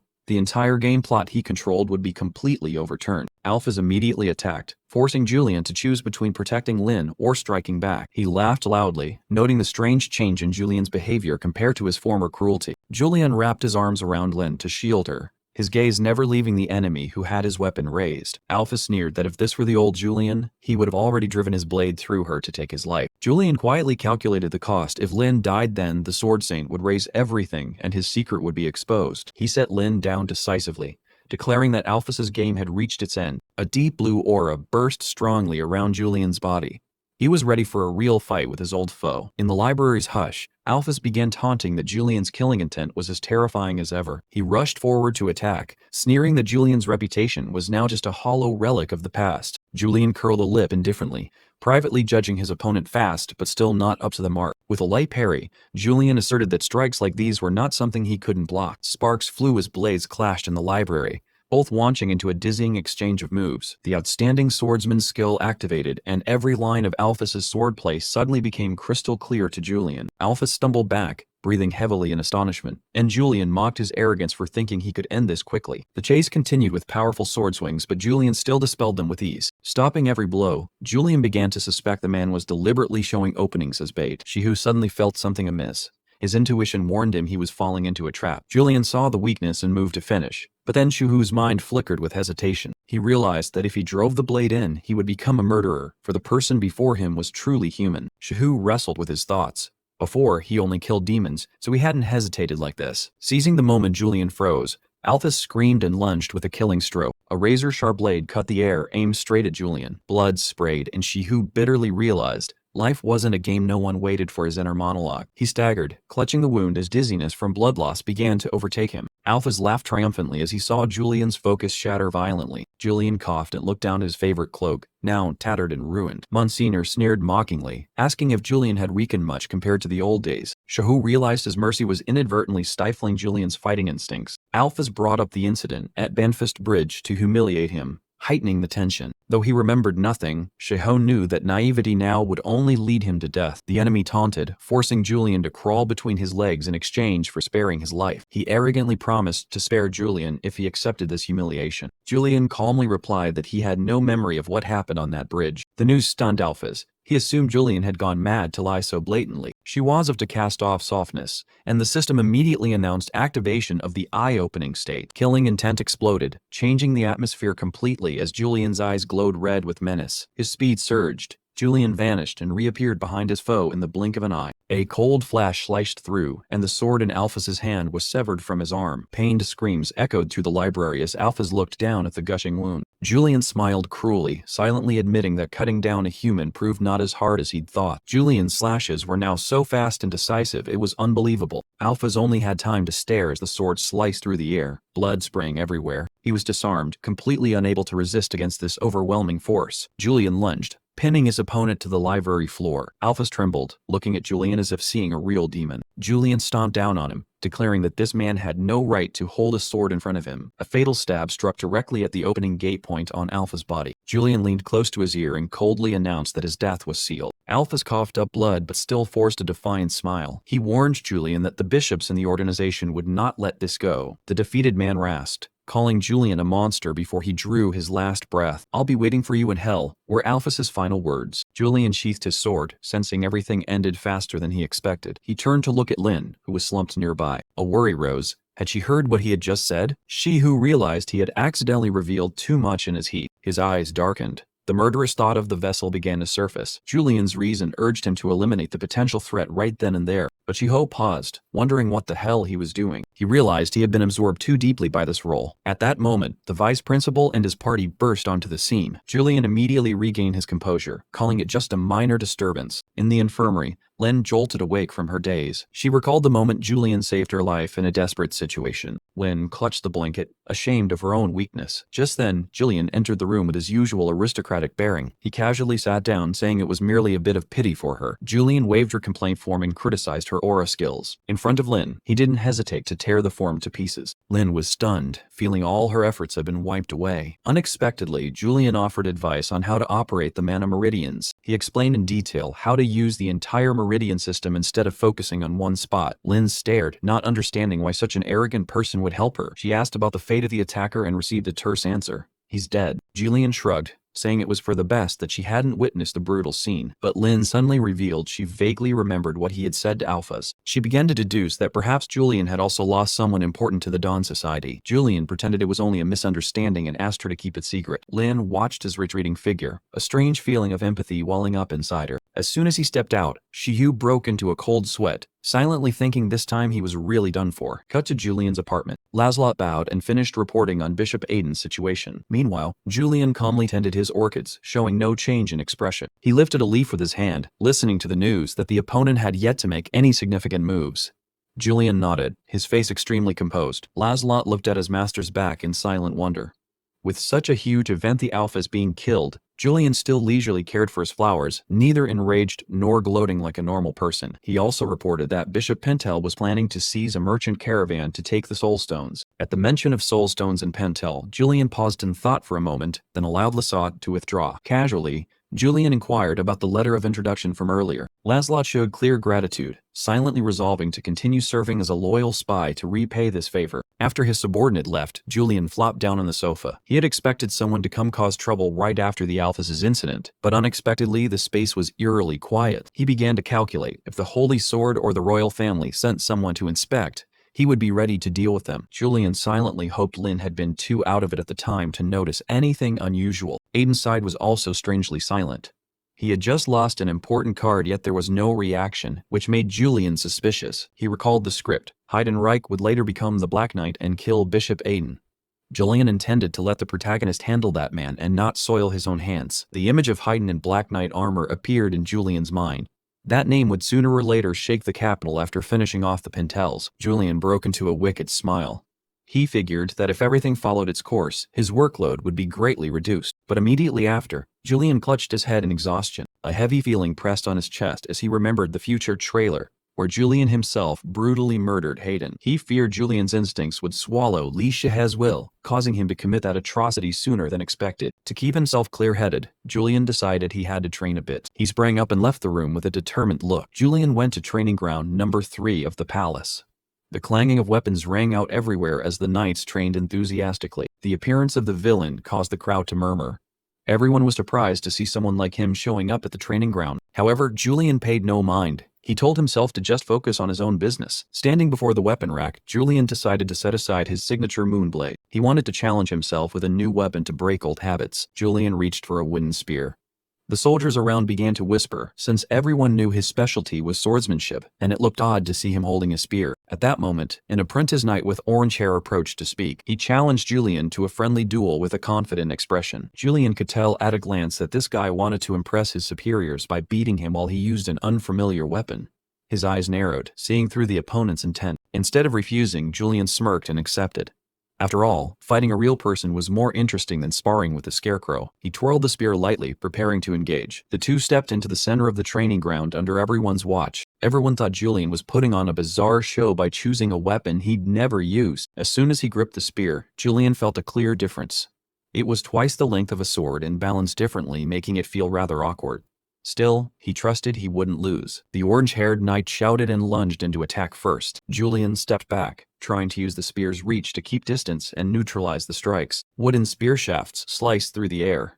Julian began to adapt to the rhythm, moving nimbly to dodge the opponent's direct thrusts. The dialogue system started to interfere, forcing Julian to spit out a sneer. He taunted that with such trash skill, the other should forget about joining any knight company. The remark made the man purple with anger. The confrontation was swift. Julian easily dominated despite using an unfamiliar weapon. He kept delivering precise spear parries. Julian noticed the spear's weakness was when an opponent closed in. But with this green soldier, he was confident he wouldn't allow that to happen. The opponent strained to hold under Julian's pressure.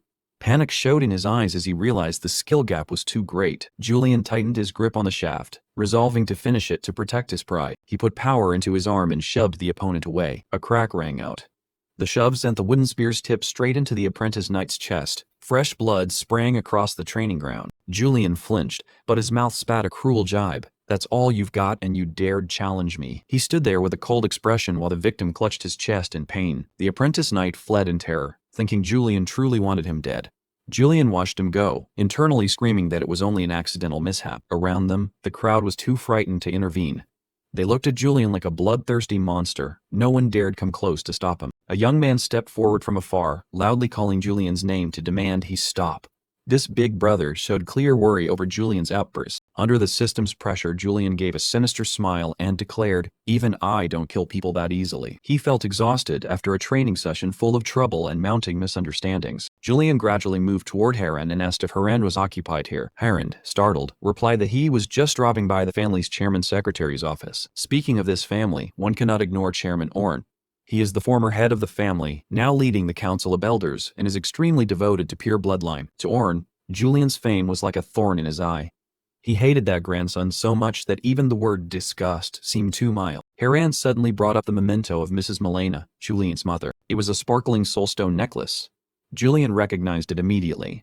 It was the item he had recovered himself and previously entrusted to Heiden for safekeeping. Seeing the valuable item, Heiden felt somewhat uneasy about holding onto it for so long, but Julian had told him to keep it a bit longer to avoid attracting the Dawn Council's eyes. After finishing that, Julian smiled and said his goodbyes, not forgetting to ask Heiden to send his regards to the family head.